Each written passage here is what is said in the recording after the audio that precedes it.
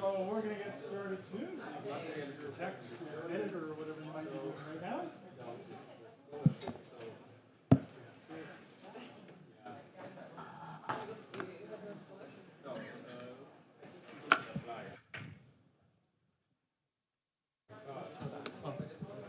Check, check.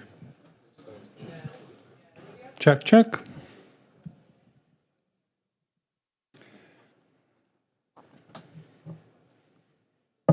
Okay, well, good morning. Thanks for joining myself. And in the back of the room, we got Doc James. You'll see later in the presentation, we'll be doing a little live for you. So, medical translation. The big goal here, and this is a map of kind of language families, you know, Romance languages and whatnot, is wouldn't it be great if everybody in the world, if they had a medical concern, a healthcare concern, could find that content in the language they naturally speak and probably trust as well. So in this endeavor for translation, we've been using volunteers in this last round from an organization called ProZ. And I'm just going to talk about the successes and failures. And one thing you can do as you're sitting there in the audience is think to yourself, hey, I know how we could solve that problem or how you could do a better job of that. So we'll talk about the success and failure of using non-Wikipedians, of using volunteer translators. So the organization, Wikimed, has been around for years. And originally, we were working quite closely with Translators Without Borders. And the workflow is very different than what we've been doing recently. So I'm going to focus this just on the last 3 years and our new dashboard. You'll see the new dashboard, the new workflow. And again, I want your brain thinking, oh, wouldn't it be nice if you could do it this way? We've been having great success, or depending what your metrics are. So 3,200 translations, 46 languages, over 5 million page views in our kind of last go round. So here's some just quick snapshots of top 10s. So depending on how you want to measure success in this area of translations, it could be on the amount of page views. So some established wikis, so if you look at Italy and Russia up there, even if we only contributed a few healthcare related articles, you can see they got a lot of views that added to people's access to good quality information. Another way you could measure it is by just the pure number of articles. So maybe this is just going to be the seed that develops and grows into an entire encyclopedia of medical content. So up there in Odia, that's just from the last 3 years. So there's very well developed free wiki medical content in that language. That's over 1,500 just in the last kind of little bit from the workflow. Azerbaijan, so we're not getting the page views there maybe to be like off the charts, but you can see how valuable that would be if that was your language, if that was your culture, if that was your people. So that's what we're driving towards. So one way you can help sitting in the audience is to help answer these questions or solve these problems. And when we do a little live demonstration, you'll see how these little glitches, if, again, don't be a Wikipedian, be a volunteer translator who's never done this before, and just all these little roadblocks, all these speed bumps add up to a negative experience and they don't want to participate. How could we onboard volunteers in your language? You maybe have a school you know about or something like that.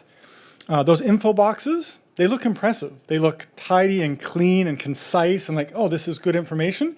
They don't always work between languages. So if it's not there, if you don't see the info box, it's just a bunch of words. That's, it's 2024. I want videos, I want pictures. So we need to solve that problem. So if you are technically inclined, if you're a coder, maybe you can help us there. This next one, we need people with kind of a mentoring, positive attitude. We don't need stamps, tags that say, this is translated content. Well, maybe it is, but is it poorly translated? Or, what exactly about it is bothering you? Okay. We use the content translation tool. Some of you might be familiar with that or not. We'll show you in a moment what that looks like. There could be improvements there. This one here about the QIDs, if you're Wikidata people, That's actually really sticky when we get to these more developed languages. You get into Spanish, say, or something like that. So that'll also come up hopefully in the example, so I'll talk more then. And I'm not oblivious to the fact that I'm an English speaker from Canada, working mainly from English Wikipedia and sharing that into other languages. I think it's sharing, I think it's building, I think it's productive, but I get that other cultures and groups would be like, why you? Who are you to tell me, how to run my wiki? And that's definitely not the energy we're projecting. We're trying to build from there. So that's one thing you can help. Just have your brain running and throw me out some ideas. A second way you can help is, and this is old school, I'm going to actually just pass this around. You could put your name on here and say, this is my wiki username. I'm fluent in Portuguese. And yes, if you have a translator that maybe needs a little bit of coaching or help, they're not getting the formatting right, instead of being the person to delete that article, I'll maybe reach out to you and you can be the person that says, hey, yeah, I'll help tidy that up. And instead of suppressing content, we'll add to content. So I'm just going to hand this around. You can just hand it to the next person if you don't have a second language in your brain. But if you do, I'd love you to be on my list of people I could reach out to.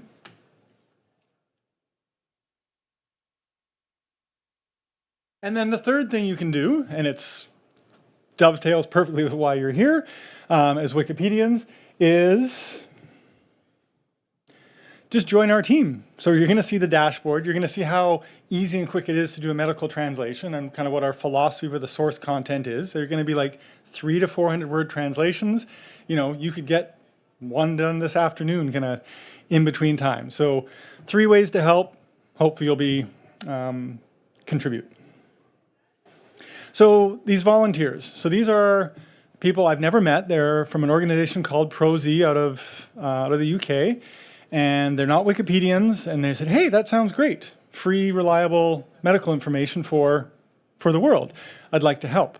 So I reach out to them, and these are kind of the 3 things that happened. So in the ideal scenario, getting them on board was super easy. I said, hey, go to this place called mdwiki.org. They've never seen that website.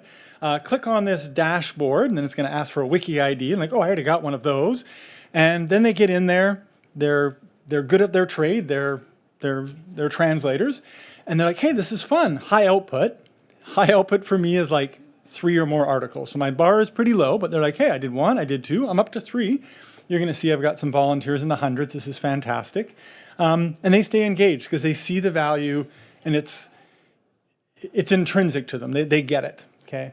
The other scenario, and this is the one that people in the room, you guys can help me with, is the people who get discouraged. So maybe I had a hard time getting them log on. They didn't have a wiki ID or things like that. But when they did come in, they chose an article, and I wish they would have chose a different article, because in this language there already is information on condoms, but it's under birth control, right? I don't speak the language, so I don't know how everything's kind of categorized. So they did this whole article on condoms, and this is great information, translation, but maybe it kind of already existed in that language. So we have a Wikidata kind of issue. And if that didn't happen, maybe they just made this translation and they're just getting pushback from the community. Like in Gujarati, it was something as simple as they were using numbers, like the number 2, and it was supposed to be the symbol from that language. Well, they didn't know that. I didn't know that. I think it would have been really easy for the editors in that language to be like, take the number 2 and put it into the symbolic form from Gujarati. But instead of doing that, they were just like all over this translator and like just all this negative energy. And then often they just get deleted. Maybe they get a tag for a day or 2 saying, this looks like a translation, or some concern, or maybe the info box didn't come over, so it does look a little incomplete, and then boom, it's gone. So if you're a volunteer, if you're a non-Wikipedian, that was a pretty negative experience. And then the most typical scenario is we do successfully get our volunteers to try to translate something. So I suggest they be cautious with their article choice, right? So we don't get this kind of odd overlap that some of that information exists and some didn't. So they translate kind of a niche article. They don't do it perfectly. There's some little concerns with maybe their formatting or maybe their word choice. Again, I can't evaluate a Portuguese translator or something. I'm going to assume you're doing your best there. They do 1, maybe 2 articles. I never see them again, right? So something about the process didn't work. So you in the audience be like, hey, well, have you thought about this to motivate them, or thought about that to get that engagement going on? So we'll look a little just at the ideal situation, because that's nice and positive. So yay, we succeeded. But we're probably going to dwell on scenario number 2, the discouraging one, because you guys can help avoid that. So here's a list of some top 10 users by translation. And Mina and Aliyah, those are just in the last 6 months. So these were volunteers from this organization called ProZ. They've never been on Wikipedia. They made their first wiki account ever to kind of get onto the translation tool. And you can see 192 when I pulled this data. 65,000 people, however you want to interpret those numbers, but many people have gone there to get this information. Aliyah, I think, is mainly women's health topics in Urdu. So that's success. So that worked great. I kind of helped them, pushed them along the way. I know that Mina had some pushback in Arabic, but now that they've done that much, they've kind of earned some respect. So they're off and running. I'll quickly give a shout out to the number 1 user up there. So that's impressive, right? And again, that's just in the last 3 years. So 35 million people in the language of their choice in India now have access to, I don't know the total number of articles, because like I said, that was just recently. That's pretty cool and impressive. How did we get that much breadth? I'll show you in a moment when we do our first kind of mock translation. The answer is going to be, we're not doing full-length articles, right? It's not the whole history of female contraception. It's going to be kind of that lead, that core story. What do you need to know about the birth control pill? What do you need to know about high blood pressure, whatever the medical topic is? And then that language can build it further, but let's just get all those base topics and all the links between them so we don't have a bunch of red links, so they can kind of understand what's going on. So yeah, so that's what the ultimate success could look like. Okay. So we're going to go to the translation dashboard, but I don't want you to follow me there right now. I'll show you where it is at the end of the presentation. I just want you to watch and think and see how this can all kind of break down. So James in the back we're going to be doing this live. And doing it live will also have things that might break and glitch, and that's part of it, right? We know as kind of techier people, if it doesn't work, try back in 5 minutes. But if you give a volunteer this and the click doesn't work, then maybe they just leave, right? Okay. So, oh, that's tiny. Okay. So if you look up on the search bar, that's mdwiki.org. Again, I'll share this with you in a moment. So they're not going to English Wikipedia. So that's like the first little hurdle. Like, where am I going? As I'm doing this Wikipedia volunteer work. And you're going to see in a moment why we go to mdwiki.org. Then it brings you to our dashboard. We're going to pick women's health. You could pick anything. So usually I do tell the volunteers, give them like a little bit of focus to get energized. That again might be one of our weaknesses, even not focused enough. We'll go to Afrikaans, or doesn't really matter. Now what the tool is doing is searching for missing articles in your language. Okay. Now how do I know they're missing? How do we know they're missing? Well, we don't really. We're taking a good guess. We're like, so there's the Wikidata codes over there, the QIDs. So like I say, it might appear there's nothing on condoms in Afrikaans, but maybe there's a bunch of information on condoms under birth control or a different umbrella. So that's one place this can kind of break down as a volunteer does work on this article. And then the local Wikipedians are like, what are you doing? We already have that information somewhere else. Often I find the language or the information somewhere else is not as well cited as what we're giving. So even if that is true, it'd be nice as Wikipedians to be like, hey, can I incorporate or move that or merge that or do something with it? So we'll pick one to translate.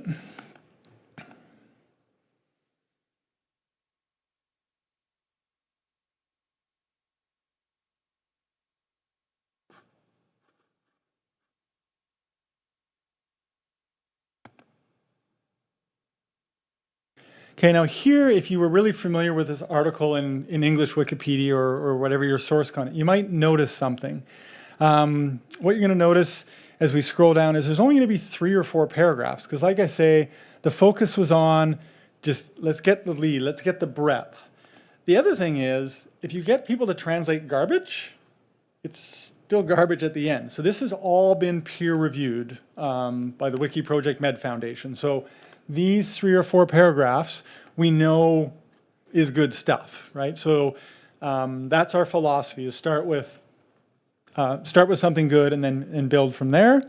If you haven't seen the content translation tool, what it's doing right now is using machine translation. You have 2 choices, Google or Mint. And if you don't alter enough of those words, it suspects something. It's like, I don't know about this, right? Are you a bot? Are you really trying hard enough? So I think you then need to get about 85% of that or 15% changed before it's, okay, I'll accept your translation. On that info box, let's see if that comes over, James. This is one of those areas where if you're kind of a programmer, you might notice, let's see if it does come over. It does not. Okay, so it didn't come over, right? So the translators are like, did I something doing wrong, right? So I'd answer an email from them saying, no, that's fine. And then I need someone from you, like that list of going around the piece of paper, to be like, hey, could you visit this article, and get the info box to work, right? So that might be a coding thing in the background, or it might be the translator just didn't know how to kind of click in and change like the fields, the categories, which you'd be like, oh, this is easy because I've seen it before. This article also might get tagged right off the bat, like this doesn't look right. And people are like, delete. Like, no, let's not do that. It looked good. It's got all the cites. Let's see if the citations came over properly. Yeah, so the translator doesn't need to do that. But all of these are little hiccups, right, that could go wrong. And we're the people who need to have the attitude to be like, hey, yeah, let's build your language. Let's build your content. And then, yeah, so I think that's good there. So in the ideal scenario, like Mina and Ilya, they figured that out. They got to the MD Wiki. They were doing these 300 to 400 word translations. They've got now almost hundreds, and it's going well. So this is the ideal things that had to happen, right? You needed to get to the right starting source, mdwiki.org, right? So how do we communicate that or share that? You need to have a Wikipedia account. Most of you have one, I assume all of you, but you should have met, like if you ever watch someone and say, hey, can you create one? You can see their brain just spinning. It's like, oh, I gotta have this really cool social media account with this amazing name and my cool, I'm like, maybe, but not really, right? Or the other thing they do is like, oh, well, it has to be my name because I'm working as a translator, right? And it's like, well, our anonymous policies, like it probably shouldn't be your name, but it could be. I don't speak these languages. I don't speak Portuguese or Arabic, so I can't really recommend we need to do an article on condoms because I can't, again, the QID gives me a good sense, but I don't really know if there's missing information on male or female condoms in your language. So we give that list you saw, we think these articles are missing, and this is their priority and their importance. But yeah, there's a weakness there. You need to pick the correct title. So if there isn't someone here who's from the foundation, in the content translation tool, if you don't change the title from the default, which was English, it doesn't give you a warning. So if you get all excited and start clicking into doing the translation and you forget the first line, which is way up here, it doesn't warn you. And all of a sudden it's, condom with a C in English and you were trying to write something else to the world. The info box, it'd be great if that always worked. We're going to assume the translator's skilled, but shrug, I don't know that. Thank you. Conventions of the language. Yeah, so this is where, as the community, we just need to be kind, right? So in Gujarati, if you wanted symbols, not numbers per se, either make that change and then put something on the talk page of that translator or share that with me or something, but the tendency is really to be quite critical there. We have a bot that comes around after we do a translation and kind of tidies up some of the references. Some languages like the footnotes after the period or before, like these types of things. But if you're watching this page and you get there too quick in this target language, that's wrong, right? But if you waited for 2 hours or however long it takes the bot to get around, lots of things would have been fixed. So a little patience would be nice. And the best would be hey, let's be constructive, not destructive. So how do we kind of create this ideal scenario? Okay. And we don't have a lot of time here, so I do want to I do want you to yell some things out, but maybe I'll just do kind of this discouraging scenario, then you can throw some ideas at me, and then we're almost out of time, and then I'll flash on the screen how you can do your own translation, because that was one of the 3 ways you could help me. So Anna in Finnish. So this person has a PhD. They're an award-winning translator. Okay, they volunteer with various organizations. They speak 3 languages. So right now I have no reason to think that translation is the problem. So here's her experience. So I forget what the article was, but it took a while to get her to mdwiki.org and create a Wikipedia account and all those things. We had some hiccups. And then she couldn't translate. I can't publish. And I was like, I don't know what's going on. So it turns out her account wasn't old enough. She hadn't made enough edits to make a new article in Finnish. I'm like, okay, well, I don't edit in Finnish. That was new to me. So like, okay, we figured out what that was about. So okay, well, let's move it from your user space to mine, and I can publish it for you. So then we did that, and then she just got jumped on by the editors. I forget, what this and that was wrong. So we had these, hey, can we work together on this? The info box didn't come over. Thankfully, later, someone anonymously came and fixed it. So if we click on this took 7 days to make by a professional translator, and it looks good.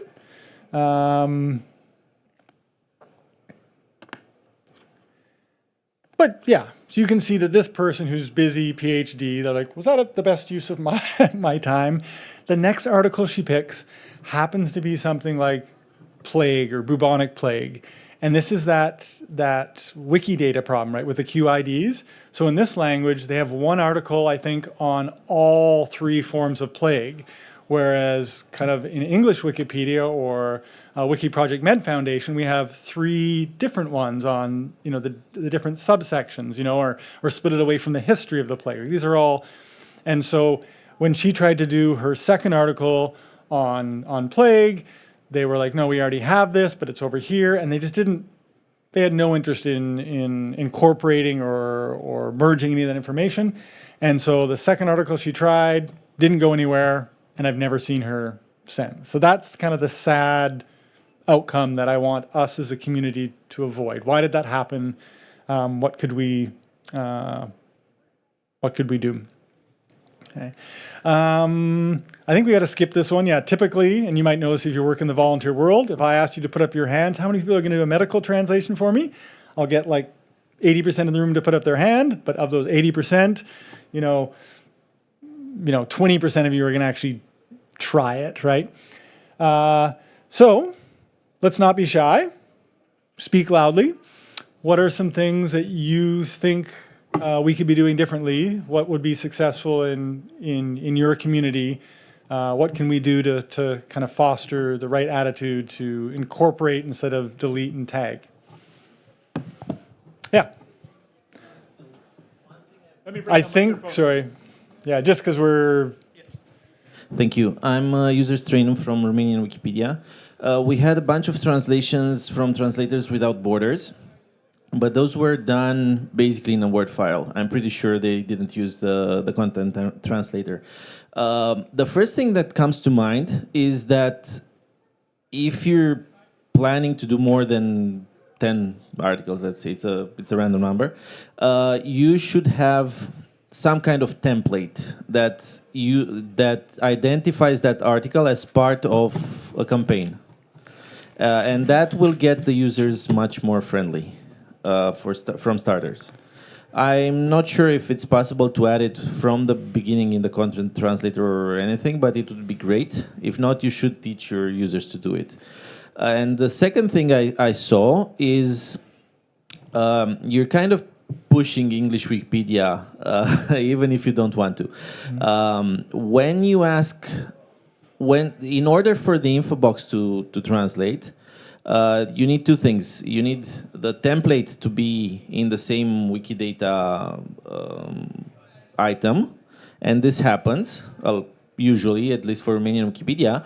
But you also need the variables, the field names to be the same. The template metadata. Yes, the template metadata. This assumes that the template came from English Wikipedia, because otherwise you won't have the English names for the fields. Yeah, And for some wikis, such as mine, templates more often come, at least in the beginning, more often they came from French Wikipedia, because we like the layout more. That's the only reason. So they don't have English names. So rather than expecting this to happen automatically, I think you can encourage communities to have templates that are good at retrieving data from Wikidata. And that's the alias property that people need to put in their templates on their respective languages, and then you can have multiple language terms translate into that specific language. Yeah. Yeah, but if it gets the data from Wikidata, then you don't have any of those problems. So that can be a solution. Some wikis accept it, some wikis embrace it, and some are totally against it. But your mileage might vary. Okay, that's excellent feedback, and that's what I'm hoping for. I've got to be sensitive to your time because things are just back to back. I want to show one more slide though, because the third way you can help is just go try and do this if you have multiple languages. I'll be hanging out here in the hallway I guess I'm in the hallway because someone else will be here. So if you want to hey, knock on my shoulder. Anyone here from St. Andrews? Okay, because there was a neat kind of poster down in the main lobby about translating to Arabic and some of their things. So mdwiki.org is where you want to start. That's how you get to that dashboard. You already have your wiki your account, so you'll get that option to translate. Just make sure you get the title right. Again, it doesn't really prompt you to do that. And then it's not really clear, did I write it down here? But you can save that in your user space too, right? So one option the translation tool gives, it's near the kind of the settings wheel, is save to your user space, and then you could share it with other Ukrainians or Polish people or something. Hey, can you contribute this? So it doesn't have to just be you, start to finish, publish. That's a little bit scary, right? I hope people like this. So that is a built-in feature of the translation tool, which is excellent, but not obvious. Definitely if you're a volunteer. So that's all the time we got. So thanks for coming here. I really truly want the project to keep succeeding and building. So I'll just come stand outside this door. If you're like, hey, have you thought about this? Little things matter, right? Like we make little changes all the time to our workflow, or we're going to make a big change pretty soon. So I'd love your feedback. Anyone who put their name on here, I appreciate that. You can be a champion in your language if I need help with anything. So thanks for your time, and enjoy your next session.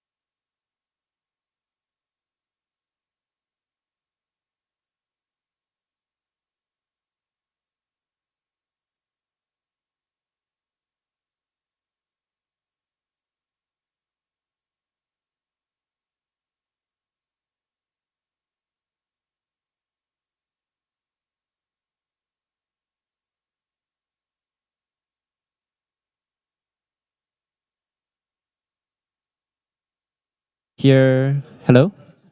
Okay. Okay. Good morning, everyone. So thank you very much for coming here to this session. Let me just briefly introduce myself. I am Ahmad Ali Karim. I'm from Malaysia as the External Relations Ambassador for Wikimedia Community User Group Malaysia. And together with me... Hello, I'm Taufik Rosman here with Ali as one of the volunteers from Wikimedia CUG Malaysia. So we're here is going to present a project that we have done over the past 2 years, which is called WikiKata. So as you can see, it's basically a program that aims to preserve indigenous language. And it actually started long before 2 years. If I may go to the first edition of the early version of WikiKata, which is in 2020 when we made, actually I was not included, it was his work, to make a competition among the indigenous school children to document as much of their indigenous words from the indigenous languages into Wiktionary, specifically the Malay Wiktionary. So they get the prizes, and we did this in 2020 and another one in 2021. I was involved in that one. And so yeah, it was quite a good program. We had quite some number of participation, a lot of, 1,152 lemmas were included from 10 indigenous languages. And this was great, especially because we didn't have that much coverage on Wiktionary for the local indigenous languages in Malaysia. And after this, we sort of went on. This was actually during COVID time. So that's why a lot of online programs. But eventually, COVID's gone. So we wanted to continue with physical programs, and we kind of didn't really continue with WikiKata, and it kind of just gone away from our head until we received this very grave news coverage, which was that one of the indigenous languages in Malaysia was expected to go extinct in 20 years. And this was very, it's very serious. We always hear about the lost languages or the gone languages of the past. And this is happening in front of our eyes, in our country, in our friend Wafik's hometown. So this is like right in front of us. But that's when we decided we have to do something about this. So I remember in the WhatsApp group, we were talking about what can we do, how are we going to do this. And so this was when we kind of okay, we've done something similar in the past in the sense of indigenous language preservation, which is WikiKata. And perhaps if we were to combine this with the Mandric language, which is the endangered language, then maybe we can, save the language. Hooray! Unfortunately, this is not as simple as it seems. It's not just like that. So there's many problems with just doing this in the indigenous language, indigenous communities, and expect it to work. Well, one of the biggest one is that when we did the WikiKata before, they had higher numbers of speakers. Now we have a dying language. There's literally about over 200 or 300 speakers only, and most of them can't even speak it that fluently. So this is some territory that we haven't really gone through. And so to get the participation from the people is even harder, unfortunately. One of the reasons why it's also hard is because they have much other priorities. When we eventually did go there, they always talk about, they have to survive they have their own lives, they have their own priorities to survive through, not their language. That's not their priority within their culture, unfortunately. But some of them do find the importance of preserving their language and culture, but they're just too busy with other things. So thirdly is the cultural boundaries. Previously we did it online and we approached schools mainly. This time we want to go into the villages themselves, and unfortunately it's not going to be appropriate for ourselves to just go in there and barge into their community and say, you must preserve your language, you must do this and this, you must wiki. This is not going to be very nice for them. And fourthly is technological limitations. They do have, fortunately, they do have service reach over there. I got 4G when going to their villages, but it's still like, you know, they only use their phones for communicating among themselves, not for the internet that much. And so it's not easy to tell them that you must use Wiki. I mean, okay, imagine this. You're living, put it yourself in this situation. You're living in a, you know, in this happy little village, doing your own, you know, indigenous daily doings, and suddenly this bunch of group of people come with all these gadgets, and then be like, you should wiki. What would you think? At least for us, we are familiar with this, but for them, we come with all these laptops. Some of them haven't even seen the computers, so this is going to be a big cultural shock for them. So we have to find certain ways to handle this, and it took us a while that we were discussing on how to do this until you know, one day, fortunately, I did receive a bit of a news. I was actually contacted by my university, and they told me that I have been put in charge of this. What is this? I had no idea at that time. I was as confused as you are looking at this thing, whatever this means. So apparently, it is, just to keep it simple, it's called RCE Youth, to keep it short. It is a group of youth within a network, a global network actually, but specifically this is within the university area, where it consists, among others, it consists of student clubs that focus on community volunteering, community engagement volunteering.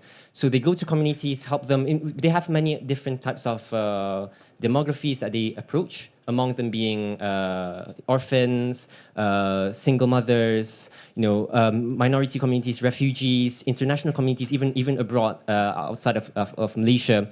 And most of them do charity works or like community empowerment, something like, for example, training or mentoring for children for education and also for things in general. And fortunately, among them includes a group of clubs that focus on indigenous groups. So these clubs often go to indigenous communities and provide, first of all, charity, do charity works, and secondly, also provide training for the children, not the adults, but the children. So they have over 30 years of experience since 1991, if I'm mistaken, where they've been doing all of this works voluntarily.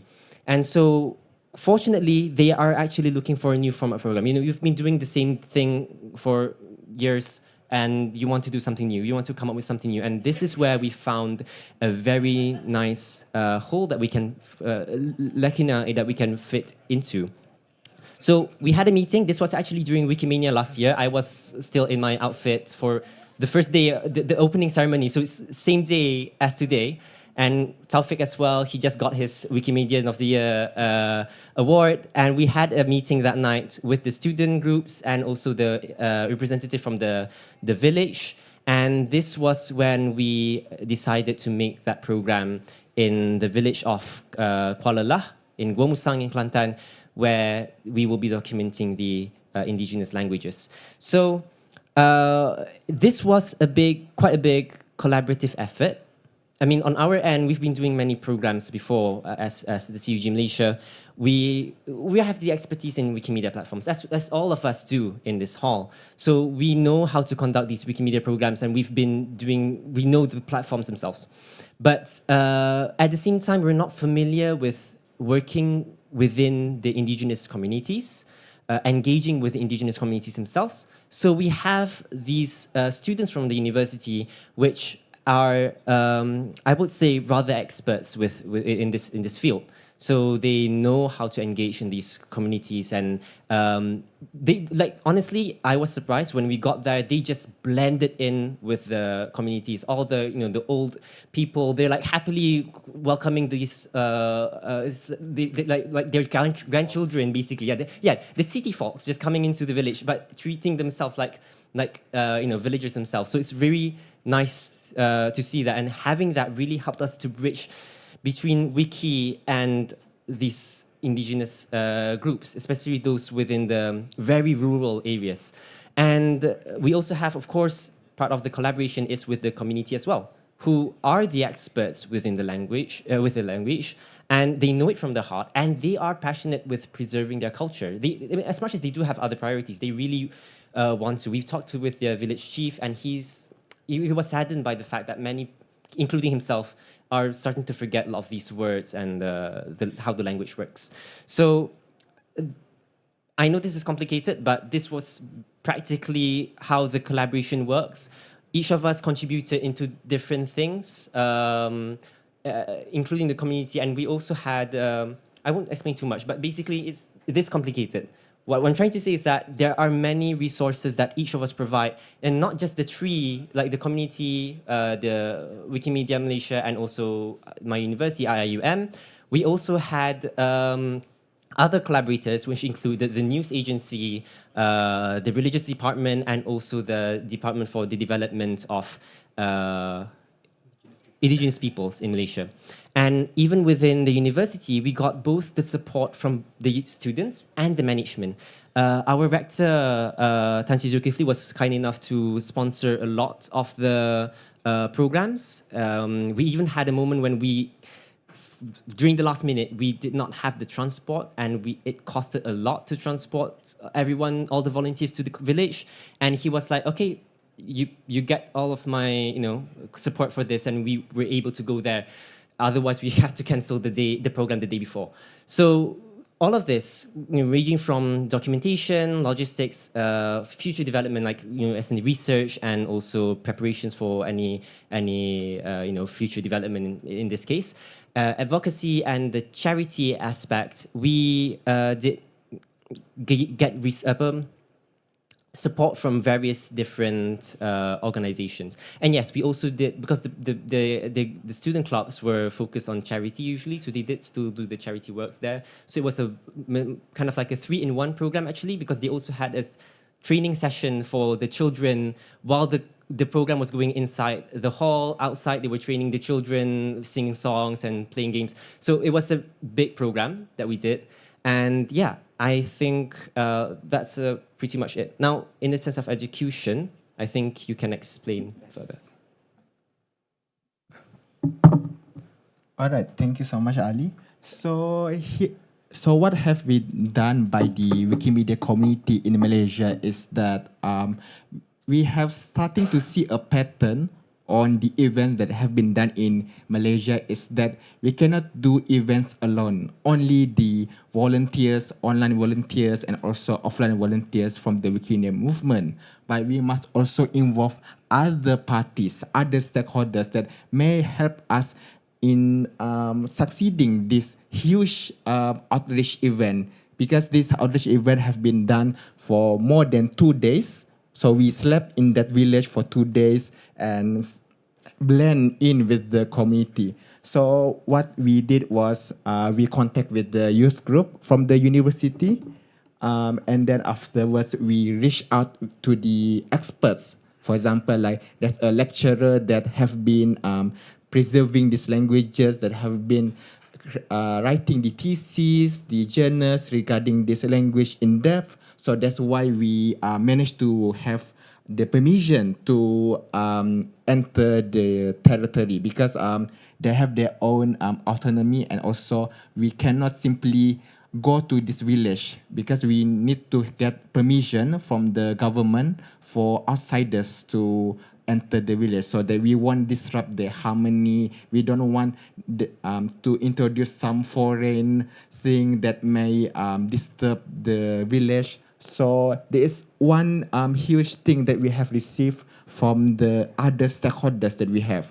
So the others is that we coordinate the logistics. So we contacted with the university, from Alice University. We asked them, because we handled around 10 villages, more than 10 villages, but the Wikimedia community in Malaysia that joined is only like around 4 people. So that's not enough, because the journey to the capital city of Malaysia, Kuala Lumpur, to that village took around 9 hours plus or so by bus. So imagine we went there like around 10 p.m. and then we arrived there around 4 a.m. in the morning, and it's still like dark outside.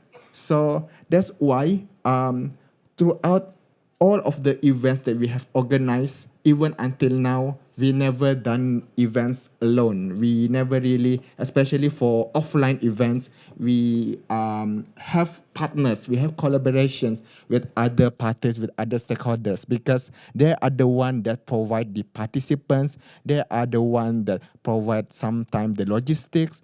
So we just come here to the place, to the venue, just to teach the community for free, because what we do is we provide free knowledge for everyone. So when we teach them, we also teach the how to edit dictionary, Wikipedia, Wikimedia Commons for free.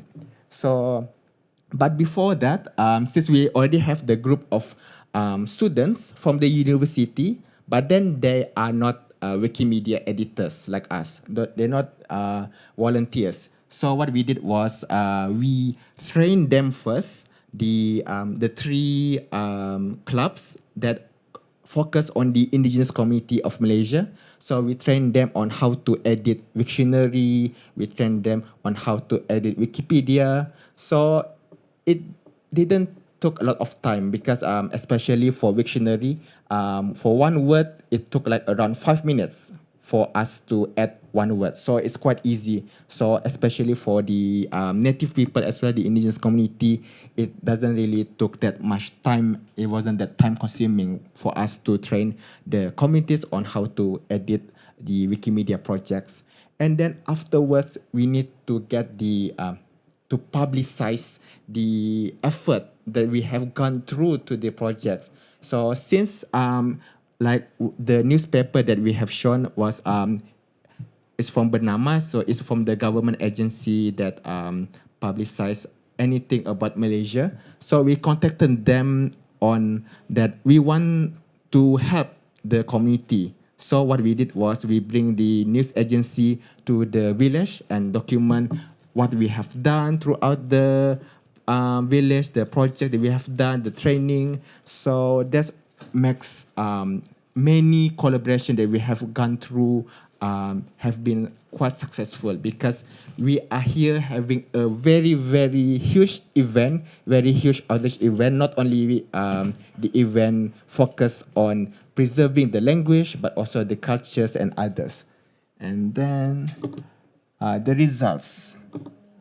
So for this, we have added around 628 words in that language. By all of them have been added by the indigenous community, the villages itself, themselves. They have added the words. And then we also, besides writing, editing online, we also record the language. We use the project Lingua Libre. So we use that language. We contacted with the Lingua Libre community because not all languages have been added into the website. So if anyone here would like to do this type of outreach event to other communities, you may let them, the Lingua Libre team, to have this language added into the website. So this Lingua Libre website is simply a website to record audios of each single word of the world, and then it will automatically uploaded into Wikimedia Commons. And then there was around 30 villages that joined the event, the outreach event, and so far we have go to 2 communities visited. One was in the east coast of Malaysia, and the other one was in the northern part near Thailand. So we are expecting more to go for this. And then, so this is the news coverage that have been at. So everyone knows who is this. So how do we? Yeah. Can we have the video played, please? Thank you. And the sound.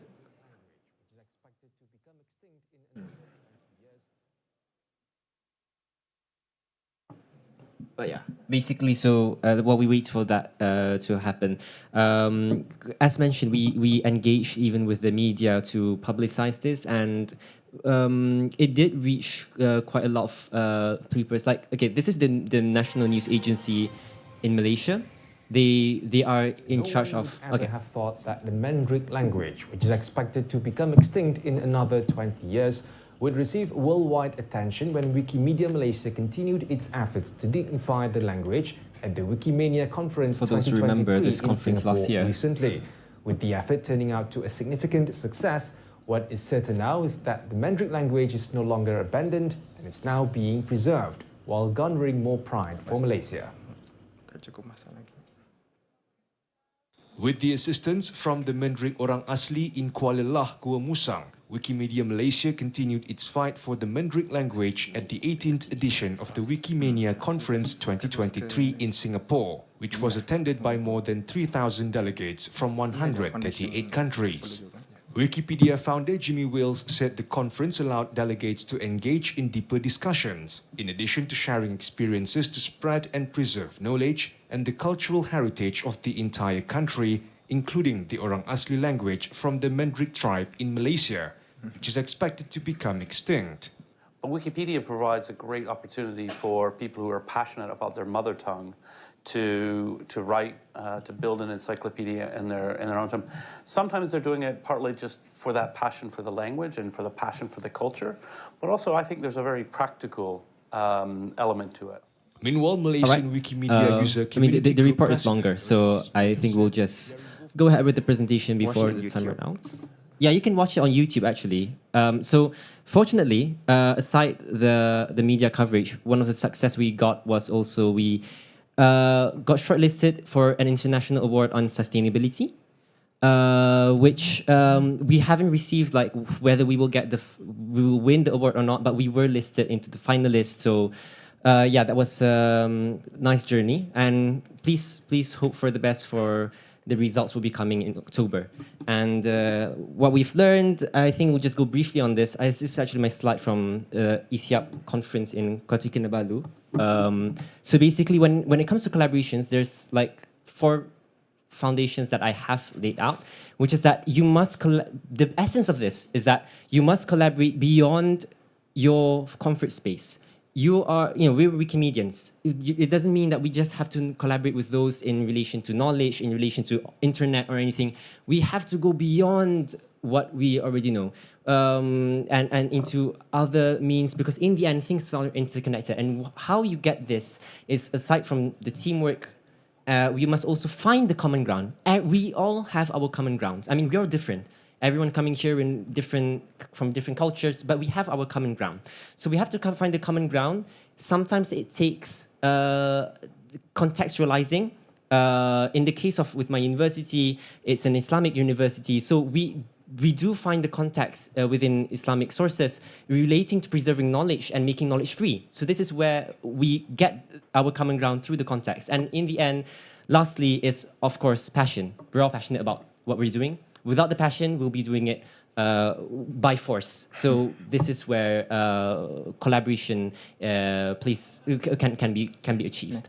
So we've done, as mentioned just now, we've done 2 sessions so far. One in October last year, secondly in February this year. We have one more next month, once again in the Eastern Coast for the Termia tribe. And also in February next year, we are planning, this one is still in planning stage, for one in the southern state for the Jakun tribe. And we might be doing another one in October next year as well. And we actually also plan to go back to the community we have visited, so that we can, see how they're doing. Because one of the things that we want to do is not just document during the session, but to have them document it themselves once we left. And we did see quite a lot of, well, not a lot, okay, a few of the villagers who kept on editing after we left. So that's a good sign. We want to promote more of that and hopefully establish their own community there. And one of the things that we were trying to do is sort of like mini WikiKata, we call it. We don't call, this is my wording for it, for this slide, because I didn't know what to put in here. So we have the villagers, as I mentioned, the student clubs, some of them did always do these sessions where they help they visit the indigenous communities already. So what we do is, while they're doing that program, we just do a short session where we come by and do our WikiKata sessions. So there's more things that we're doing, but yeah, that's basically it. So thank you very much. Last one. Yes, we've expanded further beyond indigenous languages, but to a lot of minority languages across Malaysia.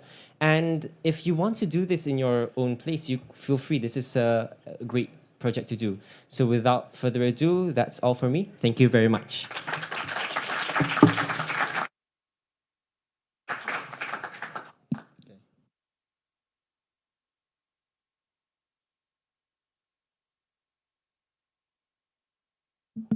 You can also, yeah, you can also just meet me anytime after this. And if you want to discuss.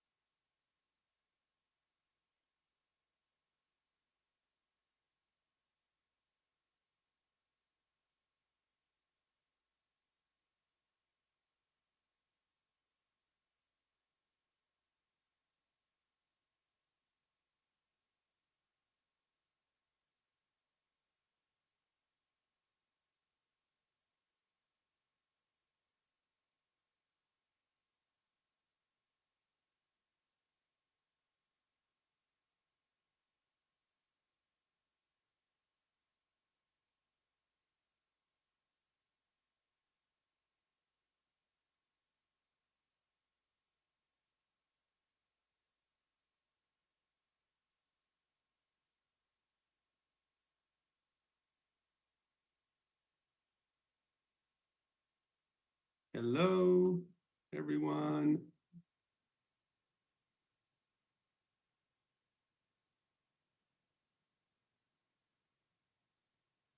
Hi, everyone. Can you hear me?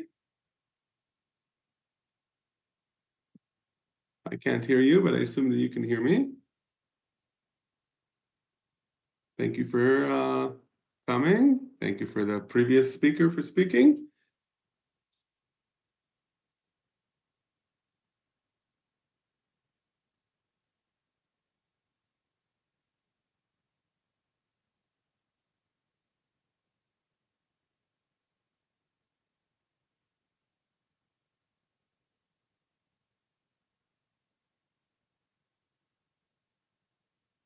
Okay, so just gonna wait for the, should I wait for the green light or should I just start? Please let me know.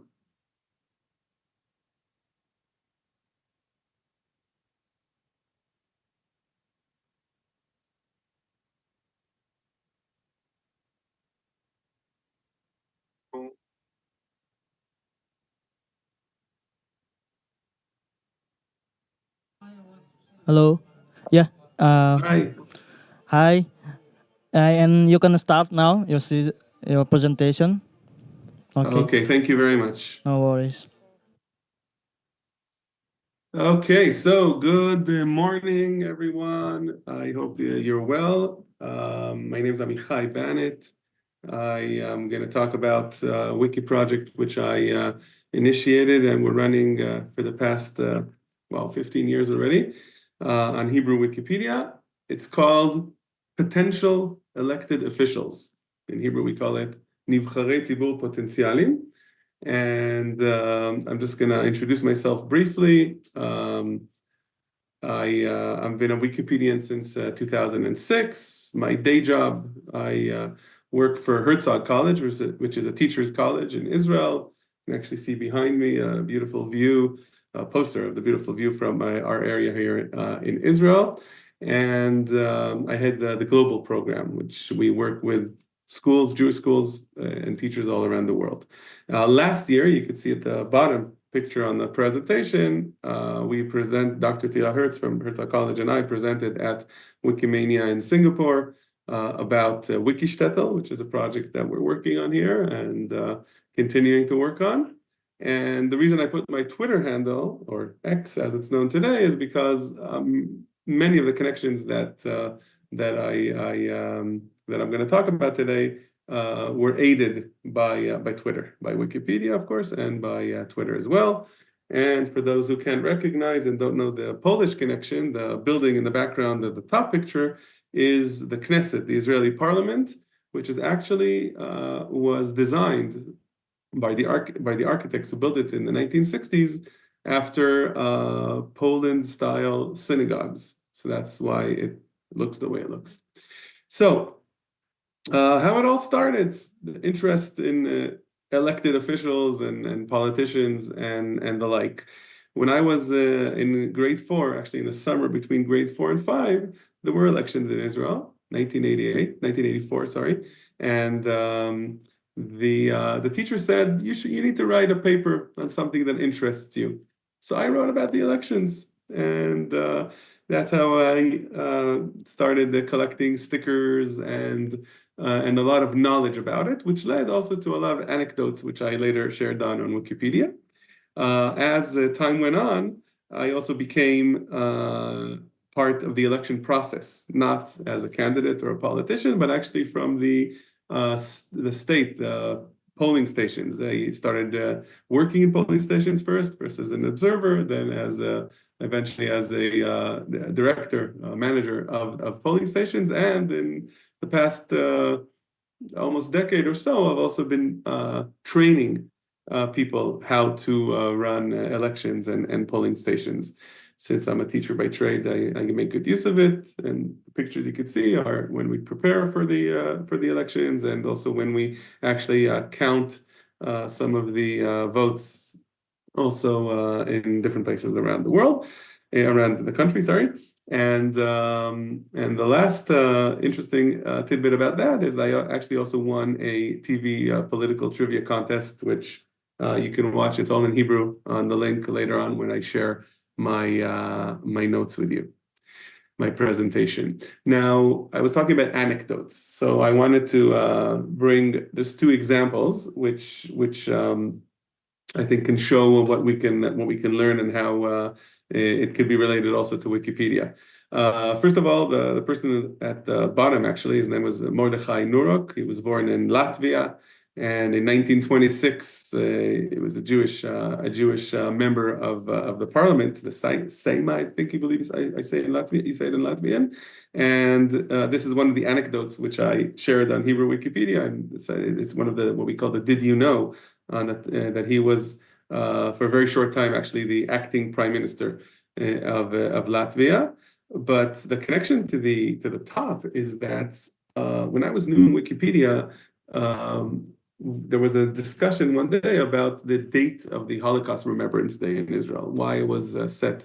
And I remembered that when I was in elementary school, somebody told me that it's because of the Hebrew date of the Warsaw Ghetto Rising, which was on the 19th of April, 1943. But when I was still new in Wikipedia, I didn't really know about, having to source everything. So I just wrote what I remembered that the teacher told me. And eventually, about a year and a half later, somebody said, "Wow, this is very cool that they used this date." And he wanted to write another "Did you know?" to the front page of the main page of Wikipedia.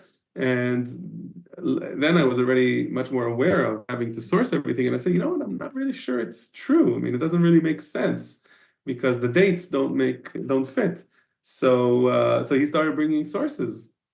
And then what I did is that I told him, but the problem is all these sources were actually written only after I wrote this on the Hebrew Wikipedia. And we actually checked, and it was true, meaning they trusted me on Wikipedia because Wikipedia is very trustworthy, but it wasn't true. And we actually had to go back to the notes of the minutes of the committee in the Knesset from 1951 to see the same person who's in the picture, Mordechai Nurok, giving the actual real reason of why the date was chosen or the exact date was chosen. And the spoiler is it's not really the exact date. Anyway, let's go now into what the connections that we had through Wikipedia with the Knesset here. This is a Wikipedian's tour of the Knesset in May of 2008. You might recognize me, I'm the third person on the right.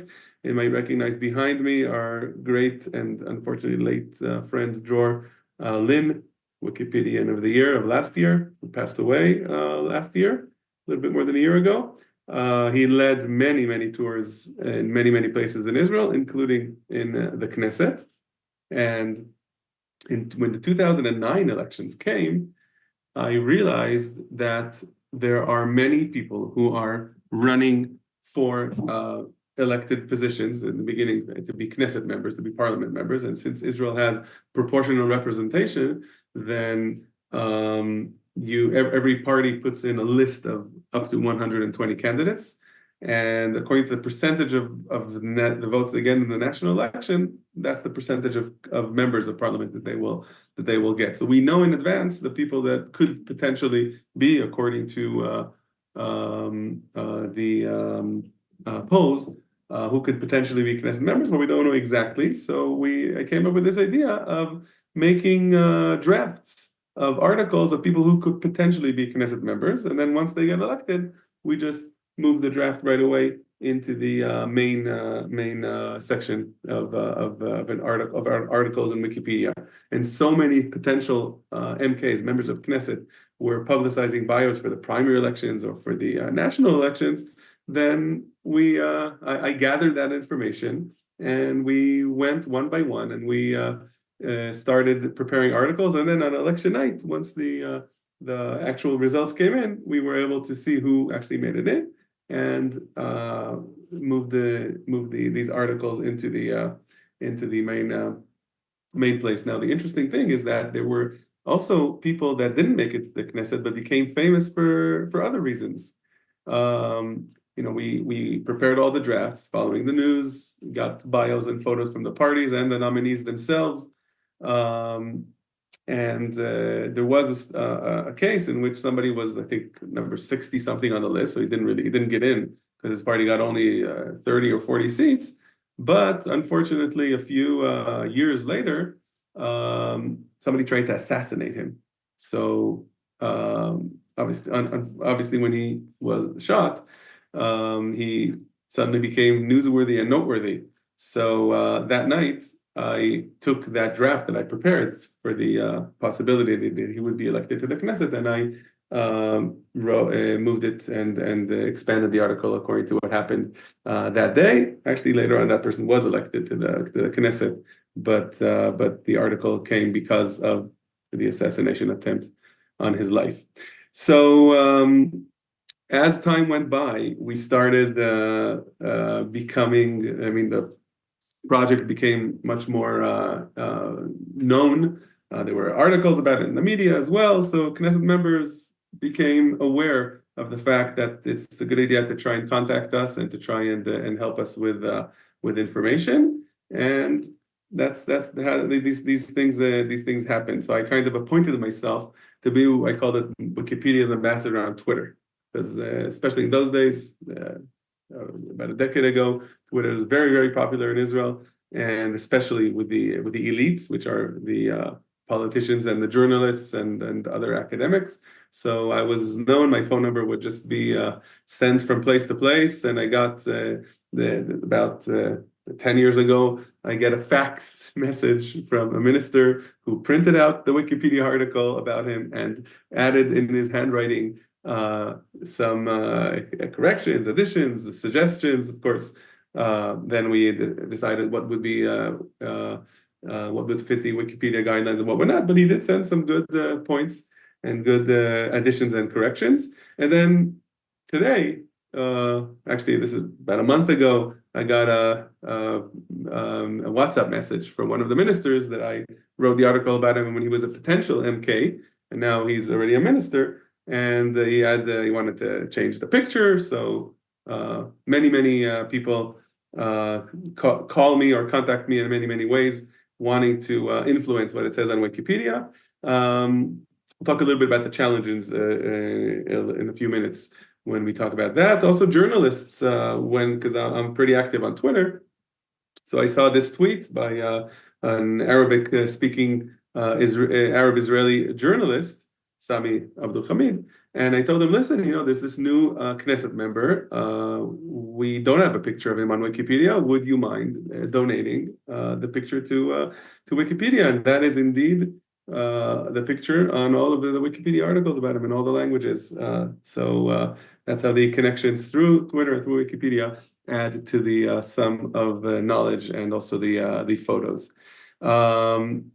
Examples of people that I've connected with throughout either Wikipedia connections or other connections. Many of these, some of these pictures at least, are also online as well, where there's a need. There's, you can see in the top right, the current president of Israel, who was also my boss when I worked for the Jewish Agency, and a lot of other Knesset members from all across the spectrum of Israeli politics.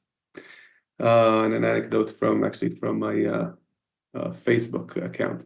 Now, so although Israel does have elections fairly often in recent years, unfortunately, political instability. But what do you do between elections? Like now, there's no elections happening.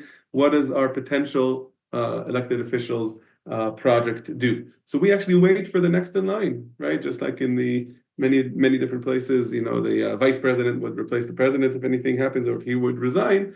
But the same thing in Israel, since there's the list of candidates, then if somebody gets either unfortunately passes away or resigns or anything else that happens to them, the next person in line could be a Knesset member at any given moment. Actually, one of the times that I was in the Knesset, one of the Knesset members resigned, so I was at the Knesset and I uploaded the next article of the next person in line. That's why we always have drafts for the next one or two people in order to be ready for any changes in the parliament. And the Norwegian connection is actually that in Israel passed a few years ago what we call in Israel the Norwegian law, which makes gives a possibility for ministers in the government to temporarily resign from the Knesset and then bring in the next person into the Knesset. And then if they have to leave the government, they'll go back into the Knesset. So it could be reversible. So that's the Norwegian connection. And that actually what it made is that there were many new members of Knesset once the government was sworn in. Then it could be sometimes 10, even 15 new members within a few days. So we always had to be ready with many potential Knesset members as well.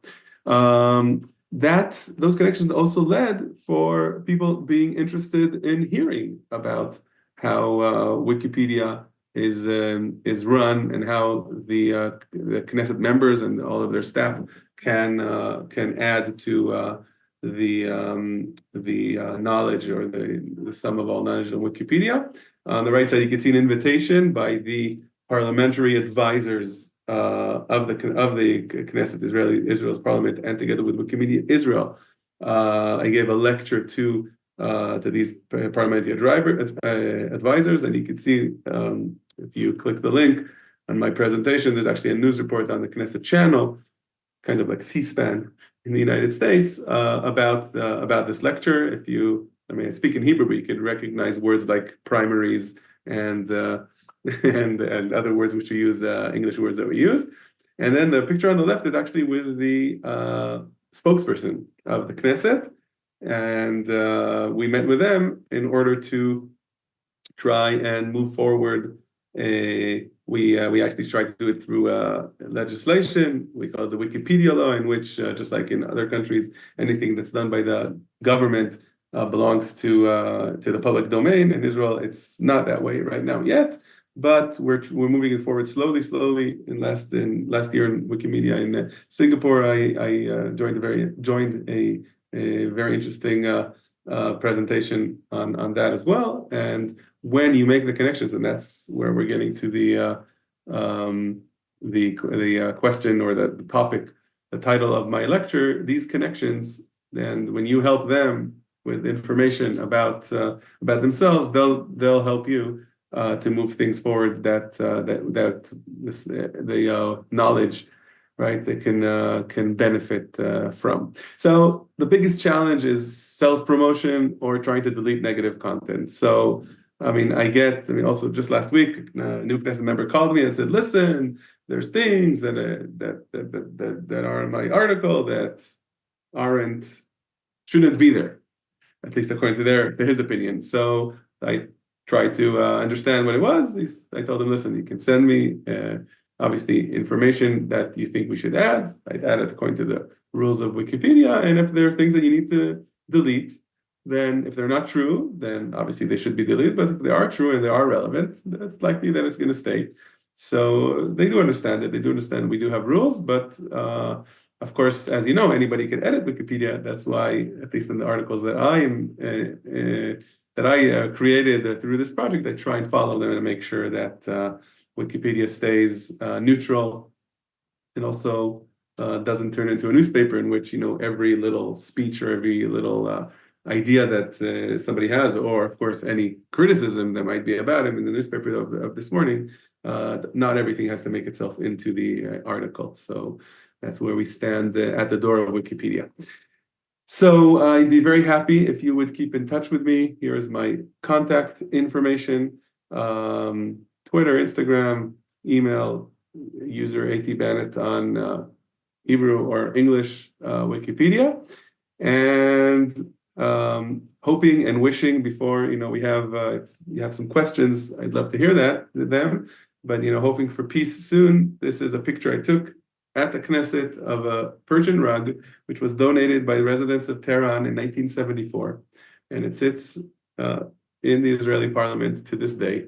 And we're hoping that the connections can continue as well. So if there's any questions, I'd love to hear them, or I would be happy to conclude whenever we are done. Do we have any questions?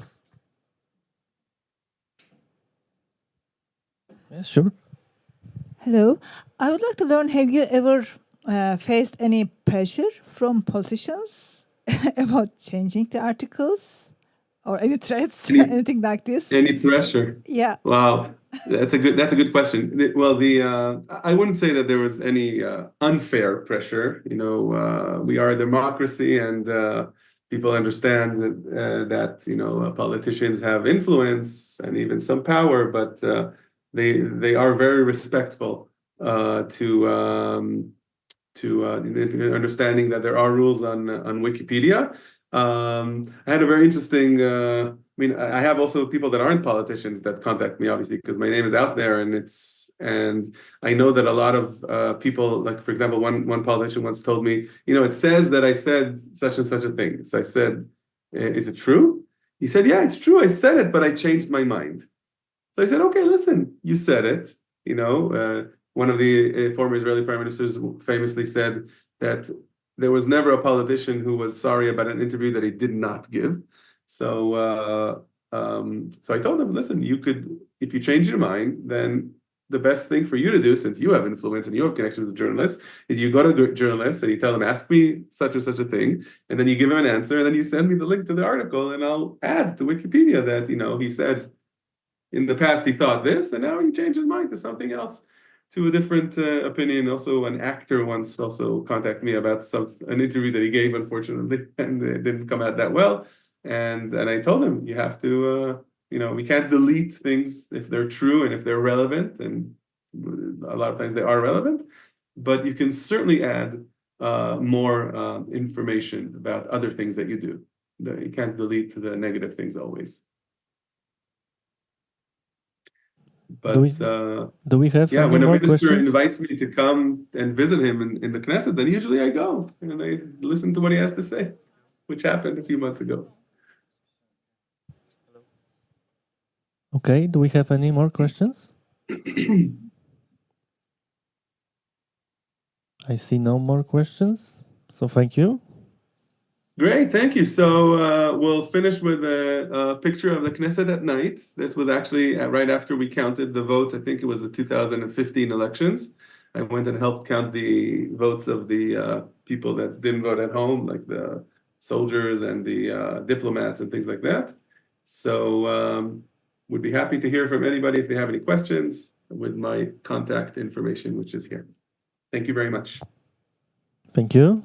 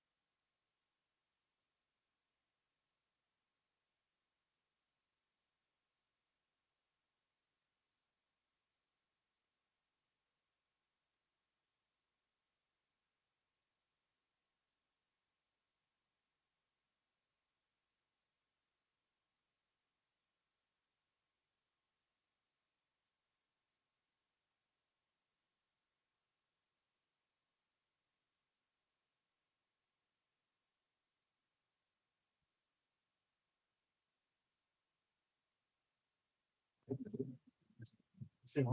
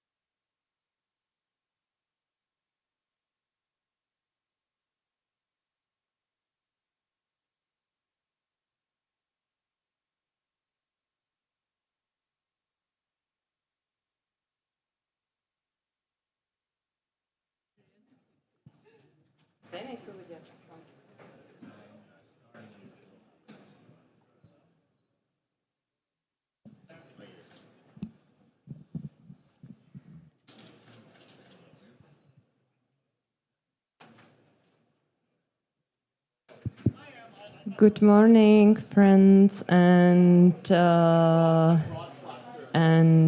family and colleagues. Hi, Sailesh. I can see we are fully packed. That's amazing. But I'm very happy that you are here with us in this first day of this amazing conference. I hope you have a great time.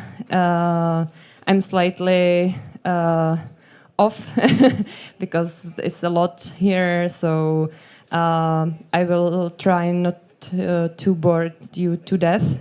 But we have really packed presentation, so I'm sure you won't sleep.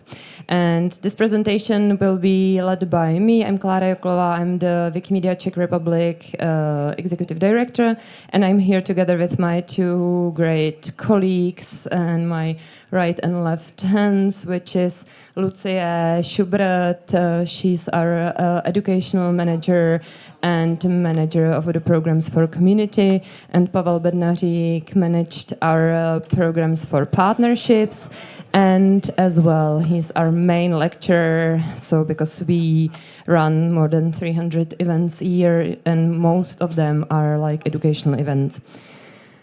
So let's go.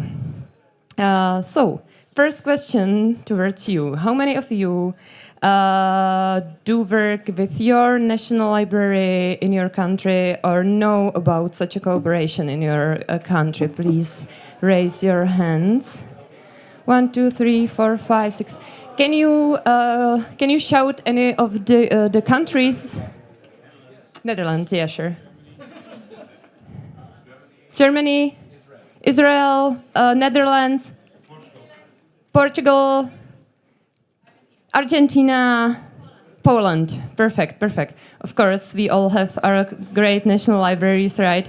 And behind me, you can see the National Library of the Czech Republic, and we would like to introduce you to the story and process of pioneering our cooperation to open.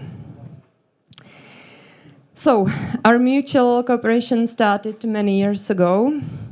thanks to the individual efforts of our Czech Wikipedians and great Wikidators that we are so happy that we really do have. Then we could just gradually follow with our educational activities for seniors and eventually librarians, where the library started to cooperate as well with us. Because of course, the educational activities for librarians is something that it's in like the main interests of the National Library in general. And as you can see, the cooperation starts in 2006. I just need to say that the first employee in Wikimedia Czech Republic started 2017. So you can see that 11 years was this whole cooperation led and was driven just by our volunteers, which is quite impressive. Thanks to Wojciech Dostal and the others, you might know them. And the most active librarian, which was Linda Jansová, she will be very happy if you would like to hear more about their concrete cooperation. They are great in presentations. Just contact her or her new deputy, Lenka, or new, she's been there for 2 years, but Lenka Meixnerová, who's her new deputy, who transferred from the National Technical Library with her very open mind and with her modern approaches. And thanks to her as well, National Library start to go CC0 completely in last year. It was quite a big event. We will cover that later as well. Linda Jansová. We'll have the names in the presentation later. And they will be at the end of the presentation, yes. And Lenka Meixnerová. And this long-standing cooperation was sealed by a memorandum of cooperation, which we concretized and signed 14 months ago, last year. And we would like to introduce our joint journey with the National Library. Here you can see some of the results of our cooperation just in the past 12 months, because we wanted as well to show you some concrete numbers, what from our point of view are the biggest achievements.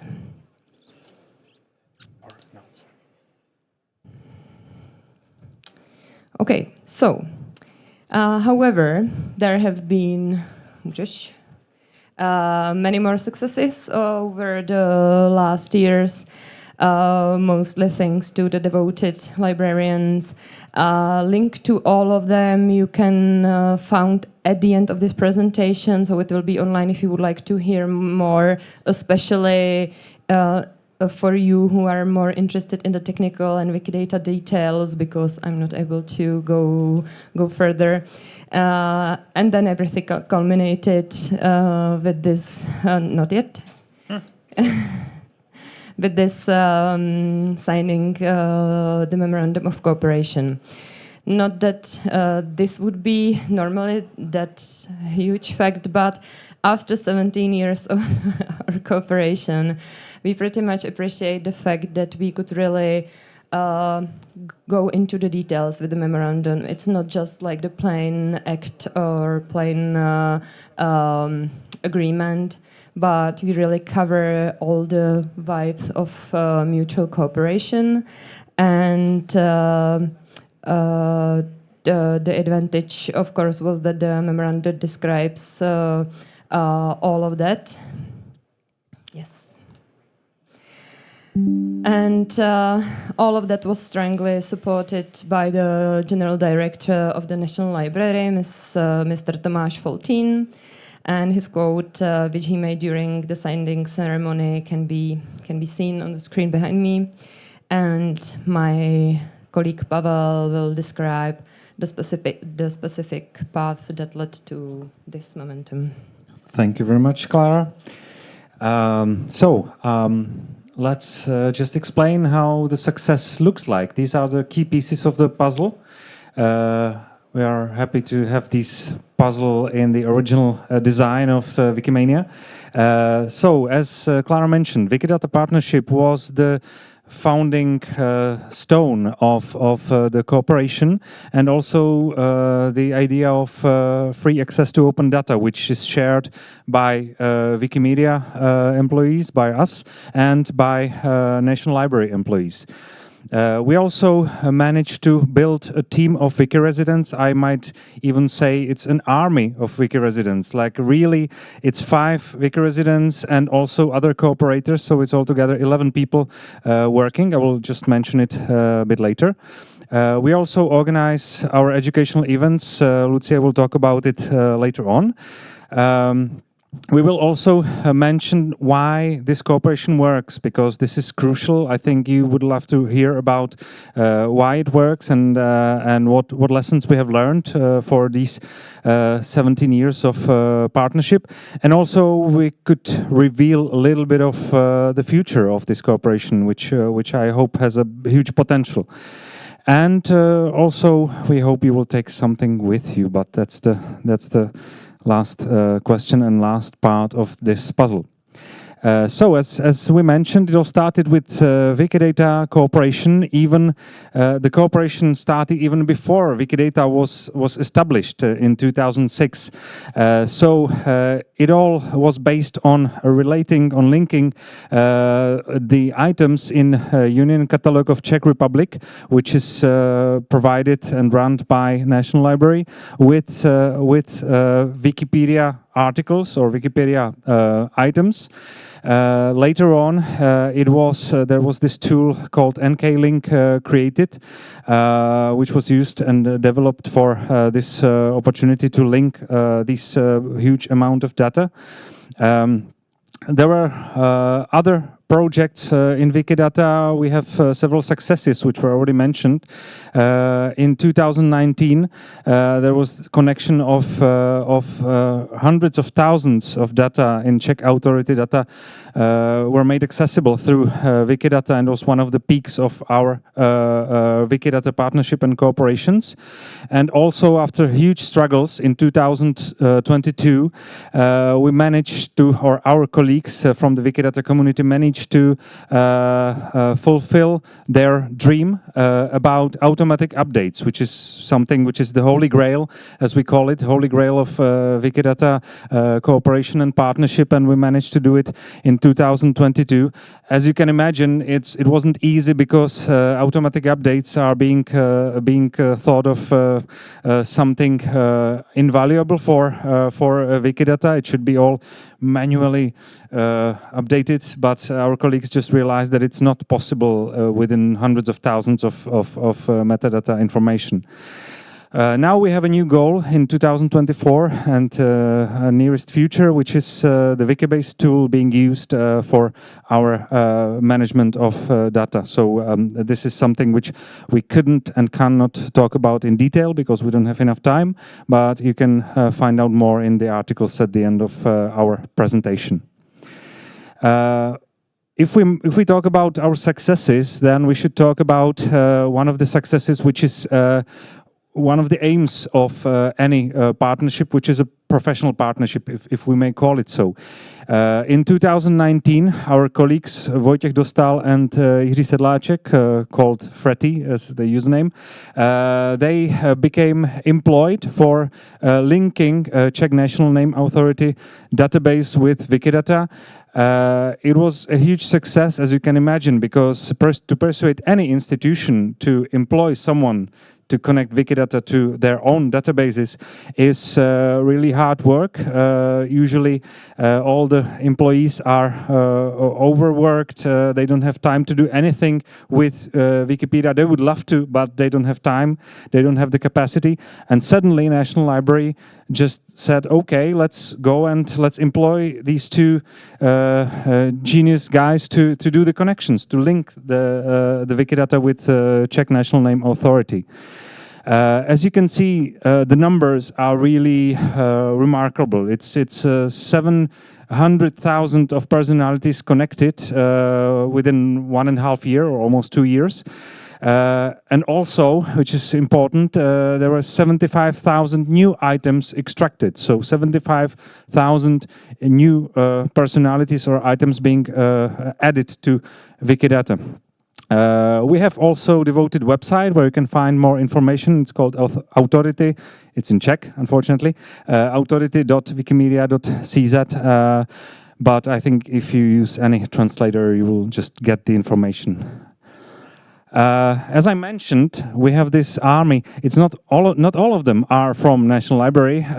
This is a photo from our Wiki resident meeting from March this year. But most of these guys are from National Library, and they are really, or their work is really worth mentioning in small detail.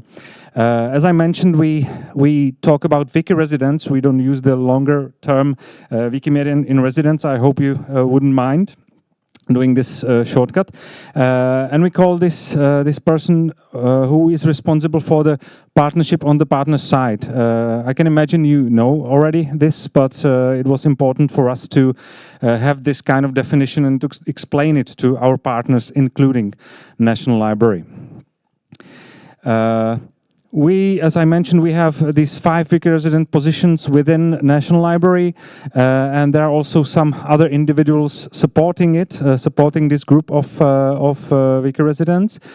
The importance of their work is that they can divide it. If we have only one Wiki resident, he has to do everything. He has to know everything and understand everything, and he's just shifting between our demands and needs of the organization. In this case, we have a specialization of these Wiki residents. One of them, for example, is responsible just for uploading pictures from events organized by the National Library on Wikimedia Commons. Some of them are more focused on these Wikidata connections with databases of National Library, etc. The good thing about this Wiki resident positions is that we have mutual cooperation going on. We have a peer support in the team. We organize trainings, perpetual trainings in Wikimedia skills, but also we are being trained about the demands of National Library and their databases. So it's definitely mutual cooperation and also multifaceted cooperation, which is unique, and we hope it could be duplicated to other partners in the future. So we already mentioned the activities in 2023, which definitely boomed after signing the memorandum. I won't mention them in detail. I will just mention some of them in the next few slides. We have started our Wikiknihovna, which is a translation of Wikipedia library, and it's inspired by the project of the Wikipedia library. It's actually the access to databases of the libraries being run by National Library. We also invite our Wiki residents to our annual panel discussion on free culture. This image is from the discussion called How Do We Share? And it presented experience of Wiki residents in different institutions. 2 of them in here are from National Library. We managed to reply on the call from library. A lot of librarians, many librarians were asking about details, which image they can use, how can they manage images in their presentations, in posters, on the websites, on social media. So we just replied and organized this shared event. It was an online webinar. Once you have the presentation, you can just click on the record of this presentation, unfortunately only in Czech, but you can learn a little bit of Czech. I think you can get the English subtitles there. It was definitely a huge success of our partnership because we had more than 500 participants online on this webinar, and now up to this date we have 2,000 views and still counting. So I think it definitely is worth organizing this event and answering a lot of questions from librarians. We realized realized that webinar is definitely a good thing to organize, but these information should be captured somewhere, somehow.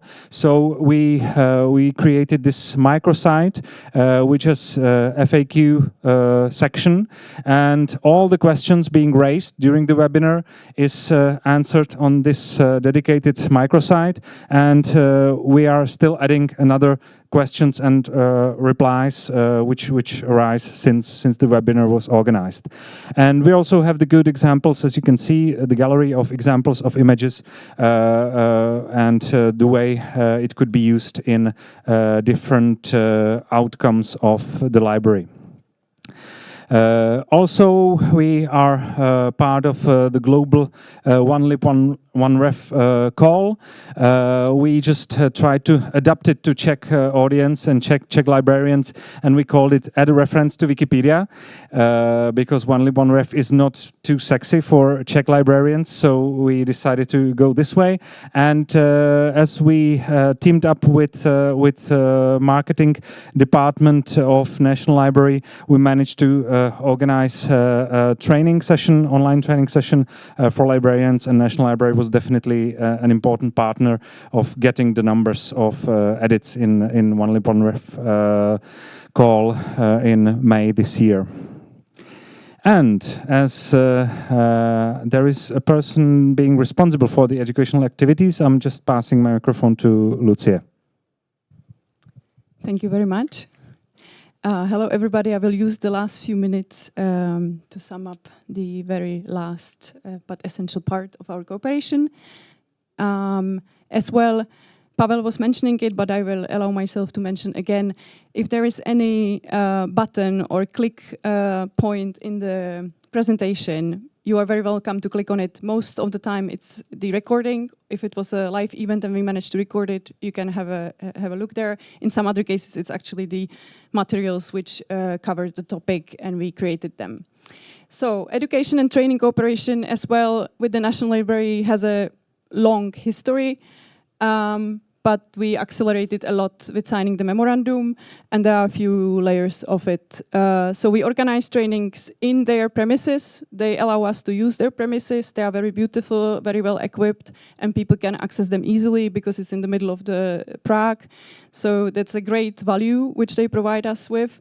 But they as well help us with the promotion and to send out all the invitations and to reach out to even more librarians, because there is, of course, a huge network they are connected to. And we organize there not only trainings for librarians, but as well trainings which are part of our program for elder people. We are teaching them how to write Wikipedia. We will be talking about it tomorrow in the lightning talk. And also courses for general public, teachers, and other target groups. Now, green one. This spring, we organized a site visit to National Library and his observatory. It's a very beautiful, very old space. And the Wikimedians could join a free visit if they signed up. And we end up to be about 20 people. If you click there are all the beautiful pictures shared on the commons of the space now. So you can have a sneak peek as well. All right. So what are the lessons learned out of what we have done? So what we did, we actually asked ourselves first, and then we as well asked our partners, our friends in the National Library, to answer the same question. And we share these points pretty much, but this is our point of view, our angle. And woo!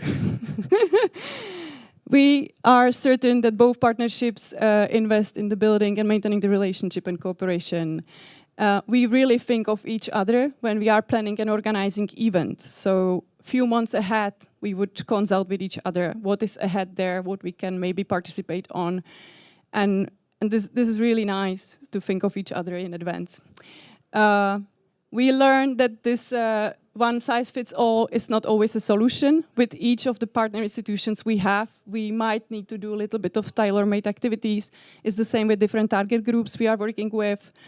And this is a pattern we are used to do, and I think it's worth it. It might sometimes take longer time to get to the result, but we are fulfilling the needs of the other side, and that creates a trust. It's a lot of personal relationships and the maintenance of them. And we believe that together with the National Library, we can promote the inspiration for the other institutions in the country and create sort of a snowball effect. So we both sides participate on sharing the know-how, the knowledge, and the joy we have with that. So what the National Library add to that? They appreciate the exchange of the unique data sets, and that actually we both have a like hands-on approach, and if there are any mistakes, any feedback needed to be done, the correction is happening in the real time, most of the cases.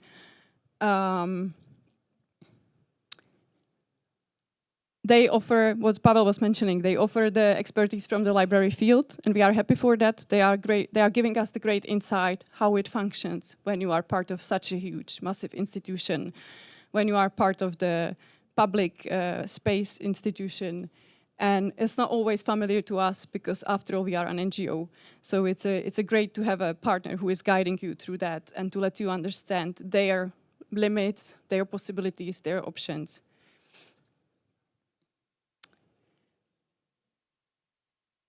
And it was mentioned that as well before, especially connected to Linda and Sova, they are curious. That's great. They always want to learn more, and they try to be the pioneers in how to use the Wikidata connections. Because in most of the countries, somehow we are going through different levels of digitalization, and the institutions are supposed to be open and to find their way. And one of the ways, one of the paths could be using the Wikimedia project. But of course, there is as well some protection of the data, et cetera, et cetera. So it's really, in a way, pioneering how to get there.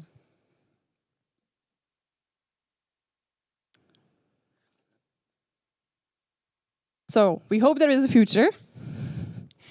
And we would like to focus in future on the Wiki residents becoming an active part of the partnership. So maybe even strengthening their role even more.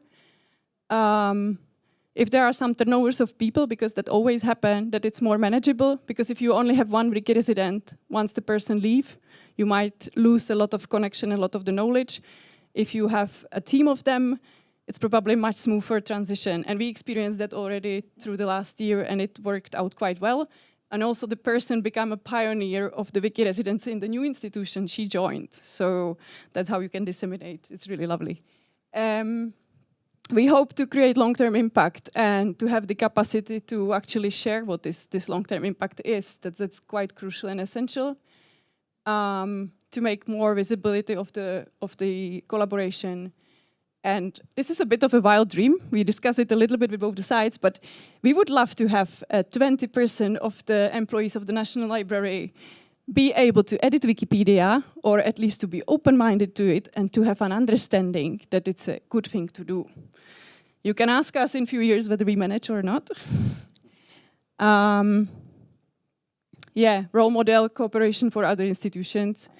And the huge thing with the CCO open data uploads, it's something the institutions are hesitant about, and we have a live example that this is happening. Oh, I'm running out of time. This is happening. Yeah. Okay. So we would like to thank, in the end of the presentation, once again, to Lenka Majksnerová and Linda Jancová, because they have been there all the time with us. Innovation doesn't happen in isolation. You need the others for it, to iterate it, to fail, and to continue. And happiness only real when shared. So we share it with them, but we share it with you as well. This is us. You will see us here. You can meet us, you can talk to us, you can reach to us later. We'll be very happy. They will be as well very happy if you reach to them. And there are a few bonuses. In the appendix, you have all the links. And before you leave this room, there is a QR code in the end of the room. For those who are online, you can find it in the event as an attachment. We created a little handout, like a little partnership roadmap, what to ask, how to set up the meeting, and it's just a little beginning. And as well, a little checklist, how and what we ask for when we are setting up specific activities with the institution. What I or my colleagues tend to take care that this is really happening, to make sure that we deliver what we want to deliver. So feel free to take a copy or use the link and go through it later. And thanks a lot. And thanks to my colleagues as well. Thank you.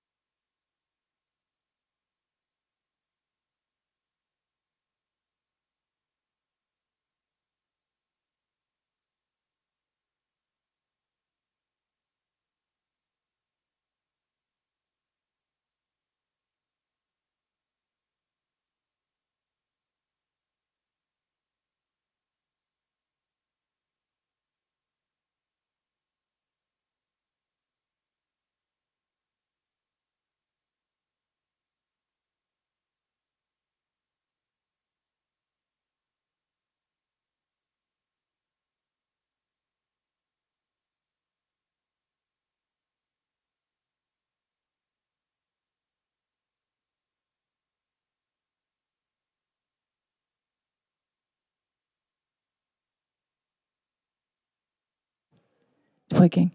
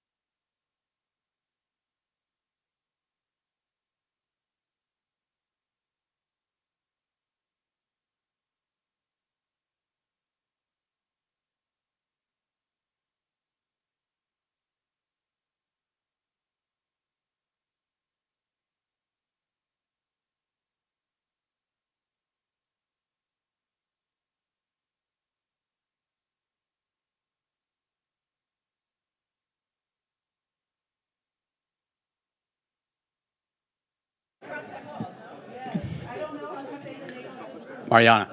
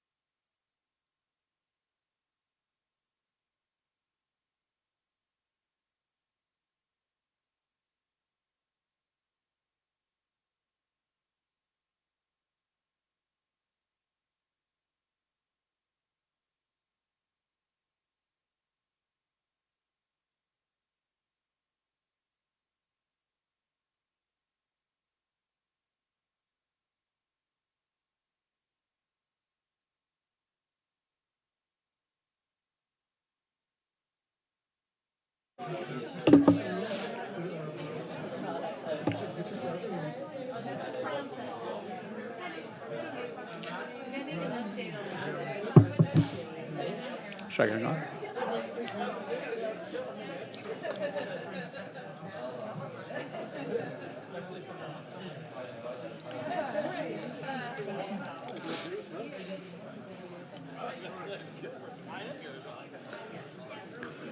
Good afternoon.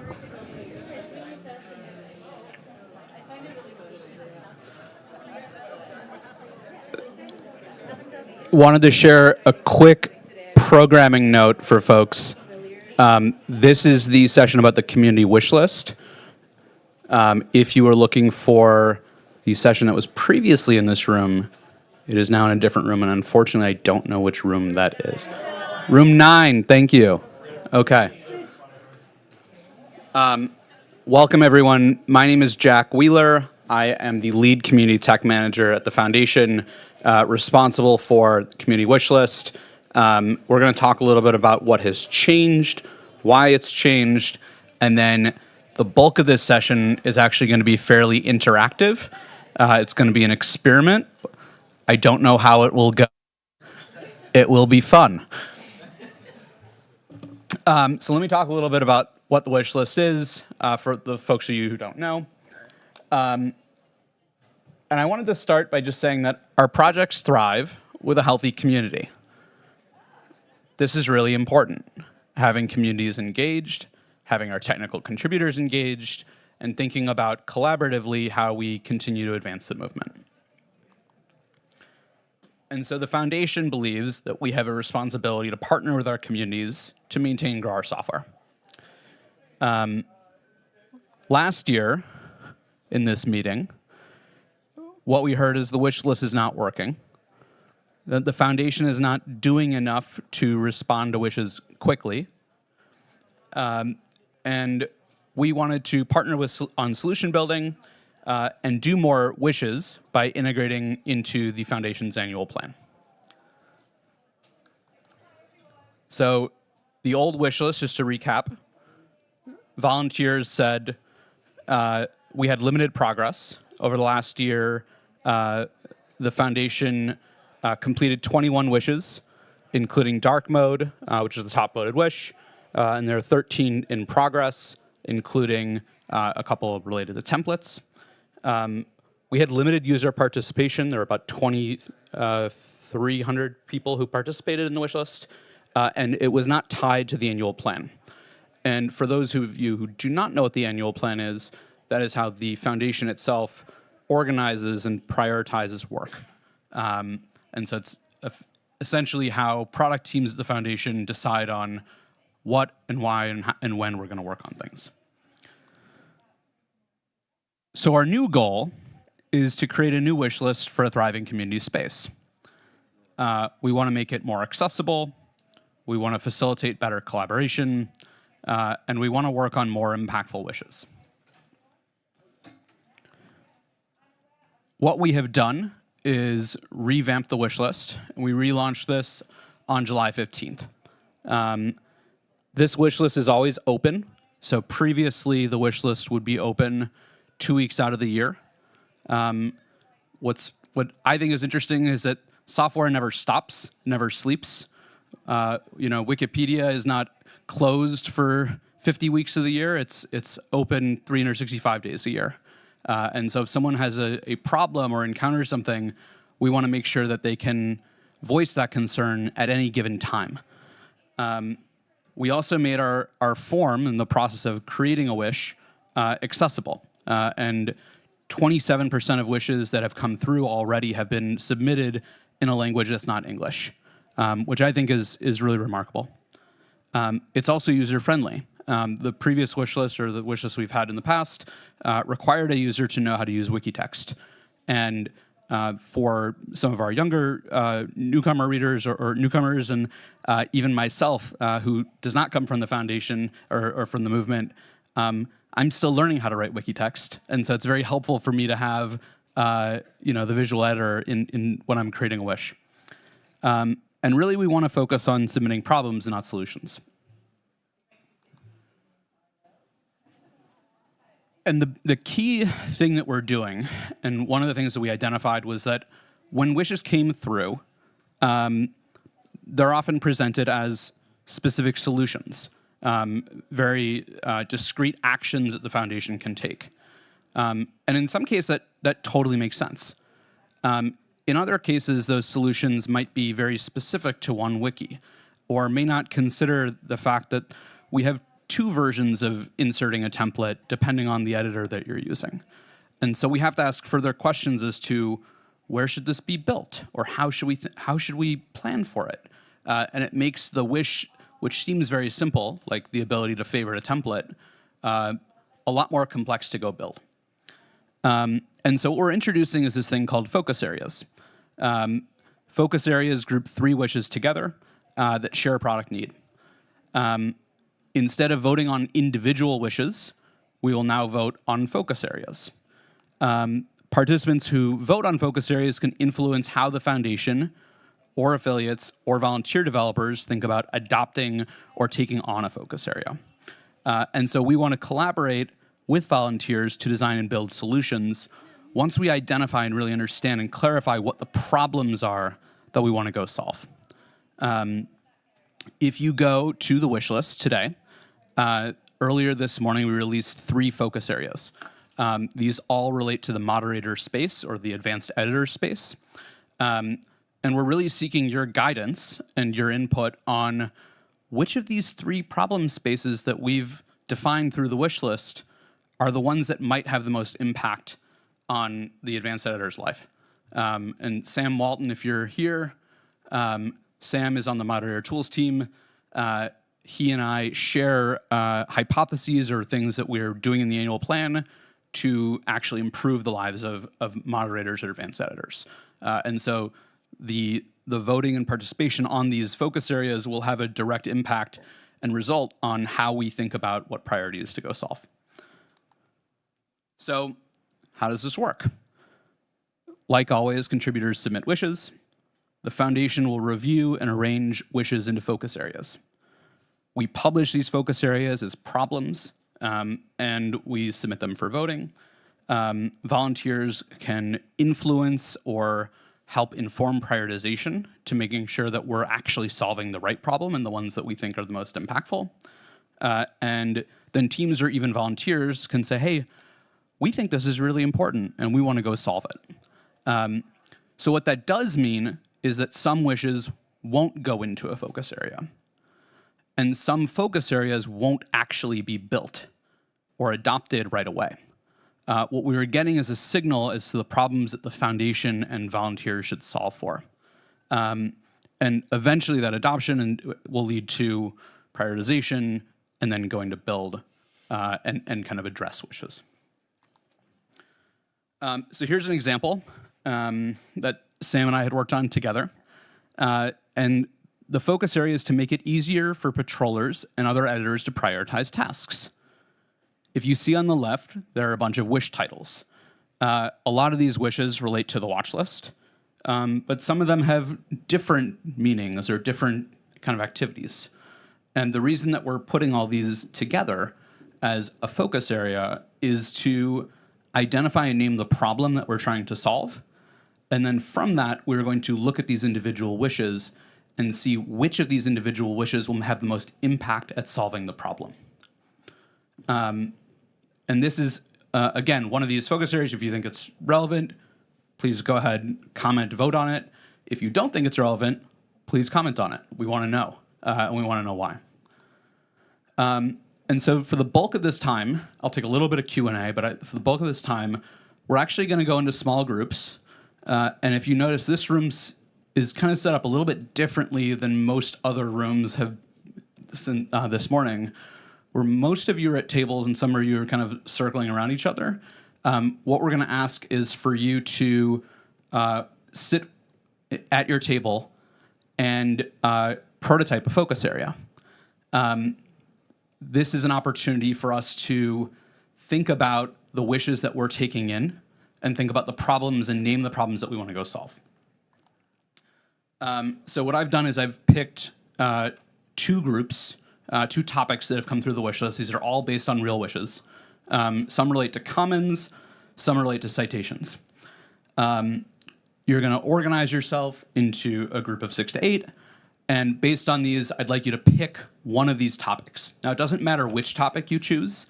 There's no right or wrong answer here. So, rules of engagement.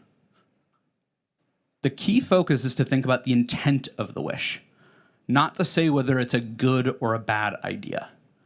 It's to think about, hey, what is this person really trying to get at when they're proposing this solution? And so we want to take something, and I'll kind of go back to moving watch list in the global watch list. This might make sense. You might want to pin or think about how to prioritize which articles or which edits I want to look at first, or highlighting something or identifying something that's a structured data change.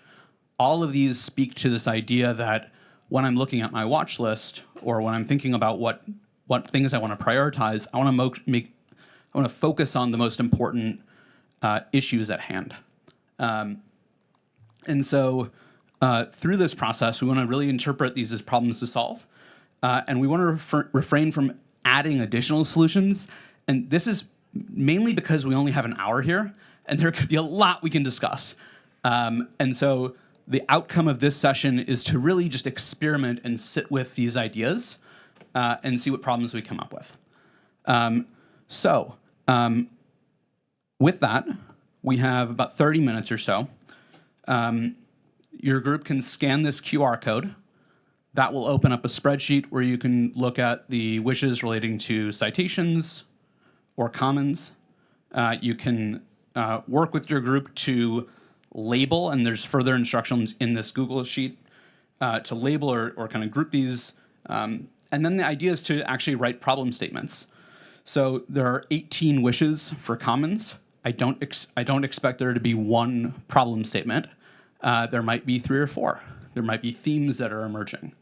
And part of the question is, how can you explain this problem to a 12-year-old? How can you explain it and make it relevant to an editor who might not know this space as well as you do? And so for that, I'll take a few minutes of Q&A, but really the bulk of this time, I think, is to experience what it might be like from the foundation side of taking all these wishes and interpreting how they're digested. So thank you.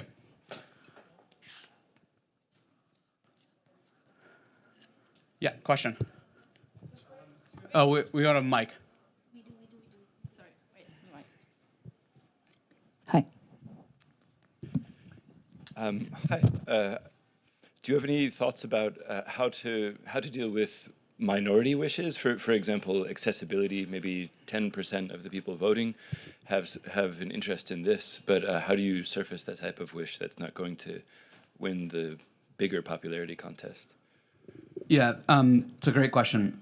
So you spoke about accessibility, but there's also the variance in projects as well. So, you know, there aren't as many people focusing on Wikisource or Wikitranslate as there are English Wikipedia or just Wikipedia in general. Part of the reason and when we take in wishes, we ask people to identify what projects it relates to. In aggregate, you know, I would imagine that the lion's share of activity will kind of still be focused on Wikipedia. Accessibility is something that I think is a principle. I'll just speak for myself. I think that building for accessibility is something that should be built in every single product activity. It shouldn't be a thing that is a 10% project. That should just be a principle what you build. I can't say that's how we will do everything, but I think that's an aspirational goal. For individual projects, the reason that we name it is to really help individual communities like the Wikisource community, and I'm using that just as an example, to say, hey, here's a focus area that people really care about. Let's all rally together and go solve this as a group, as opposed to individuals having their own unique ideas and kind of trying to rally support. Hi. Hey. One of the slides shows that one of the points where Wikimedia Foundation will select and move the wishes to focus, specific focus. To my understanding, it's like then the community has no part in the selection and the rearrangement of wishes to the focus for specific focuses, and only if the foundation is going to solve that issue. And in tandem with that, is what about if the focus are going to shift from time to time? What is the cadence of a specific wish? Is there a specific mechanical cadence, or is something that comes around depending on how much wishes are for a specific group? Thank you. Yeah, so there's two questions there, and I want to make sure I'm interpreting them right. The first was, will the community ever be able to suggest or participate in the creation of focus areas? Right now, the foundation is creating focus areas in part because this is a new thing. And we want to figure out how to get it right before we start opening it up for everyone to participate. But I think it is the goal to have a more participatory process of even defining the problem.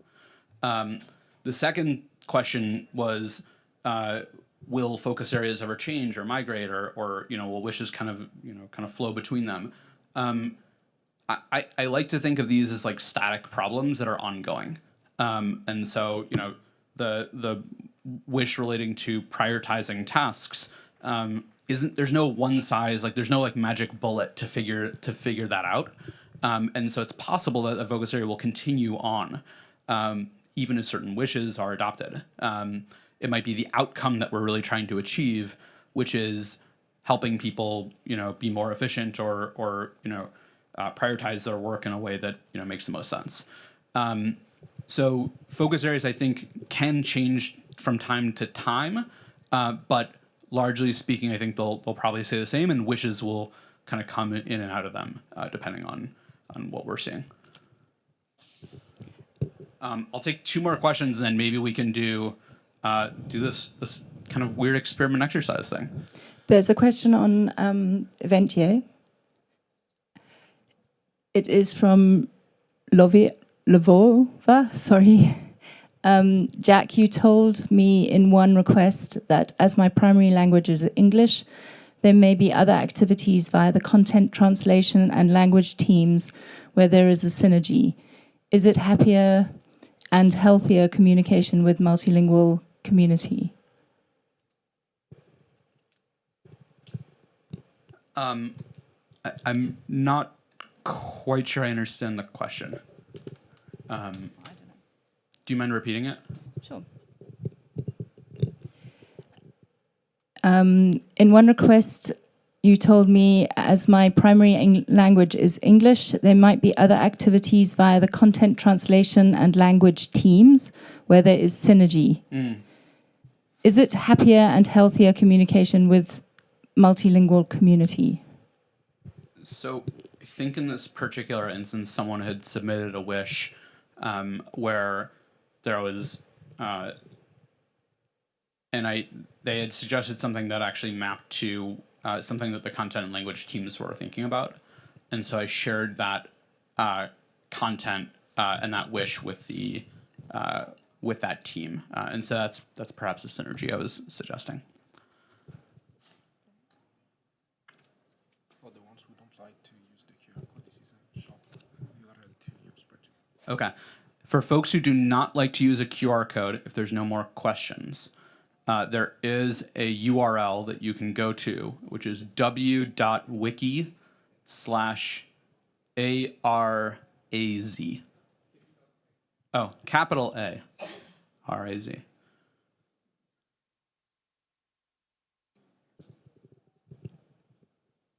Z as in Z.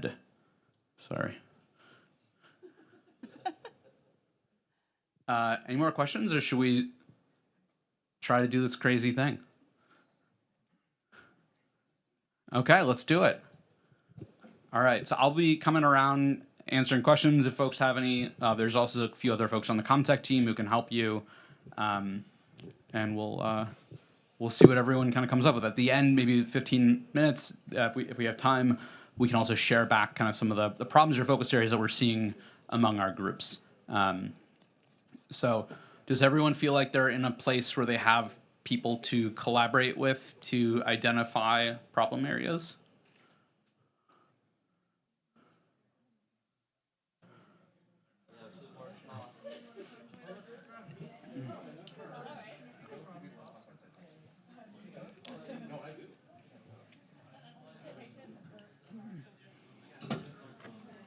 Okay.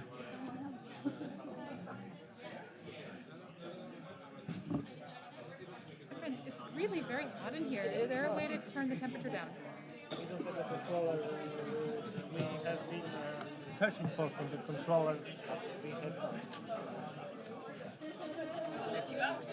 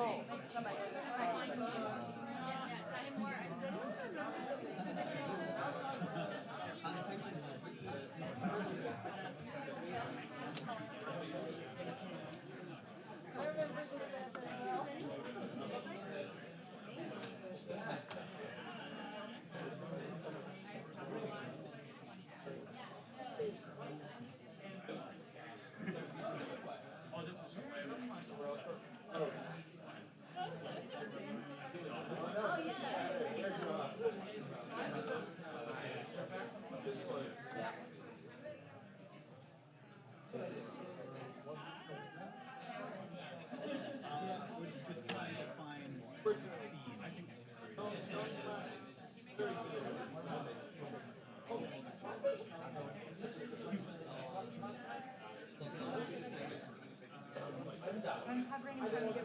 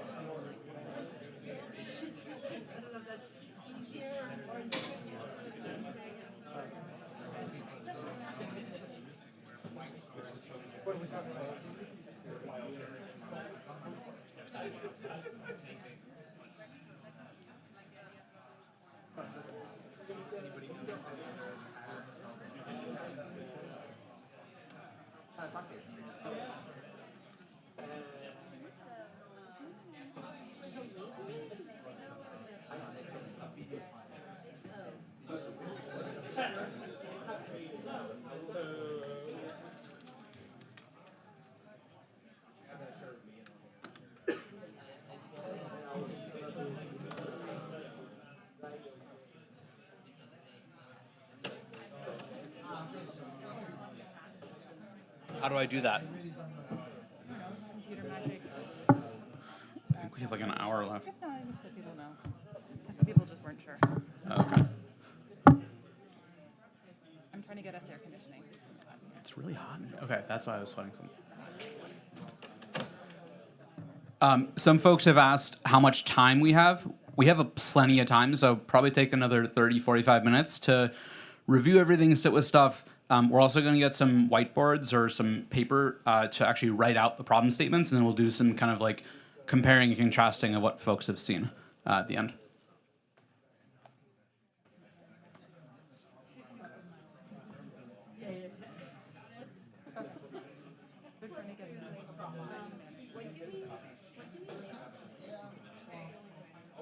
Hey. Nice to meet you.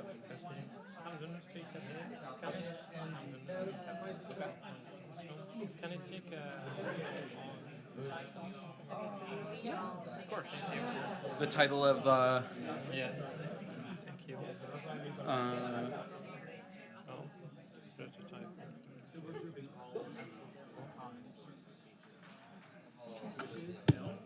So what we can do is we can just put on there and then just take these.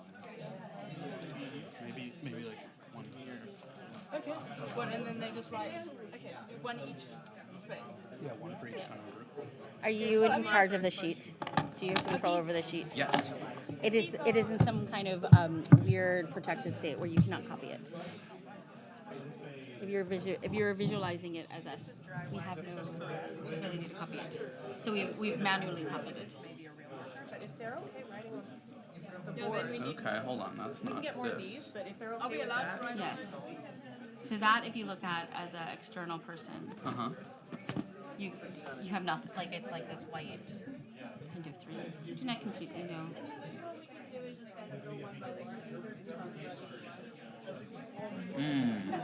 But it's okay. We just like manually copied it, but. Oh my god, I'm so sorry. It's okay. I don't know how to... And I do not know. Yes, it was. I've never seen this before. Actually, I was like, oh, you would Sorry, Joe. What we can do is we can just like actually ask people to write on these whiteboards. Oh, perfect. Yeah. So I'll go and get some more stuff and then just put some with each team. Okay. First slide. Oh. We'll leave some papers in case you want them.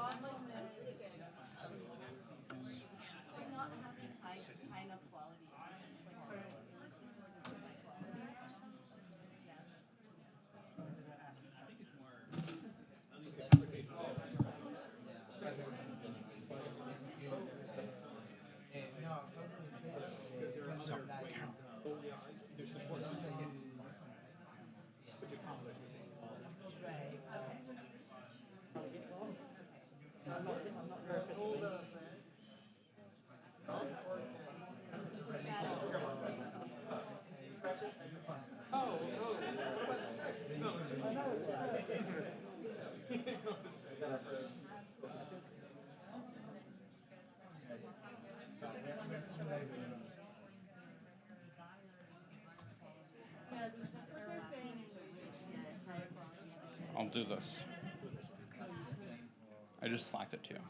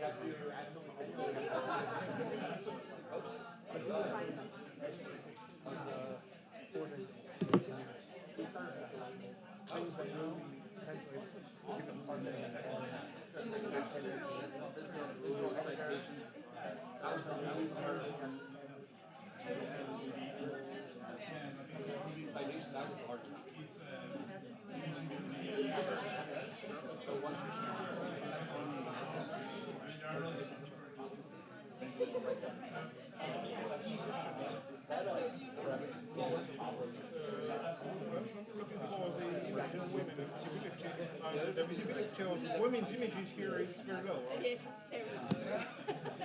They should have more images of women. That is, let me double check for you. It might have been here, but I think it's not here. And it's this time, is it? Yes. Or it is one. Wednesday. How does it start? What's the word? No, the word start.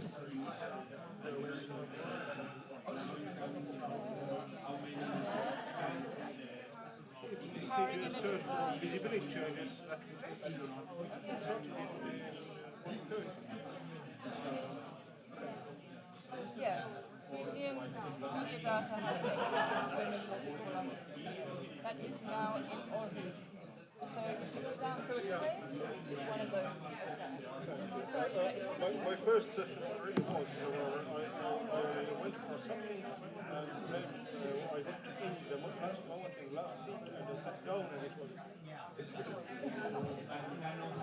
Thank you. Thank you for understanding.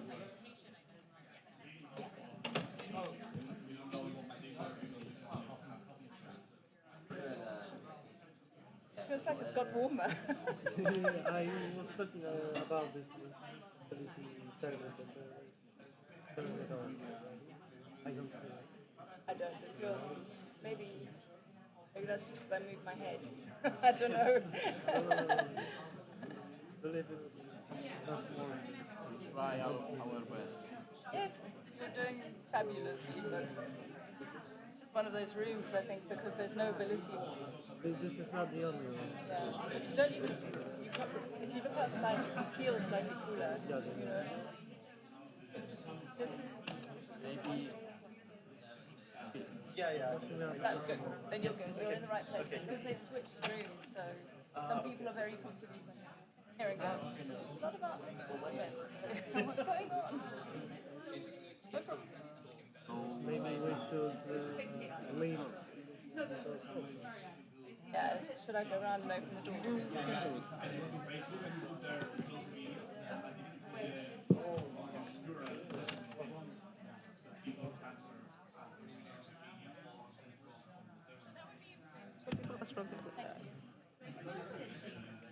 So show me where. Like here. So yeah, and applying the labels. So like, so because for it replaces categories of the previous years, doesn't it? no. Okay, so. So DNG support for commons. Mhm. Like I would think, oh, yeah, but this is more of like coding it, like just for the purposes of doing it. It's not like putting a category on anything. Okay. So here, like DNG support for commons, I would say both of these are like extend, upload, like file support, and then AVIF, I would have written file support.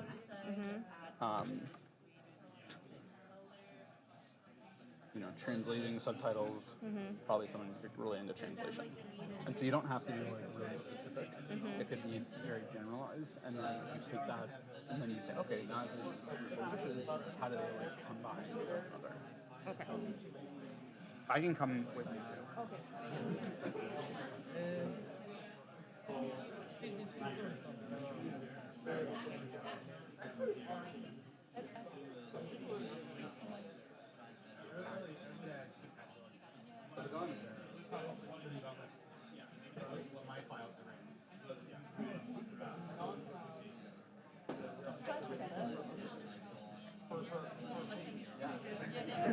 It's a hard problem. There's no right answer. Because the expected outcome. So which one did you No, I was just about to listen to it feels like they've turned it up rather than down. But it's Some of them have like fiction, the title. Yeah, just coming into this room. What is sweaty around here than it is on there. What is that topic? Yeah, I mean, it's not very active.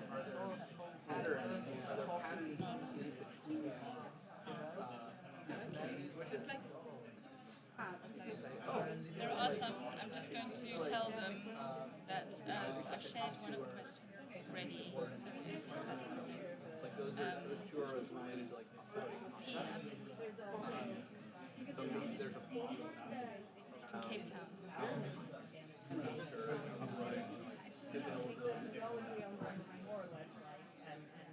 That's just one example, but there's a bunch more. Yeah. I'm happy to go through it. We were talking about what's the... Okay, yeah.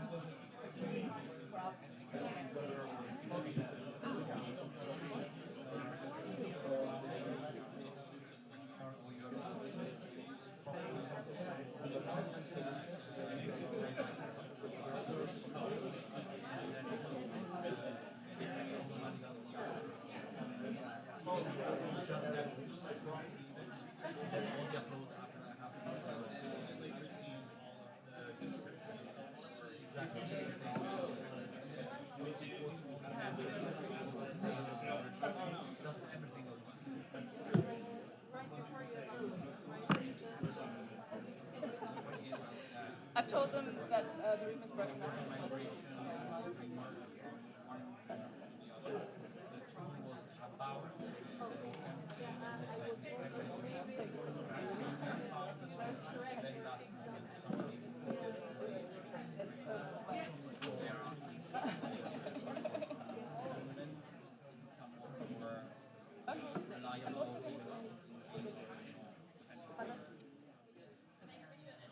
Or replace it with something else.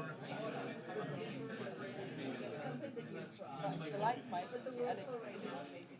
Right, but I think people are the next Yeah. No, definitely. Combined stuff. Like you have people want to call exactly one of the three people highlight then exactly creates a single way if you want to lunch grows up in your face. Oh, I know. I can just highlight your partner on these.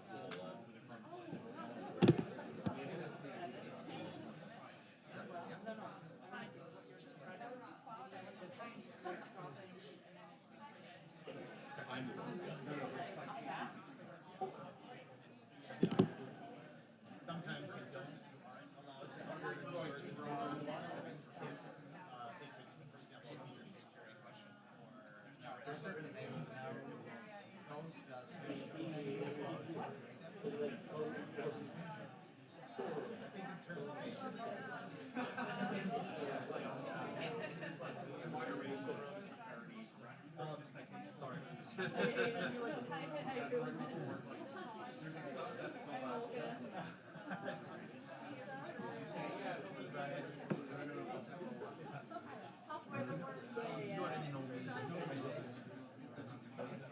Yeah, I feel like for this one, I guess I'm thinking of different ways to frame it as a problem.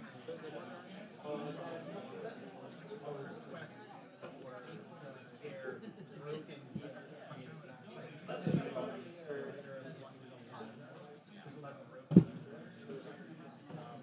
another one is just needing the ability to edit files without like two different kinds of problems to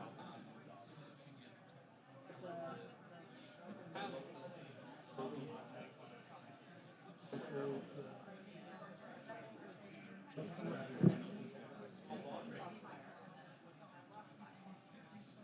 Yes, that's part of the. So index and the foundation has not. That is realizing.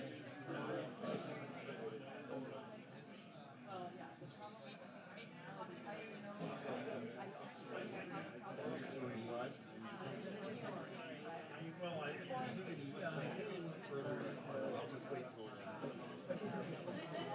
right now.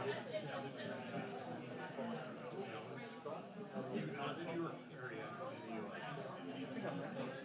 Yes. So my wife is another guy who recently moved to California.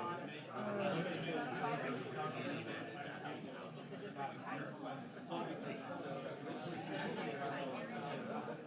I guess I would say I love that we use our cell phones over Wi-Fi.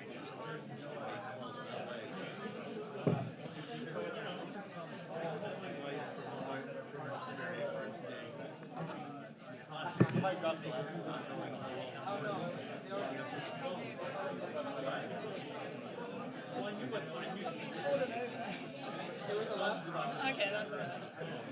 At least Yeah. So, people say technology is made our life worse, and someone, you got to count the ways it made it better.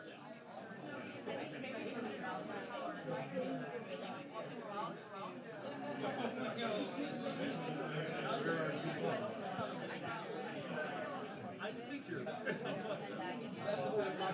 Well, you're from there, yes. So, the plan.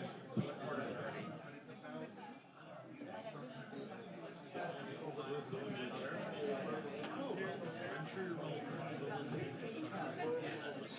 Very nice.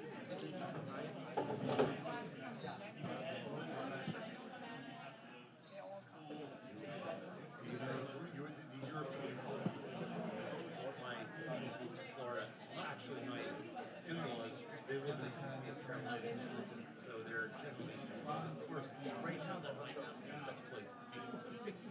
Whatever, they've been through that before. I said, gee, if you stayed in Buffalo, you don't have to worry about when it snows, of which they're happy with some.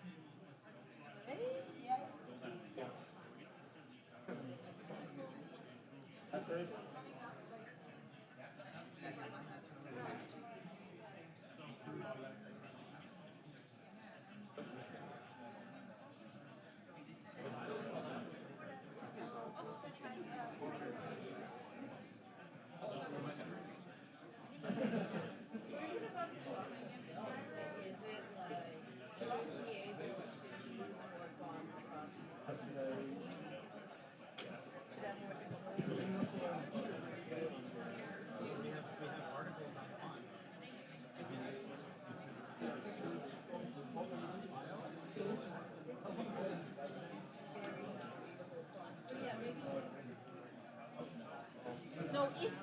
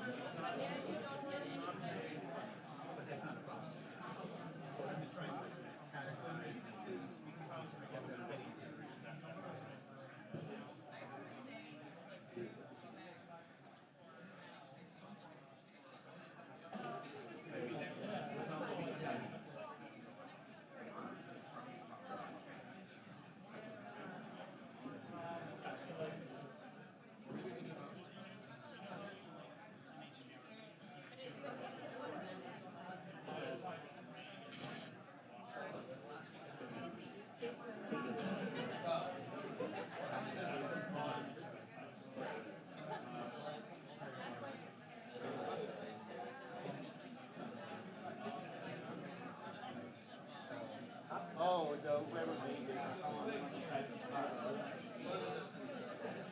Oh, they created the Oh, they just got the laser printer, so we have to be careful.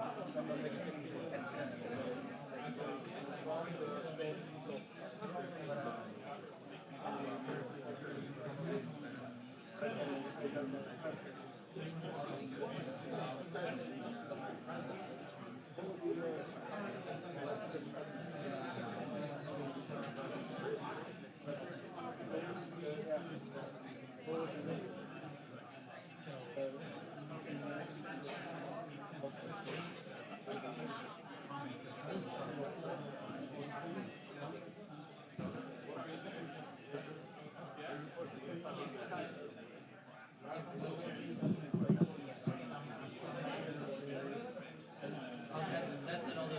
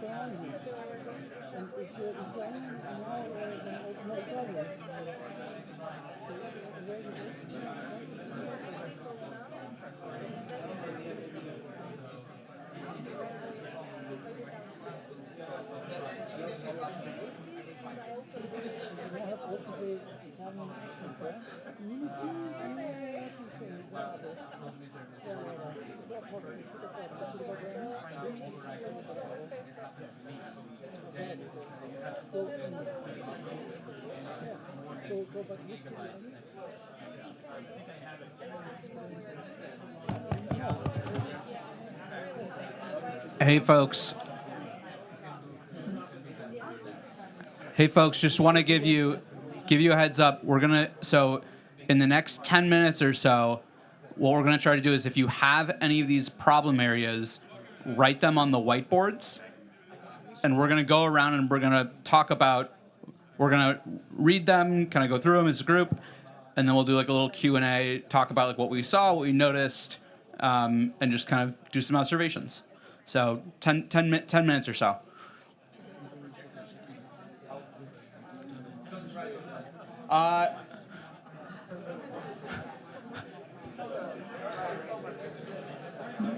Okay. If they're projector screens, then maybe we won't. We do have paper as well.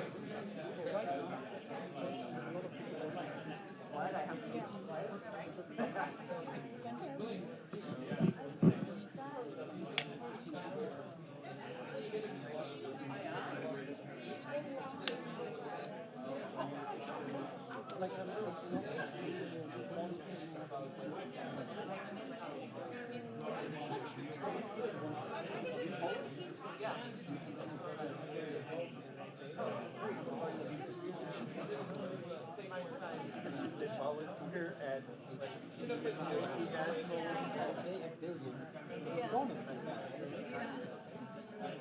And you only have one of them. This has lots.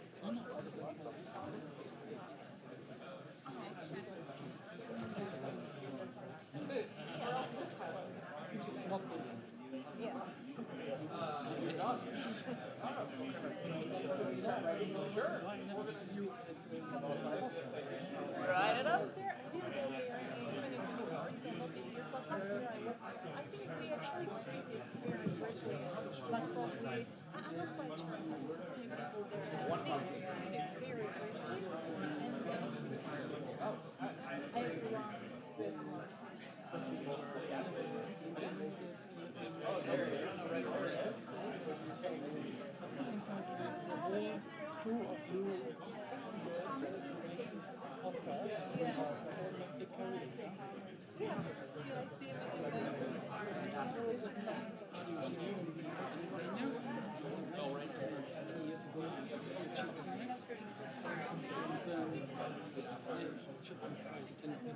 If you look like that, then you can make an event happy, smiling, everyone will come.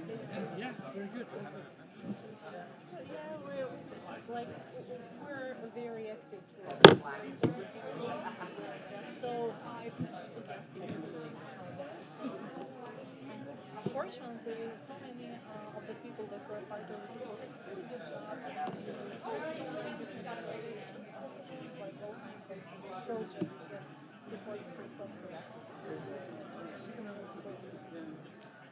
But like, are you keeping in touch with any of these people? Because at one point you had to big fallout with each other now. Yeah, exactly. So I only speak with very few people. I speak with Greta, she's here. I speak, of course, with Christy, like a few of the girls mostly.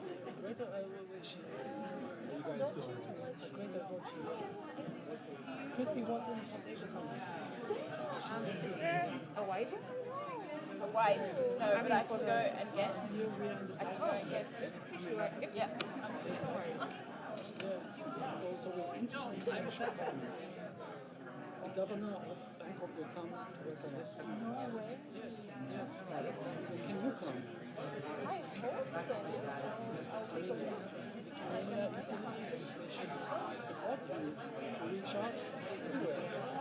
Well, it's very Italian concentrated, so I don't think they would actually, take me to. Other Italian people also coming. Who? She's coming.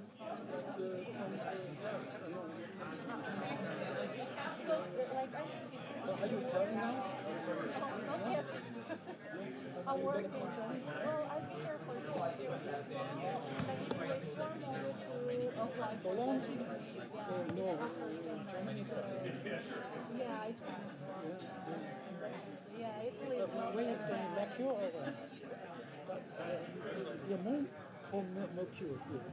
Oh, none of them, because I think those are the books for the people from Wikimedia, from Wikimania, the travel. I'm in Wikimedia Italy, so I just the whole tool, but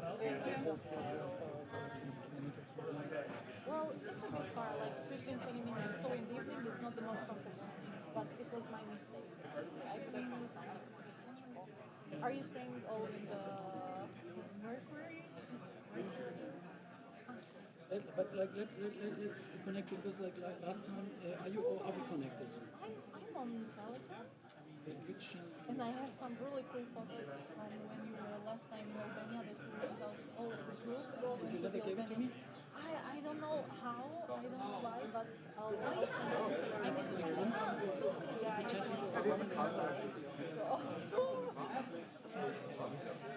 but I mean, right? Because like you already you were really in school. Oh, cool. Yeah, university. I met in Ilyu. Oh yeah, I've heard. I don't talk to him. I've lost contact with him. Yeah. And he has some she was not really part of Open Labs, but she was kind of volunteering.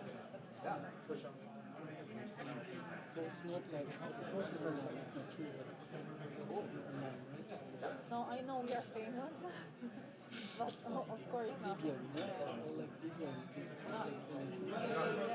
Whatever, they got it. Maybe you're the right head.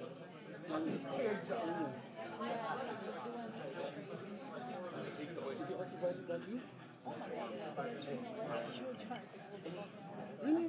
Oh yeah, I'm sure you have I read didn't them. read it. No. Yeah. Damn, because I always like get to a few times.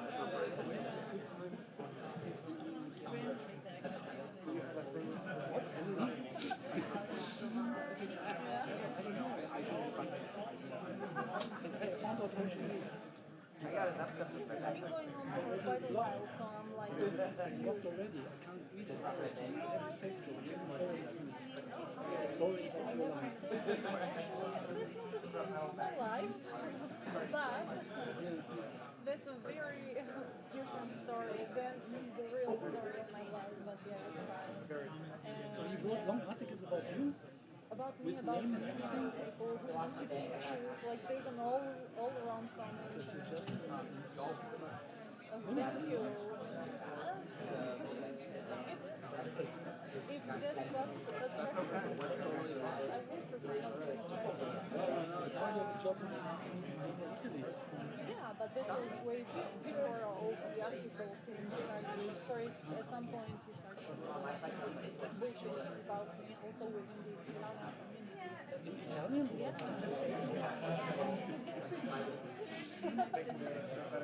Maybe you can work with the Wikimania Translators. Where can you find all these channels?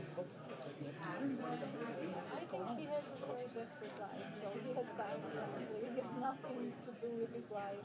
Don't you think you're like Yeah, me neither. To be quite honest, I haven't read most of the things that he's written recently. I mean, I read a few of his that initially started writing because I was like, what's going on? And no one believes him because whatever he writes is fucking nuts. He has really issues, really deep issues. And at some point I just didn't read it anymore because it was just so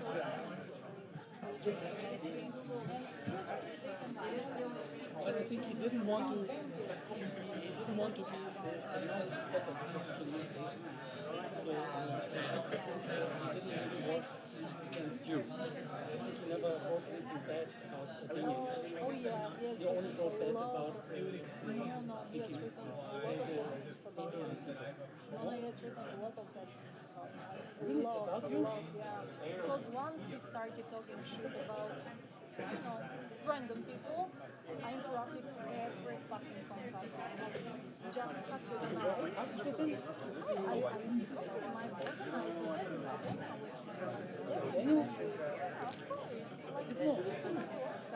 Is there any group that still has to put stuff up on the board?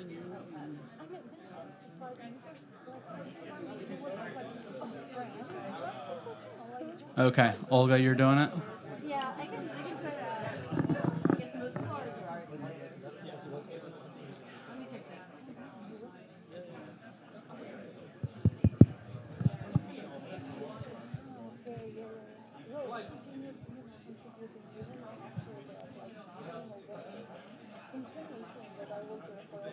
Last of like that, everything was very cool, and we were helping out. We had dinner at my family restaurant because this was Can't really read. somewhere. Oh, To the restaurant, and since my mom knew that he was, one of the conference people. I don't know.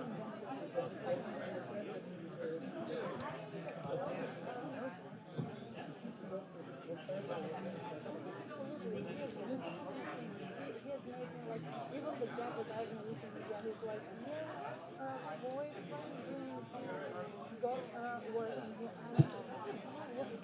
No. 20 years only user.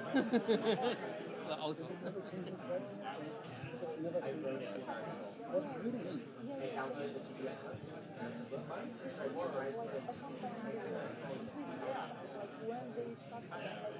a lot going on, like, we have like legal entities for when.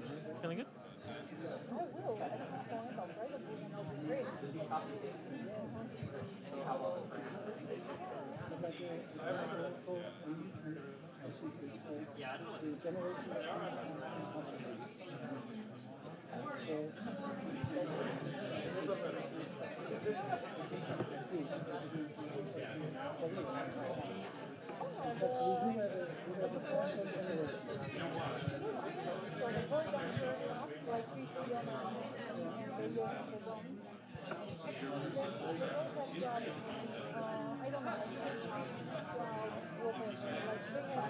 People try to make you're missing the interesting part. What situations? Which is always a problem when you're doing this exercise. So, like this one, citation feature parity and VE. But improve reusability of citations, which is also actually make it easier to read your citation in Visual Editor. That actually has to do with broken expectations, like non-feature parity within VE for citation. Like a much more narrow bracket. That's a really difficult one. I think you're fine.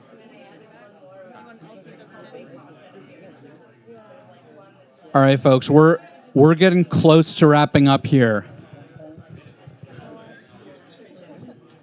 Hello.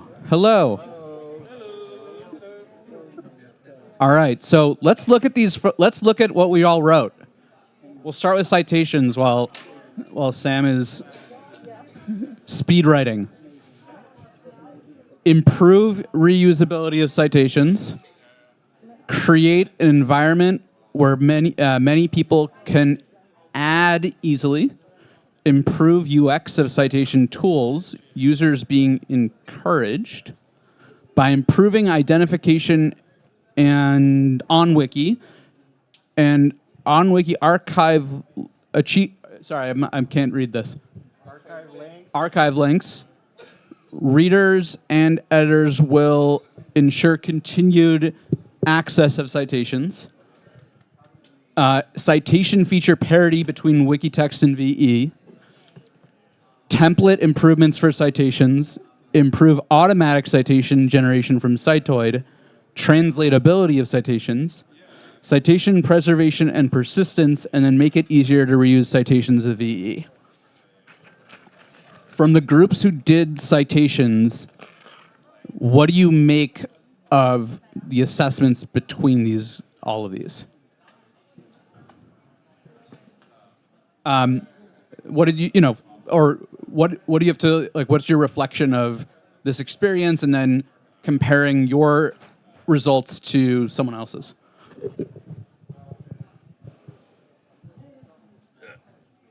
Well, this is probably something coming up in a lot of conversations, and we talked about this with you, but for the benefit of the group, yeah, we struggled a little bit with, like, are we keeping it too close to the wish level of specificity, like, or are we going too high altitude into a more abstracted problem focus area that is probably a big area that needs to look, but are we losing some of the nice specifics that we had in the wish that focus on single problems? So we don't know. We don't think there is a right answer to that, but we've struggled with that, like a little more abstract or a little less, a little more concrete. And you might see that reflected in some of these focus areas.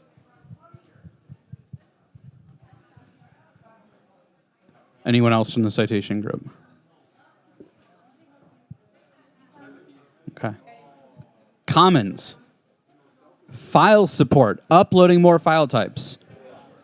Integrated image editing on Commons. Generate and work with audio translations with captioning support. Usage statistics.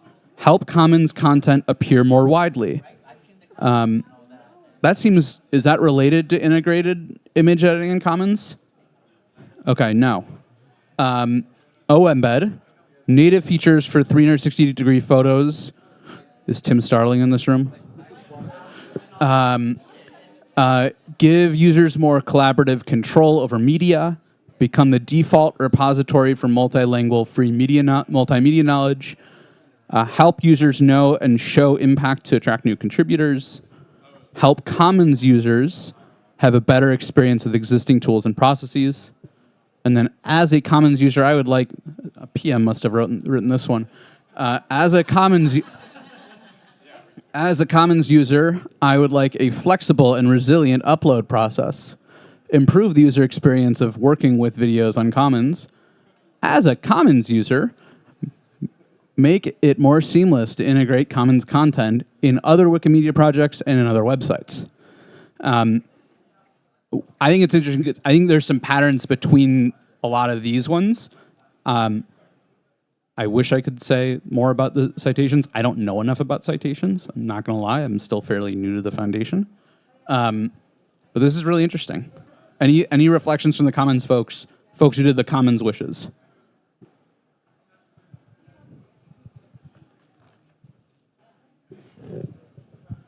Kind of a tangential observation was we almost wrote a group about kind of bringing user scripts or gadgets kind of into the core experience, which is really like more of a tactical observation than like thematic or like what the outcome was supposed to be.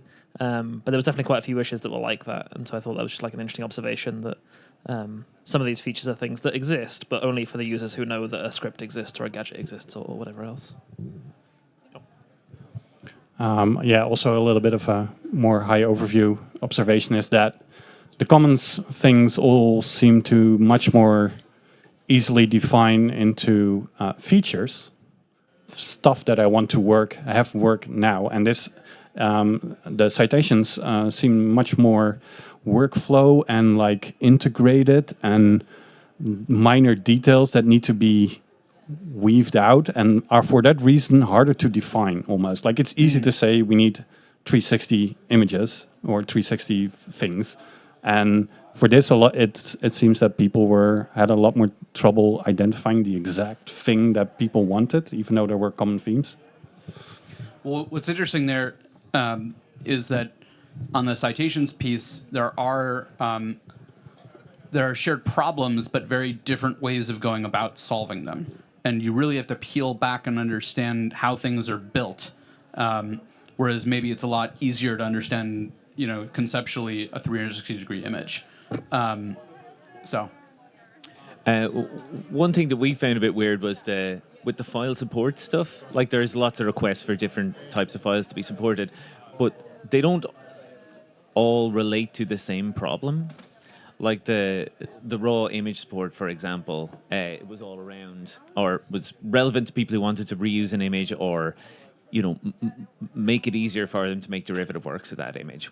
So, but support for AVIF, or however you say it, was more about efficient compression of images. So, it's funny that file support, you naturally group the file support stuff in the same box, but each file support isn't necessarily solving the same problem. Yeah, and I think to that point, I think you could either look at file support holistically and say, from within file support, what are the most important problems to solve for, or kind of, split that apart into two opportunities and decompose it a little bit further.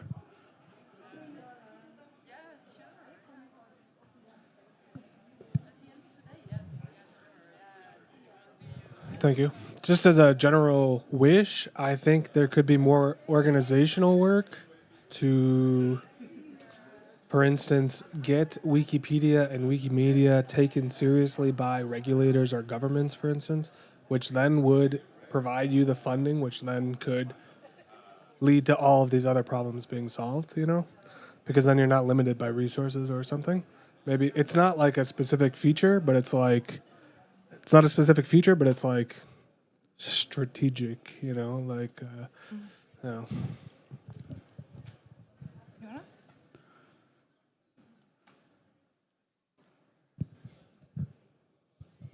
I mean, we are somehow comparing a completely different Wikipedia or Wikimedia project like Wikimedia Commons with one feature of an article of a text-based like Wikipedia project.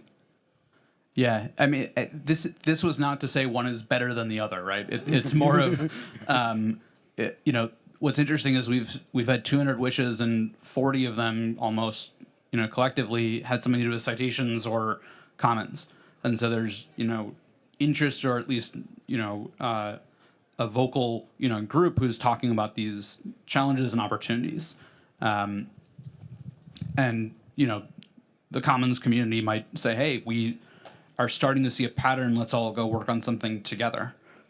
Or likewise, you know, within the editing space as well. So I think we're about time. We got about 4 more minutes left. Any other comments or things I want to talk about from the reflections from this session? One thing we noticed while discussing the features on Commons is that a lot of them would be easier if you make some major structural changes. For example, to unlink the upload from the rendering process on Commons. For example, you are able to upload like raw file and have different renderings of that very same raw file with different crops, for example. But this is really deep into the core, but that could be enabling a lot of this feature requests that may be there. And I'm not quite sure if the wish list is a good way to tackle that, or if we find a way to like distill to have the step back and say, okay, what are like the environmental changes we need to do to make it easier to do stuff like that? Well, I think there's 2 things. First, Mariana's here, and she's, you know, thinking about Commons a little bit more. So you should go talk to her. But second, I think what you're raising is, you know, when you look at a wish and you look on the surface, it's like, oh, I want to upload this, you know, this file type. It's really easy to just on the surface say, no, that's not important. Or I actually think instead of DNG, I think you should do this other file type. But if you do take that step back, you can start to look more holistically at, you know, what those core problems might be. And I think it elevates that conversation to be a little bit more strategic. I was just going to add to what Jack just said and say what you're describing is what I would imagine would be the next step. Then it would go to some sort of collective engineering review, and thinking through how would we make this possible, and what's the leanest way to do it, and what's the best structural or architectural way to do it. So I just wanted to add that I think it's part 2. First step, identify the problem. Next step, figure out how to solve it. I wanted to add that, yes, there is an obvious difference between citations, that is a sub-tool of many wikis, and commons, that is a huge problem. Of course. And I think that one of the problems we are facing, and it's basically what he said, is Commons was designed to upload JPGs. And we have many other file formats, and they are growing. So we can't have the same way of handling video, audio, data, and images and files like PDF, that we are handling everything at the same time with the same layout. And I think that separating, like, okay, what we are going to do with image viewer, what we are going to do with video files, what we are going to do with audio, and maybe I'm not suggesting to split commons, but to split the way we interact and view everything. I think that will be making more sense that building every time over the same software, like another patch. No, yes, now to render 360. Okay, 360s are a very different thing than I don't know, static images. So thinking on that way of showing things. I mean, just to your point on 360 images, you know, we started looking into that, and we thought there'd be a quick patch, but in reality, there's a lot of things we have to do with Media Viewer to make it more relevant. Media Viewer hasn't been touched in 10 years or so. Oh, excuse me, sorry. Aside from one individual in this room, it has not been touched. 2. But yeah, I mean, so. 30 seconds, I'm going to close out. And I'm happy to stay a few minutes after to talk, but Wanted to thank everyone for joining this session. It's really enlightening and kind of fun to see how people kind of wrestle with wishes and problems that we're facing. The wish list is open. We have 3 focus areas that you can go vote on, comment on, that we've published. We will continue to publish and create more. And if you have any wishes or things that you want, challenges or opportunities you want to go solve, please submit them through the wish list. So thanks so much.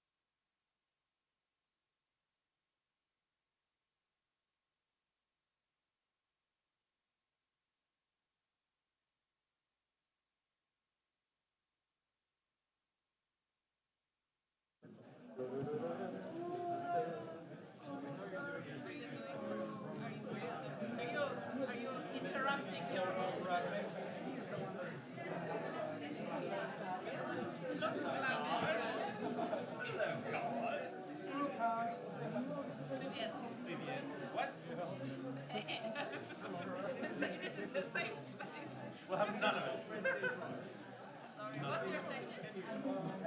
Future of GLAM. She's the GLAM thing. The queen of the future. Yes. No, I'm going. Because of the talking. Yes, let's sit together. That way? Yeah. So where is Tbilisi? Oh no, that's Istanbul. Okay. You don't want to. Hello. Starting soon, thank you.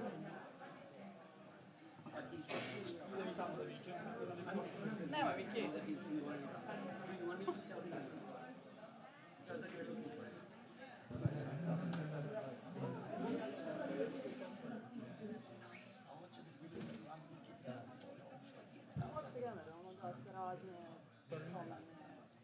Yeah.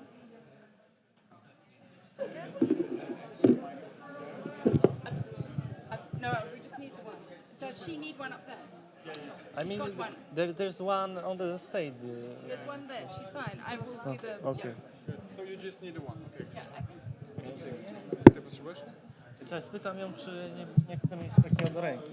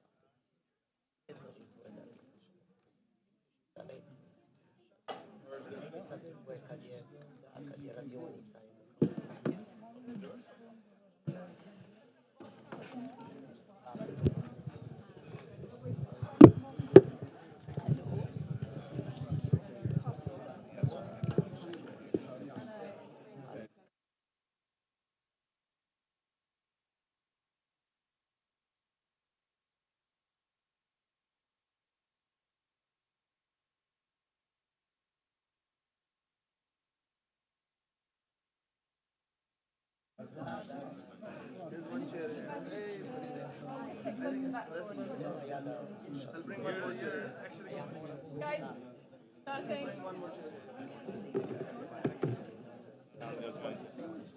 Yeah.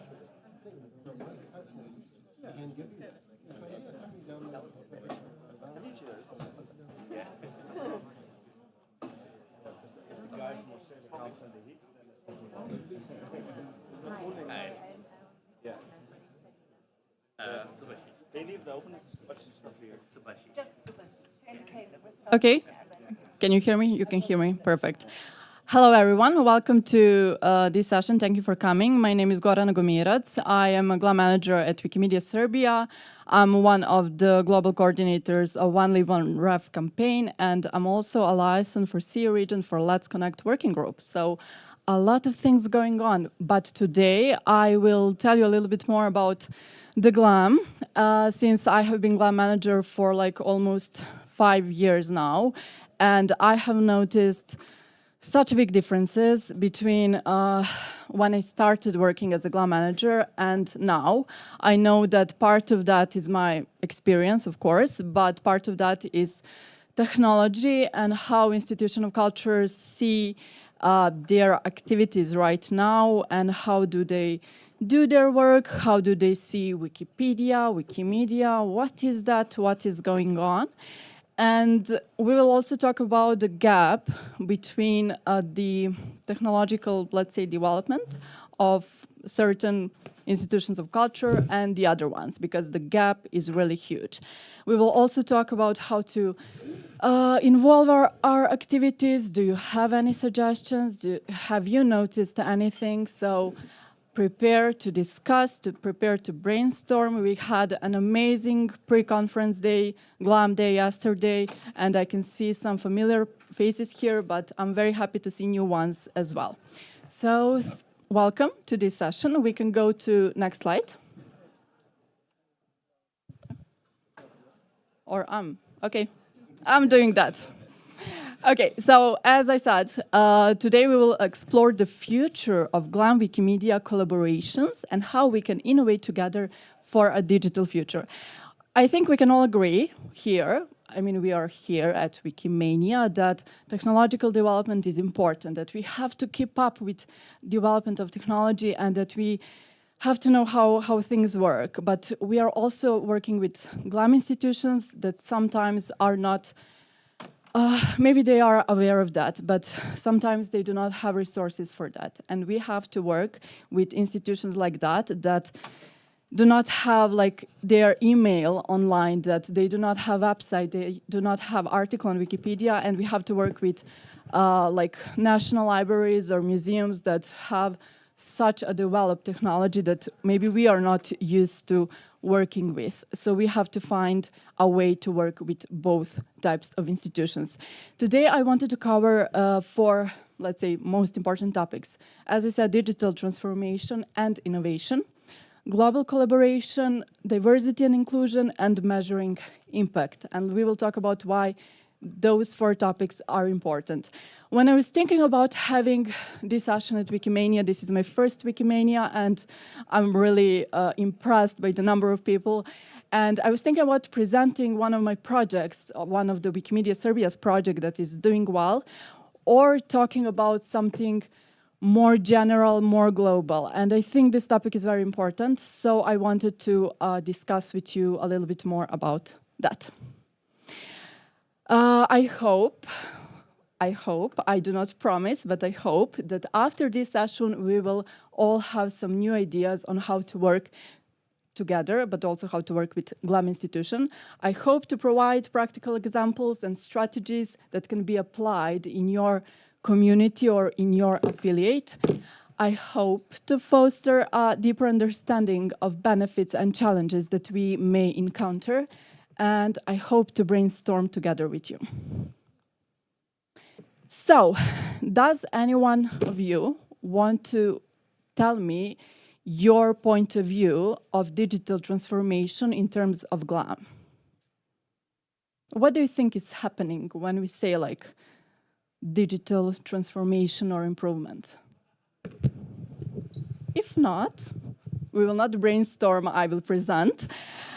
As I was thinking about digital transformation, I have noticed that it involves all areas of their work, or it should involve all areas of their work. It should improve their activities, it should improve how they work, and it should just make it better and, let's say, not better, but faster, because we have so many things going on and we need to move fast. It changes, as I said, how they work and how they deliver value to their audience. GLAM institutions are, or at least should be, as I said, there is a huge gap between institutions to embrace this shift from like the old way of working and the new one, or the digital one. And have you noticed, did you notice before that gap? In my work, in the previous few months, I was trying to like make a group of the institution that we have cooperation with a bit larger to make new cooperations. And I have noticed that, as I said, some of the institutions of culture, like museums in smaller towns in Serbia, they do not have their email address online. They do not have their website. They have their maybe telephone number or their address on Google Maps. That's it. They do not have article on Wikipedia, unfortunately, because we cannot find any info about that institution of culture. Have you experienced that? In Macedonia as well. I'm sure that there are examples like this all over the affiliates and communities over the world. And we have to find that middle ground that we need to work with. So we all agree that there is a huge gap. And what do you think? How do these GLAM institutions, and GLAM, like a term, can be a little bit too narrow, let's say, but when I say GLAM institution, I think about all cultural institutions, not only GLAM. How do they use this digital transformation in their work, in their activities? Yeah, for being more visible. Okay, anyone else? Buying tickets online? Sure. So, yes? To keeping their archives in case of distractions, yes. So as you can see, there are so many things that they can use for. So we can start with fundamental things like having their email available that I can maybe send them a request or suggestion for cooperation, or their like website page or anything that we can gather information from. We can have digital archives, hopefully online, but to be honest, when we started cooperations with many institutions, some of them had digital archives that was in a bad shape, like nothing was categorized, absolutely nothing. But when they started working with us, they realized how important that is, and by uploading that to Wikimedia Commons, they learned how to categorize, and why is that actually important. So our cooperation can be like the first step into that. They can have exhibitions, they can have digital libraries, and hopefully that is online and available for people to use. They can use AI tools. There are so many discussions around the movement about AI, about ChatGPT, about things like that. Do you think that AI tools can help GLAM institutions or not? So and so I can see. Yeah.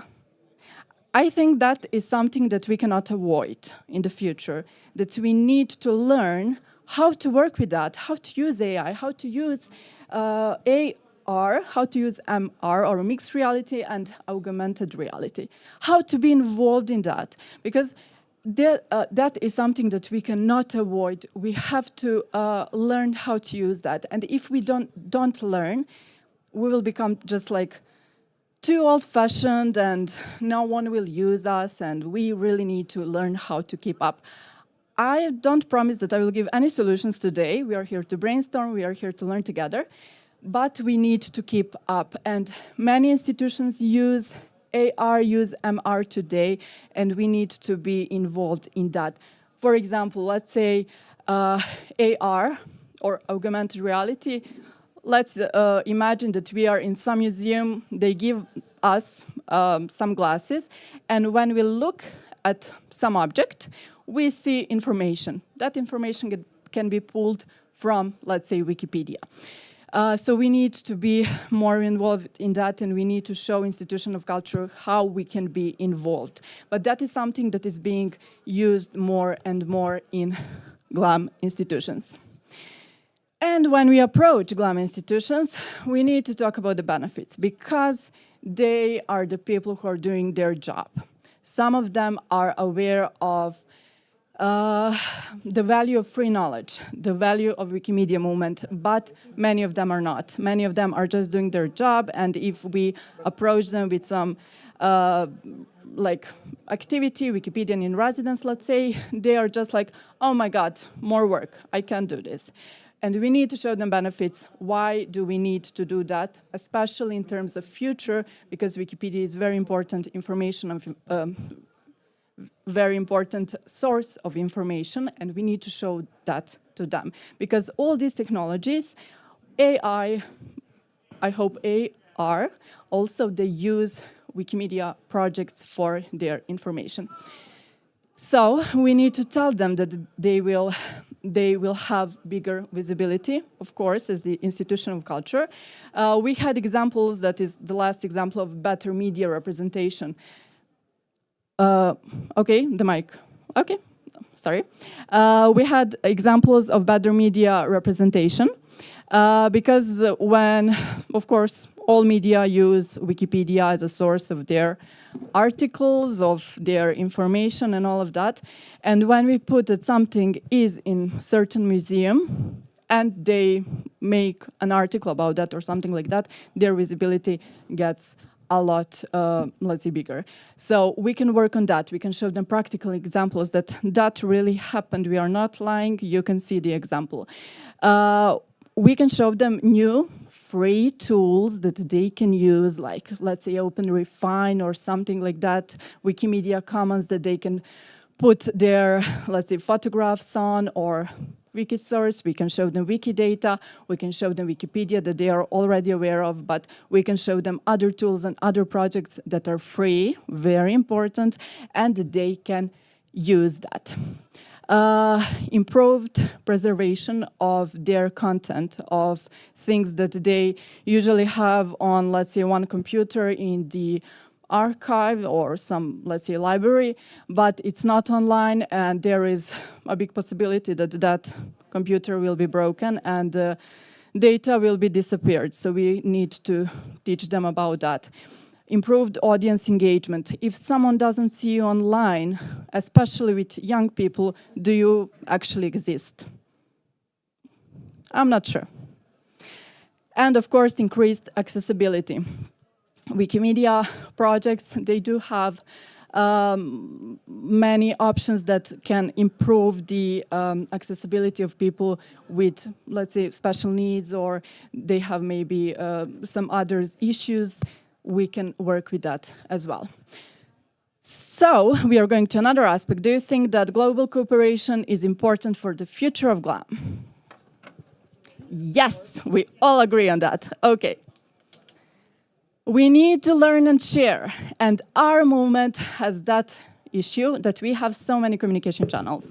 And to be honest, I'm often lost in those Telegram groups, in those mailing lists, in diff, in so many other things. And we need to learn better how to learn and how to share, because there are so many information going around the movement.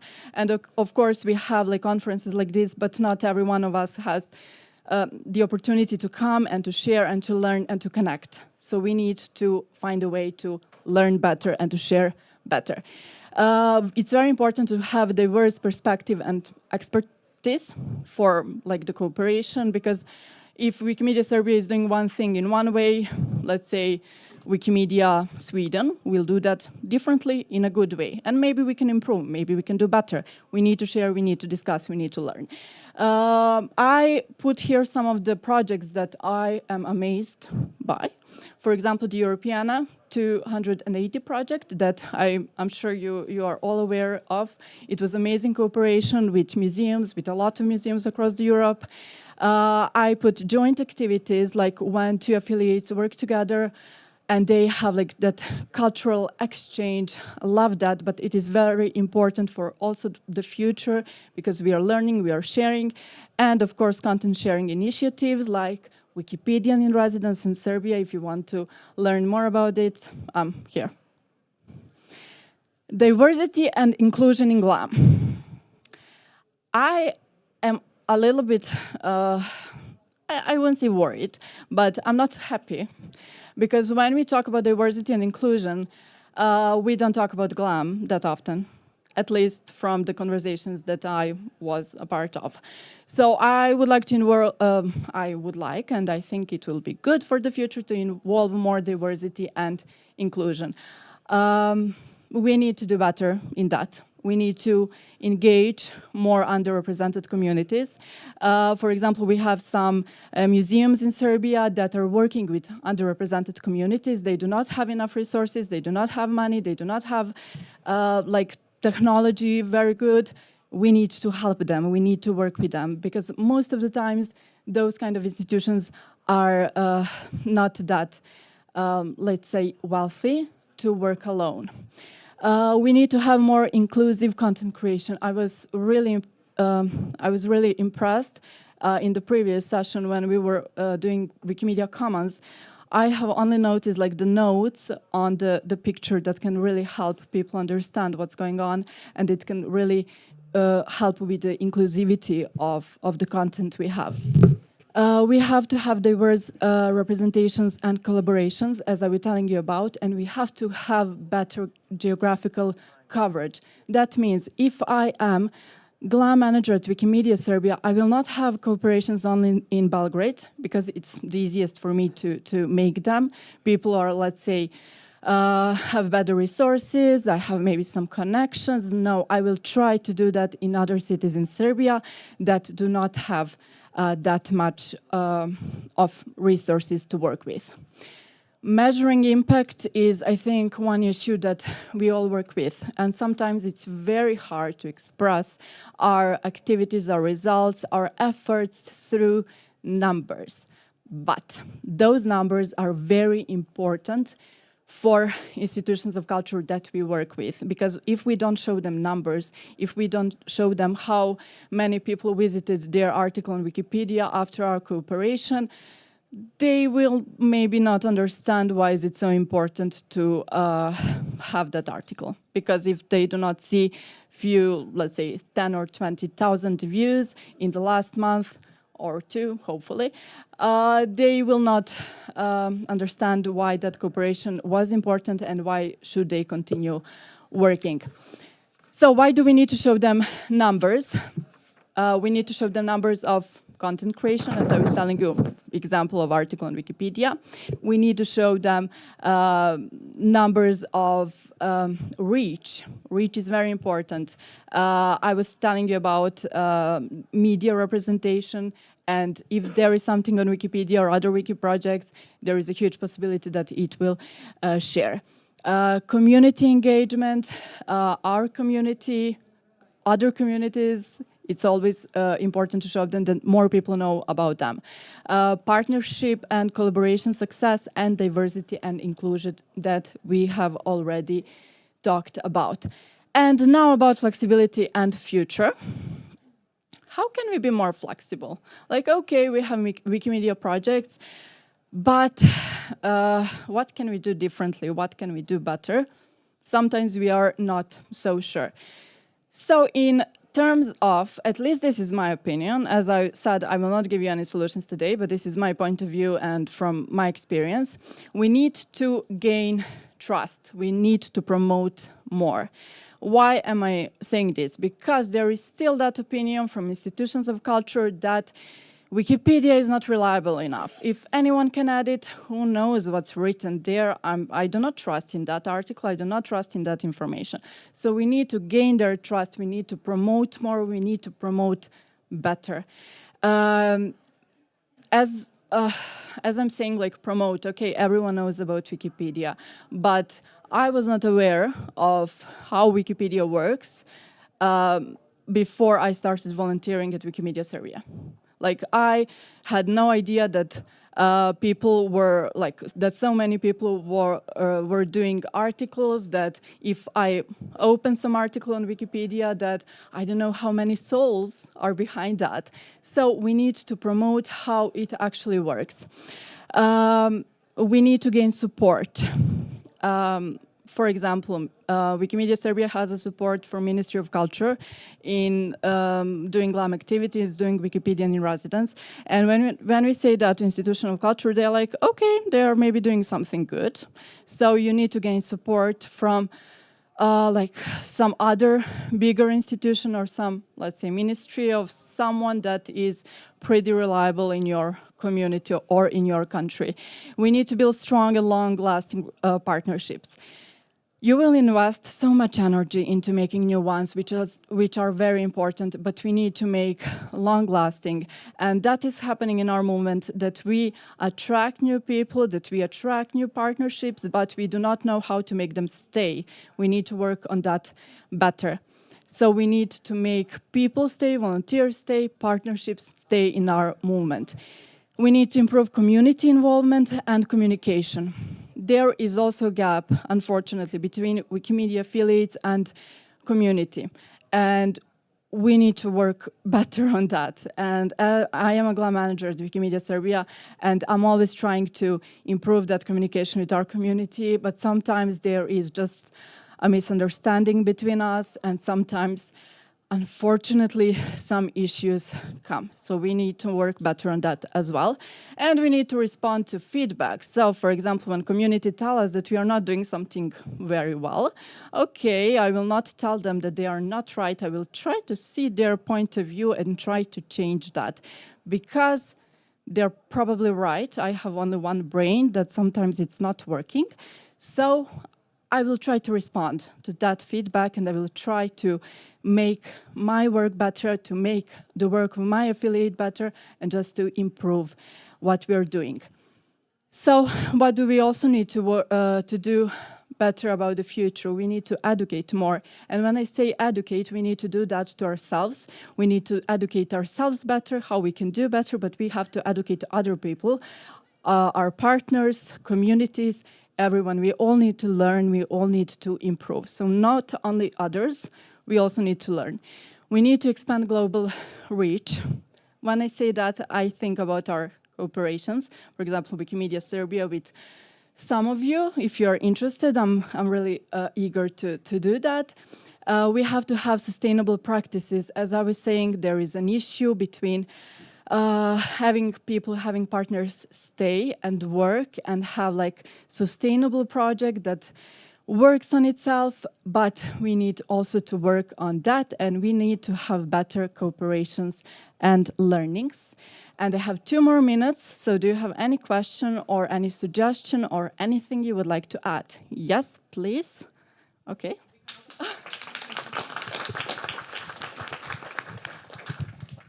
Hi, Larissa Bork. I'm working at a museum, so I can talk shit about them.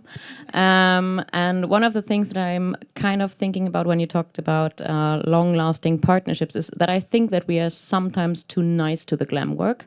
I think we have actually something to stand on. And when I mean that, it's like we try to persuade this sector to actually work with Wikimedians, but at the same time, we have a lot to give. And I think we can be very we can be a little bit more selbstbewusst. Any Germans here? Older. Self-conscious, thanks. We can be a bit more self-conscious, because one of the main issues that I have seen in GLAM Wiki collaborations is that we put a lot of energy into these relationships, and then there's only one person on the other side working for a project with us, and then after some time the project runs out, we do not have any funding left. And then all the work we've done lives on the wikis, and the community maybe works with it, but the community or the institution itself forgets about the work that we have put into. And I think actually that we should see GLAM institutions no longer necessarily as institutions, but we should actually work with the people and also integrate them into the community, because that is a much more sustainable approach to working with the GLAM people and not the GLAM institutions, because the institutions will never be really interested in something, I think, in my view, in sustaining that kind of knowledge. But thank you very much for your presentation. Thank you very much for your comment. Unfortunately, we do not have more time to discuss, but if you are willing, I'm very happy to discuss about this session later. Yes, so that was something that I was thinking about when I put the educate more point. We need to educate people, and we do that at Wikimedia Serbia. We always have workshops with people working there, but it's also hard to have them stay. So we need to figure it out better. Unfortunately, we don't have enough time. I would like to thank all of you for coming and for listening to me speaking for 25 minutes. It's more than enough. I'm happy to discuss after this. Thank you.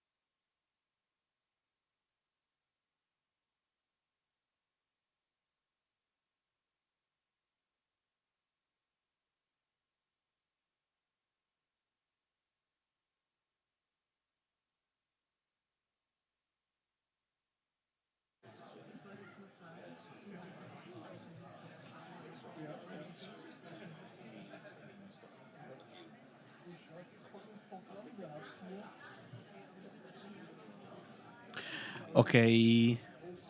Hello. It's me again. In the same room. Okay, so I'm Gala Gonzalez. I'm from the Basque Wikimedia user group, and I'm going to present an idea we are developing. It's a history of whatever in 100 objects. I mean, it's not X like in Elon Musk's sociopathic nightmare. It's X like in mathematics. So the history of, in our case, Basque country, but whatever you want in 100 objects. And I want to present this because it's an idea that I think that could be reused by any other, whatever chapter or museum or whatever you are working on. So, oh no, I think it was like everything at the same time. So some questions: what, why, how, and an example. So what are we proposing here? Why is it doing this? So the idea is building a list of 100 objects that can tell the history of X, and we keep working on them. And X could be a nation, a place, a topic, whatever you want. I mean, it's something that you can work without needing to be like, I don't know, a nation or a continent or whatever. It can be something very specific. So we have put some constraints to ourselves, to our work. The first is that the objects should exist, and it's not trivial. I mean, there are a lot of imaginary objects around that could be interesting, but actually they are not in a museum, so we can't work with the object itself. The objects should be accessible. It's not like, okay, there is some object that maybe it exists somewhere. It should be something that you can go to the museum or to a library or whatever you are and see it, so you can work on that. If possible, this is some constraints we have built. I mean, you can check whatever you want for you. If possible, the object shouldn't be a painting or a photograph, because you can actually make the history of X in 100 paintings. That will be interesting too. This constraint is quite difficult because sometimes with museums, they are very sure that, no, this painting or this photograph is really important. So, but let's say that if you have 100, it will be better if not everything is painting. I will give later an example of why I'm saying that. There should be some geography, time, and topic diversity. This is the most difficult part. I mean, having all the museums, navigating through time, through topics, having women history, workers history, colonization, whatever you have, like in the history, not only talking about the good things, also talking about the bad things and whatever. And we have some precedents of this idea. I didn't want to have transitions. So the British Museum is the first one who did this with the BBC, and it's History of the World in 100 Objects, because somehow they have managed to have History of the World. I don't know how they have done it, but they can talk about the history of all the world in 100 objects. And then the Irish Times copied the idea and made History of Ireland in 100 objects. And Smithsonian made History of the United States in 100 objects. And there, for example, there is heavy... there are many paintings, and there is a painting of Christopher Columbus, or a painting of Washington crossing the Delaware, or whatever. And I think that, yes, those are interesting, but maybe it's not the most interesting thing you can do. But I understand that for the Smithsonian, maybe it's part of the collection, so they want to show that. And Annabelle Hirsch is an author who recently wrote History of Women in 101 Objects, where 101 is the book itself. So you have... Yeah, I mean, it's interesting to know that they're actually 100. And there are a lot of objects that are reinterpreted in a feminist way. So these kind of things can be done in very different topics. Why? Well, Wikimedia and GLAM. Sometimes we go to a big museum and we want to work with them and they want to work with us, and we ask for all the collection. Like, give me everything. And usually we try to make that with big museums, but we don't work with small museums because, I mean, it's It's not the same amount of work. It's usually less, but the result is like a small museum will give you 100 things, and a big museum will give you a collection of 1 million things. And so it makes sense to go to the large one.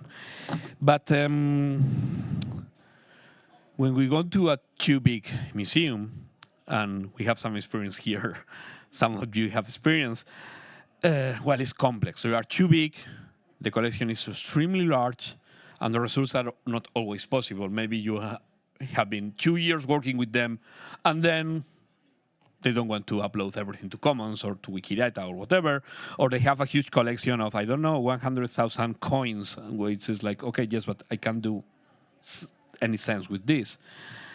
And maybe two small museums have small collections, usually are not in the radar, and well, working with them will give you a couple of interesting objects. So this approach of 100 objects gives the opportunity to work with very specific things from large museums, and also makes sense for these small museums where they have one highlight, two highlights that are interesting in itself to tell history or partially something in their history.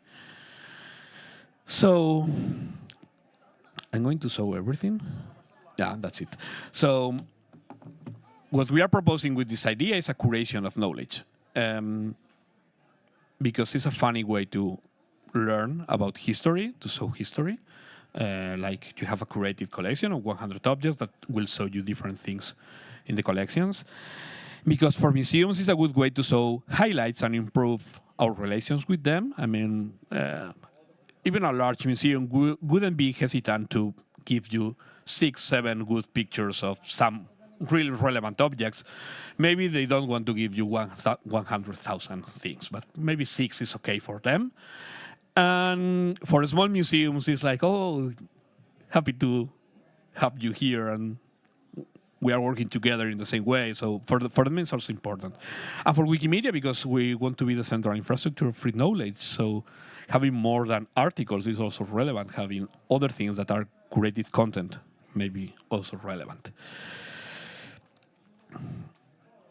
We are knowledge curators, and this is something that we have to have clear knowledge now, because we have criteria to make a list, something that artificial intelligence doesn't have. And I say this because some months ago I was with, I think it was there, Fiona. It was there. She asked me, okay, let's ask to ChatGPT, like, make me a list of 100 objects in the history of the United States. We couldn't get it, but then with 10, and there were really funny things, like the shoes that Dorothy used in the film of The Wizard of Oz, and the pipe hat of Lincoln, no? And then you say, okay, then give me 10 objects that are relevant to Indian Americans, and it was dancing in the rain. That's not an object. So artificial intelligence is not good making this kind of list that have a political interference in that. I mean, you have to say, okay, this object, yes, this not. Because we can offer content in a variety of ways, like text, images, multimedia, and I will go to multimedia later. And because we can link objects, history, and stories in a very different way, that we can remix knowledge in novel and different ways, that will be innovation in free knowledge. This is something that we humans are quite good doing that. So how are we doing this? Well, there is no single recipe, but well, there's an idea of how we are going to do this. First is to talk. This is relevant. Yes, talk to large museums, talk to small museums, tell them what we are trying to do, and hear from them, like what is relevant for them.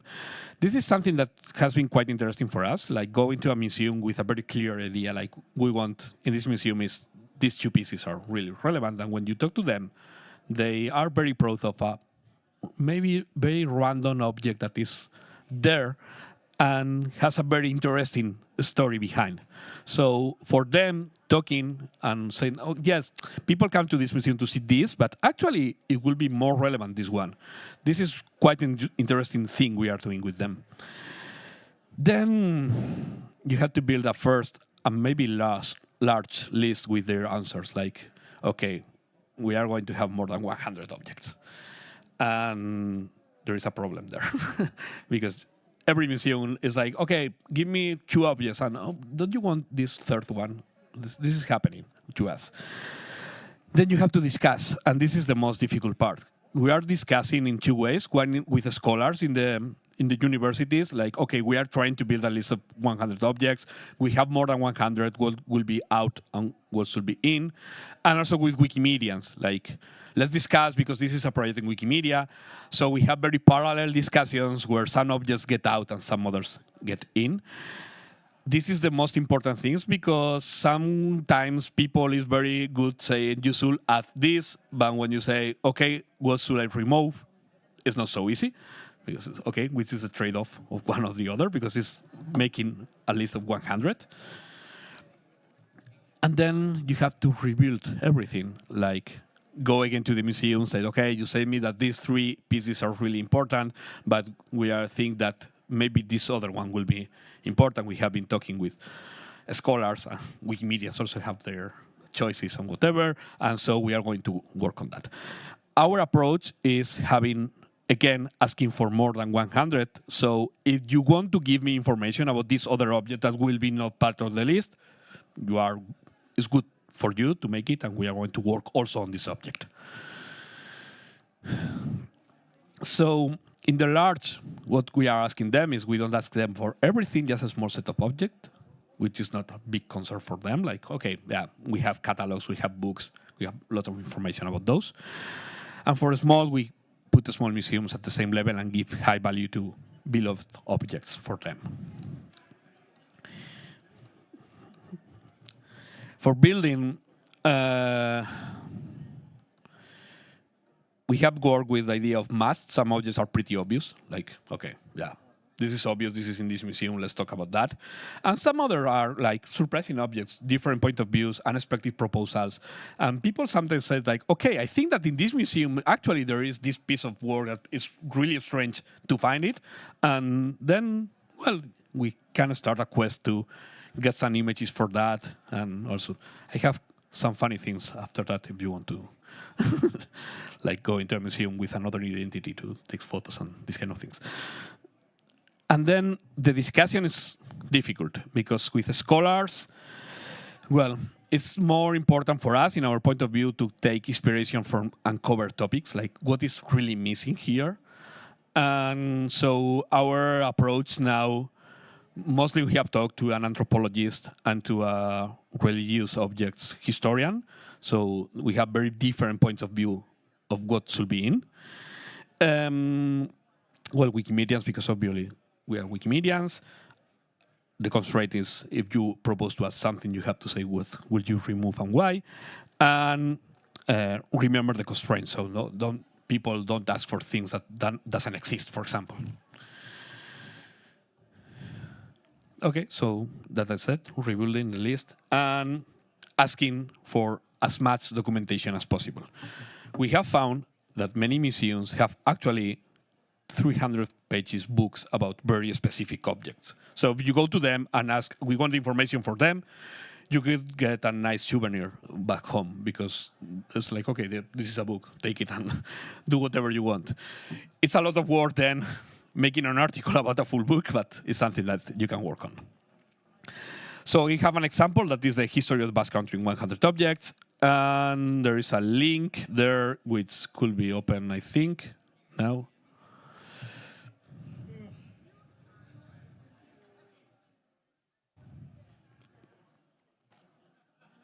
Yep. No.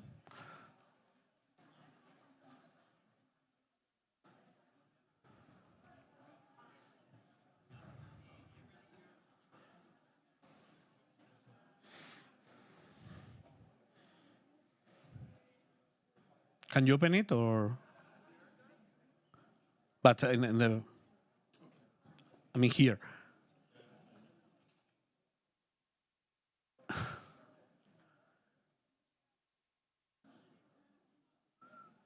But I can see it here.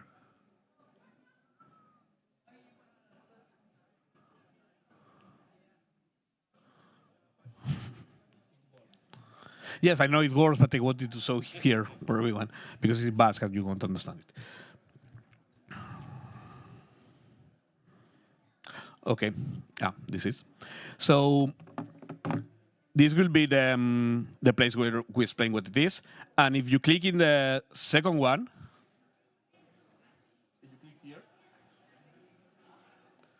okay, there we have what we are doing, and then a proposal of 100 objects. If you go down, that will be the proposal where we have which is the object in which museum we can find, which is the historical thing we are trying to represent, and some other issues that could be related to that to explain. So there is a discussion page where we are discussing everything there. And if you go up, please, up, and there you click like 100 objects, that one. Yeah. There we have two ideas of presentation of this. One will be a timeline, and the other one will be making like some easy cards where you can go and go, please, a little bit, no, down in the page. More, down. More, there, wait. So, does it work? No, yeah. So, our idea will be having like an image of the object, an article, then a small explanation on where it is located. And there you have links to different projects that are working on that. So it will be the WikiData item, Commons category, and this will be Wikipedia, that is our children encyclopedia. Is there an article for children about this? And this will be an idea we are trying to make with comics for children about this subject. So this will be one approach. We are trying to work also in a podcast that will be one of the things to present these objects, and the text of the podcast will be then reused to make a book. Because when we have been with university scholars, they say, no, I don't want a web page, I want a book. So yeah, we're trying to make a book. The podcast issue is, Ander is there, my colleague, we are working on that. The problem with that is about copyright, like how do we make a podcast like quite professional, so someone paid for it. Basically, the public radio, and they make it with Creative Commons license. We are in that phase of the discussion for the last 3 months. But whenever we have that solved, and if we solve that, the idea will be having a podcast that will explain not the article itself, not about this object, the encyclopedic article, but the story we want to tell about the history with this object.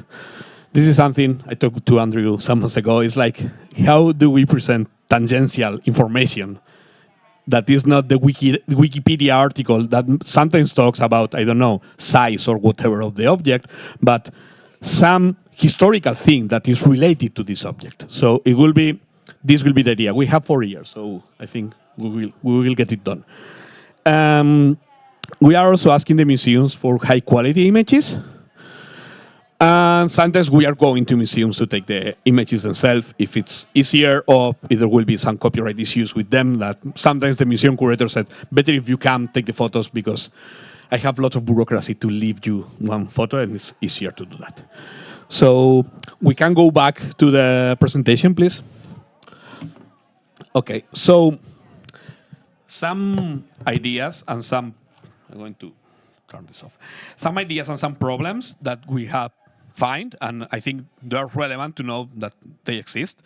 Okay, for the ideas, the podcast will be adding audio to tell the story, a book, collecting all the material on a book, and also extra, like, okay, you can see this in this museum, and there are some other related pieces in each other museums. Making something for children, we are working on a comic, and we are trying to make with some museums some editathons about the objects themselves. Like, we are not going to work with the editathon on all their collection. We are going to work on like 4 or 5 objects. They have libraries for them. They have experts. Problems. Okay, how to limit to 100 and how to tell a museum, okay, I'll try to work with you, but I'm not going to select your piece because we have another one that is better. That's not easy, so we have to figure out how to work with them on that. Commons is an actual problem, not because it's difficult, but because there are social problems there. Uploading from the museum is not straightforward. It's something that we are doing on their behalf, so we have to fill some documents, and then you find the VRT volunteer who doesn't trust you. Like, why are you uploading this? And whatever. So it's not easy, and it's something that we are trying to make like the best way, but it's difficult to find the best one. Multimedia video still is not good, and some museums have 3D renders of the objects that you can rotate. So we can add them as external link, but we can't use them on Commons. And some museums are really interested in this because they have spent money on doing that. And funding. I mean, we have money from the Basque government to do this work, but not, for example, for the podcast that will cost money because there is production, there is a script, and whatever there. So these are some of the problems we are going to have. So if you have questions or things that you want to... This one or that one?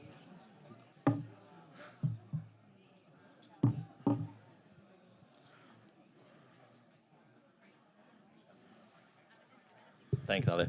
I love this. I love this project. You mentioned it the other day, or the other project we had a meetup, and I thought it reminded me of a project we did in 2016 where we had a pre-conference editathon, and it was at Balboa Park in California, in San Diego, and that's a consortium of 16 medium-sized museums, and we wondered what the heck do we do to have an editathon with 16 museums in one day. So we did a variation of what you did, which is we said every museum nominate 3 objects or Wikipedia pages that might exist already for us to improve. Mm-hmm. And that wound up being like 40 to 50 objects. And it was a very low overhead thing to engage these GLAMs with, right? And I thought that was quite successful, and that we could show them change by the end of the day to see if we've improved it with images from their collection or write Wikipedia articles. So that might be an interesting way to kind of start up a project like this in a local level to do a kind of identify 3 to 5, 7 objects for a GLAM institution to do that. And then it might be really cool to use Wikidata to maybe do a first draft of some of these objects, and sometimes easier for a museum to critique something than to actually create a new list. Yeah. So maybe give them some drafts and get them to give you feedback. Yeah, it's something we are doing, like trying to... Now we have started. So for some of the objects, we send it to the museum and also to some university scholars who we know that has been working on that subject. So we send like a peer review, like, okay, we have built this. What could we improve and what is blatantly wrong? So with that, they are quite happy, and we have this, like, they are sure that we are going to treat the content right. With 2 museums, we have this answer, like, we don't know if we want to work with you because we don't know what will be the scientific basis you are going to use to build the list. And I understand that concern because at the end of the day, we are like, okay, some Wikimedians came and we have our publications and whatever. So one of the things we are trying to make it easier is like showing, okay, these are the results of doing something with you, so we could improve together. But I understand that issue for museums and for some galleries. Thank you so much for your talk. That was fascinating, and I love the point of view of this is Wikimedians using stuff that's already online from GLAMs. I'm also just wanting to flip that on its head because I work in a museum, and what you've just described is basically the exhibition development process that we as curators go through in the museum to do the same thing with our objects. So I just love that this could go either way, right? Like, I'm going to take this back to my museum and go, look what we could also do internally. We could do the same kind of thing. We develop an exhibition. We've got 100 objects in our exhibition. We can now do this digital exhibition as well and turn it into all these different products. So thank you so much. This is just awesome. And I'm wearing both hats. I'm wearing my Wikimedian hat thinking how I can engage with other museums, and I'm wearing my museum hat thinking how can I engage with the Wikimedia community. So it's just wonderful. Thank you. Thank you. Great to hear.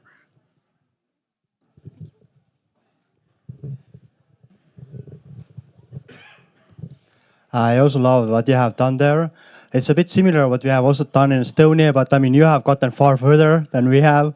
And one of the things, even linking to the previous comment, is that one of the things that we have also tried in relation to this is that we are really like assembling like virtual exhibitions. And the idea itself for a longer time frame, we will just want to also set up a separate Wikipedia this is a project that deals specifically on hosting those virtual exhibitions, because currently we are really lacking this ability to have those narrative and other kind of descriptions there. We are collecting so much stuff, but how do we really showcase the best of what we have? And we're this is one of those excellent ways about going past those limitations and also engaging new audiences. But for me, the question itself would be how much you have so far also promoted it to the local populations, and how much users or readership you have gotten, or how's this side working? Can you tell us a bit about this? Yeah, we haven't started yet. I mean, we are in the phase where we are talking to museums. There has been some outreach, like digital media for some, and one of the longest-standing Basque magazines last week published something like about this, but still is not something known. We hope when we have I don't know, I'm going to give a random number, 25 objects, whatever, to make the first communications. We have been working on this, and so maybe new museums were reluctant or we haven't contacted will be interested on that. Okay, but I really don't know if still this will work. I hope yes. I don't know if people will go to our virtual exhibition. What? Finish. Yeah. That is finish. Yes. Okay. Please. I thought it's round of Please, questions. round up. Round up everything. Open round. Woo! Okay, so Yen and Eskerrik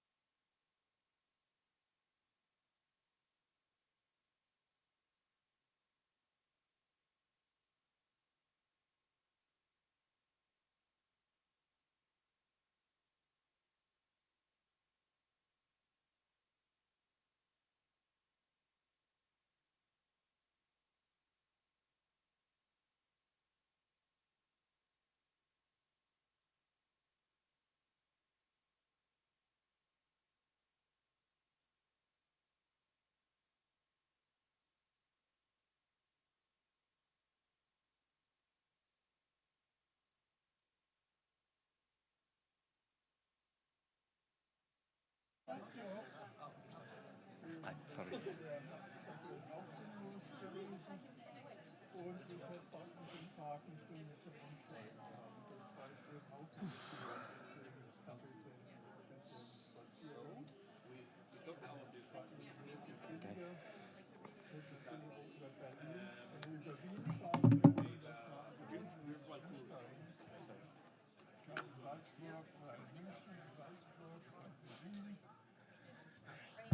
Hi, hello. Welcome to this presentation. My name is Luis Carrasco. My name in Wikipedia is user LuisCG11. I'm part of the Wikimedia Chilean chapter. Sorry, I've been running right now. And my presentation is Rediscovering Chilean Railway Heritage at EFE, the state railway company, documentary center. Okay, first of all, I want to give you a little description about the history of the railways in Chile. It's a little bit small, the letter, but this is mostly because this will be the first online chronological order events in the history of the company. Although the first railway was opened in 1851 in Chile, just up until 1884 was the first time that the law created this company. In this green line. In the blue line, I will be registering all the records that has been created during the time of this company. With the 1884 creation of this company, the railway company in Chile, it was created documentation like laws, official journals, reports, bulletins, engineer studies. All this documentation has been part of the creation and the development of this company. Then from the 1900s up to 1950s, it was what I call the golden era of this company, where all the public national transportation system was directly related to this company. If you wanted to go from Iquique, a northern city in the country, to Santiago, the capital of Chile, you had to take a train, and day and a half trip. And during this time, it was the first time that it was created a technical archive, a center where all the documentation was held and preserved for the next projects and technical discussion of new infrastructure. And from the 50s and the 70s, it was what I call the sum of the bad management. Since the 1884 to the 1950s, there were a lot of development inside of this company. Thousands of kilometers of railway were built in the country. However, the problems related to debts, international and national debts, the construction of the roads, the Pan American road highway, for example, was constructed during this time, and very economical rates related to the fee of how much cost the ticket to the trains, plus the uncontrolled growth of the railway, provoked that the company suffer in economic matters. During also this time, in the 70s, because of the debt and all the financial problems that had this company, a lot of material was purged from the archives of the EDF. And then in the 80s, it started the slow death. In 1973, we have in Chile the coup d'etat that provoked the shortage and close of a lot of financement that come from the state to this company. A lot of closures of services and branches in the country. Stopped the financing from the state of Chile. And also in 1986 occurs the Queronque accident, one of the biggest railway accidents in history of Chile, where at least 2,200 people died in a frontal collision of the trains. In 1982, also from the side of archives, we had a rainy season in Santiago, which overflowed the Mapocho River, which sadly destroyed at least 2/3 of all the archives of railways in the country. In 1988, only 450 cubic meters of documentation remains. you can imagine the much vast amount of documentation related to railways in Chile was lost during this year. During the 19th and the 2000s, this phenomena of dismantling of this company keep going. The sales of assets, all the north part of the railways in Chile were sold to privates. So right now, Chile only has railways from Valparaiso in the center of the country and up to Puerto Montt, one of the southest cities in our country. It's at least 1,200 kilometers of lanes stay still during this day. And the 90s, it started the preoccupation and the interest of some individuals inside and outside of this company in the preservation and the documentation of all these records that the company had. It's between the 1996 and 2004 that it started the consolidation of all the documentation that is in different archives, in different buildings of this company and outside of the company. And all was recollected in what is right now the San Bernardo station, and then the San Eugenio workshop railways.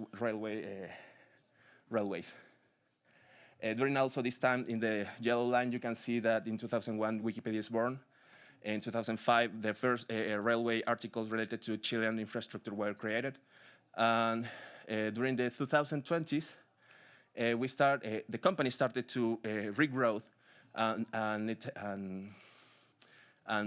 started a new period where the government, as right and left politicians, started with new politics and refinancing projects that restarted this company. And in 2022 was the first meeting between Wikimedia Chile and this company. Well, the birth of the project, how that was birthed? Basically was the motivation of users within Wikipedia, Chilean Wikipedia, in particular to the movable and immovable patrimony. Maybe if you had this idea in your head that a railway fan is a love of locomotives. In case of all the Chileans, we are more interested in the immovable patrimony, railway station, bridges, tunnels, branches of railways. And here you can see our motivation in different parts of the country. And with this, we started to the articulating a group work inside of Wikipedia. This articulation leads to the creation of the sub-wiki project, Chile/Railways, Ferrocarriles, where we organize all the work that has to be done related to the articles to keep up and start to create more and with better quality articles related to railways in Chile. There's the QR code to this wiki project if you want to know more about it. How do we approach to EFE, this company, the National Railway Company? Well, it was Wikimedia Chile, or executive director, Patricia Diaz, was the key agent to create this connection between this public company and Wikimedia Chile, because she has the know-how to approach this kind of not only companies, but ONGs. During the first meetings, we present the philosophy and work of Wikipedia editors, the 5 pillars of Wikimedia, with the Wikipedia. And they understand that our preoccupation or interest was to preserve and create a space where all this documentation could be open access to everyone in the country. During the third reunion, we schedule a first technical visit to this deposit of documentation of records. And since then, mid-2023, we started with a working agreement that we'll talk about it later. Okay, the Centro Documental, CEDOC, this documentary center, it's a building right here, if you can see. This one in the middle of the slide, which is a bodega that is part of the workshop San Eugenio, which is right now a cultural heritage monument in Chile, where this company groups all the documentation and then start with the preservation and cataloging of all of this. The priority of our project was look up for all the citable documents that could be used as a reference for the history inside of the Wikimedia project, and also all the related visual material. I mean with that, photographs, for example. This is a blueprint of the distribution of all the boxes and the documents that are present in this bodega. There are at least 500 square meters of space used only to preserve this documentation. If you can see here, there's a lot of spaces utilized for different kinds of archives, mostly boxes, but also they have these slides, these cabinets with original blueprints of machines from the 1920s, 1910s, locomotives, documentation related to internal policies of the company, negatives, film negatives, and microfilms that could be projected, etc., etc., etc. And during our year of investigation, we have found photographs, original maps of projects that was never constructed. We have hand drawing, technical sketches. For example, this is in the middle one. That is protection from a big window that is in the Mapocho station in Chile, in Santiago de Chile. Also, we have catalogs of locomotives and freight and public cargo locomotives, and album of photographies from the station that were destroyed by fire or because of the process of time. And curiously, the last time that I visited the station, this archive, I found a document that shows the construction of a second line in the station, la Estación Polonia, which is translated as Poland Station. Curiously, it was only coincidental, but I like to present this image.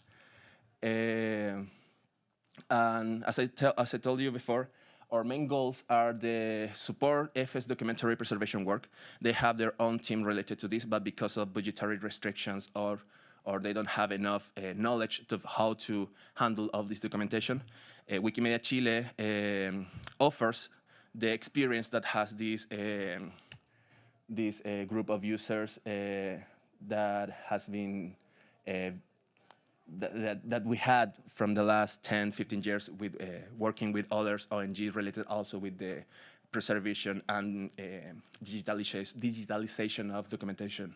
For example, of the memory museum of victims of the Q attack that occurs in 1973. That's a project that Wikimedia Chile had 10 years ago, where a lot of documentation and photographs of that period of time in Chile were uploaded to Wikimedia Commons and are now a part of some articles in the history of in Wikipedia. And more specific goals that we have, the macro categorization and classification of archive documents. As you saw in these early photographs, there's a lot of boxes filled with documentation. Each box has at least between 500 and 1,000 pages of documentation, and nothing is organized because, as I told you before, the National Railway Company bring these boxes from different parts of Santiago and even from other cities in the country, and they don't have a clear organization for this yet. Also, another specific goal that we have is the search for information of interest for us as Wikimedians. Because we are not interested really in electrical wiring of locomotives, but we are more interested in when this station was built inside in this city, for example, where were the remodelation that right now are present in and are part of the culture heritage of the city. Also, we want to support the document digitalization. We've been looking for maps that are really important for the company, maps, blueprints, things that they didn't know they have, documents from 1880s, for the beginnings of the 20th century, for example, and also improve the content on Wikimedia through the digitalization through the use of this documentation as reference. This is a pyramid organizing from the greater to the lesser interest for us as Wikimedians of documentations. In the right side of the slide, you can see that we are more interested in books, yearbooks, public reports, newspapers, official journals, internal publications, and then photos, commercial photos, photos in documents, etc. They still have floppy disk. It's surprising how much documentation they have. Plans and diagrams, general plans, architectural blueprints, etc. Engineer diagrams that we are not so much interested in those kind of documents. And the least interest for us is technical reports. We are not interested in accounting books, for example, or project reports or human resources documentation. And in topics, we are more interested in general history, information about branches, railway branches, stations, artworks, visual records, photographies, graphics history, for example, and then architectural history, drawings, locomotive engineering, models and parts diagrams.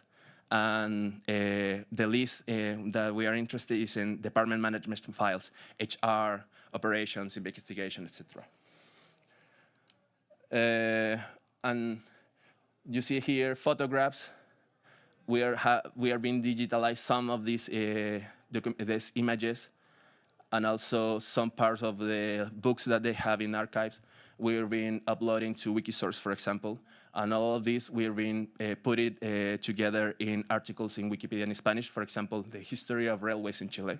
We've been using a reference, an illustration.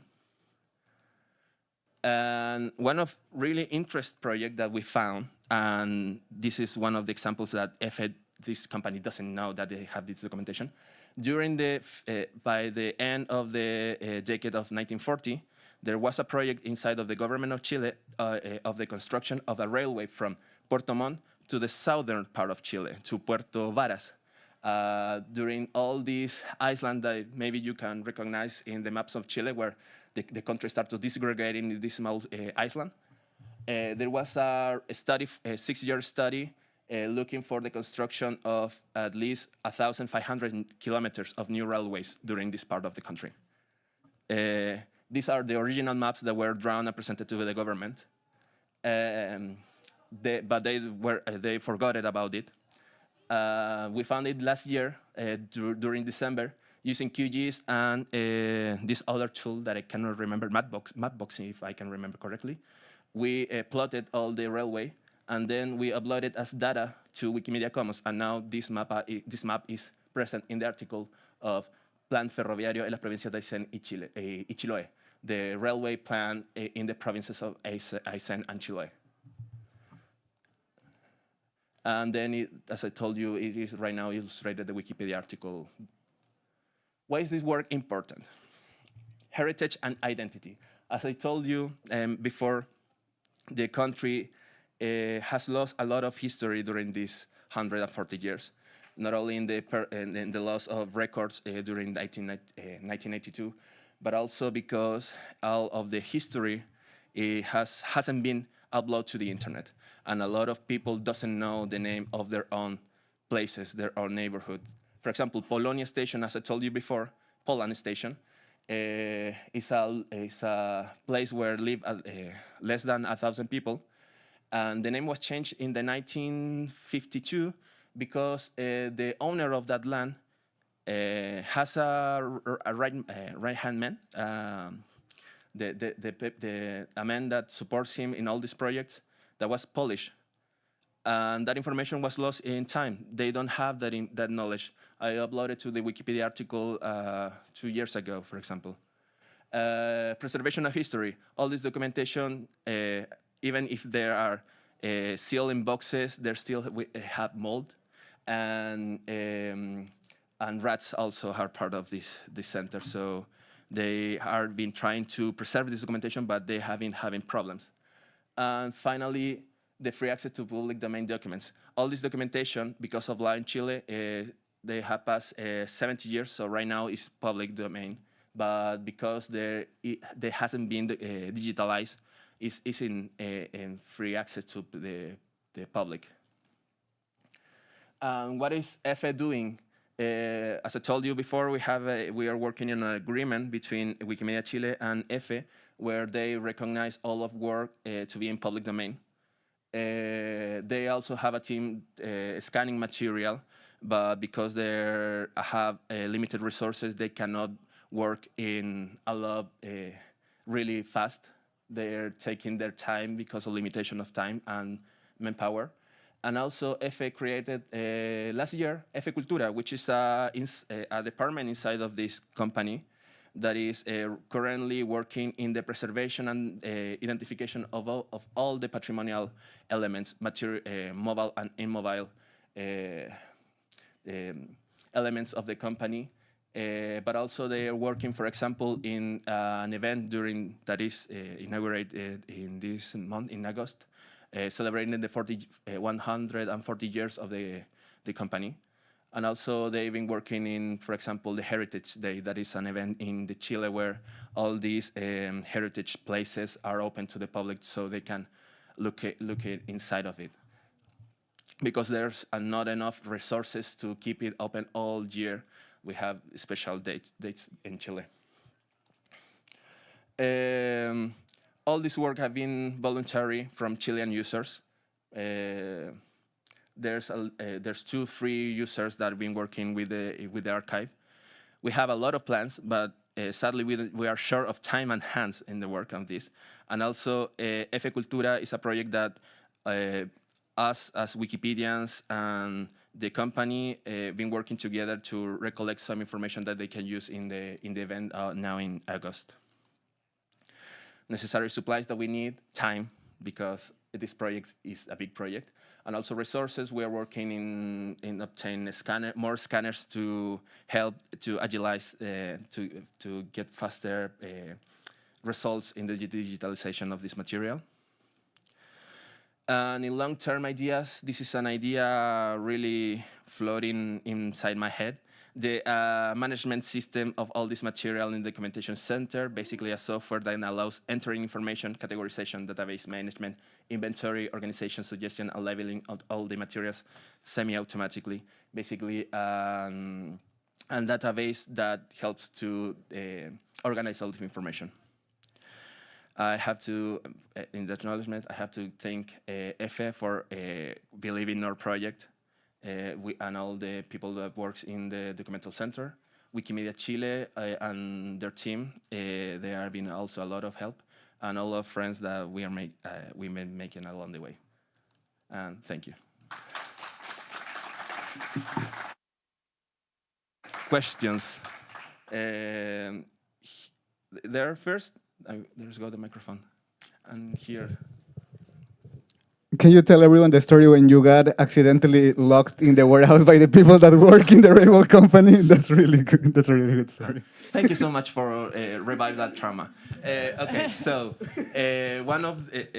one day we and Sebastián Flores, my partner in this project, which I also have to thank for all his work. We were working in this archive. It's a second floor. The first floor are the offices for all the people that work in EFE, in the documentation center, and the second floor is where the archive is. The problem was we didn't tell the people in the first floor that we accessed the second floor. Someone in the first floor opened the door for us. We went to the second floor, and then the people in the first floor left the building. And they closed the gates, metallic gates of 3 meters tall, with big locks. Fortunate to us, it was someone was in Santiago, because everyone in the documental center was outside Santiago. They were in events in Concepción, Valparaíso, and Temuco, if I can remember correctly. But one person stayed in Santiago. We wait inside 2.5 hours, I think, and in the lock. And because we closed the door in the second floor, we stay in the first floor, so we couldn't advance in checking the boxes. So gladly I was with my notebook, so we watched some movies during that time, but it was a nice experience. It was a really good anecdote. He has the question.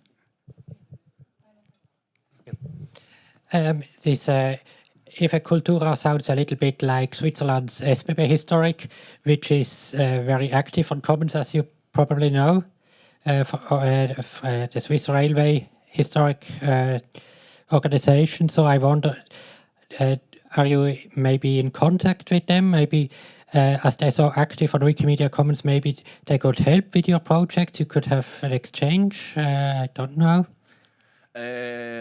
I haven't checked these projects that you mentioned, but if you can give me the more information after, I will thank you so much, because, as I told you, we need a lot of hands to manage all this project. We need, for example, credit the author in the documentation, but also internally inside Commons said, oh, this blueprint was donated by EFE, so we need this tag in the file. So I will ask you later for this information. And I think that's my time. Thank you so much for your attention.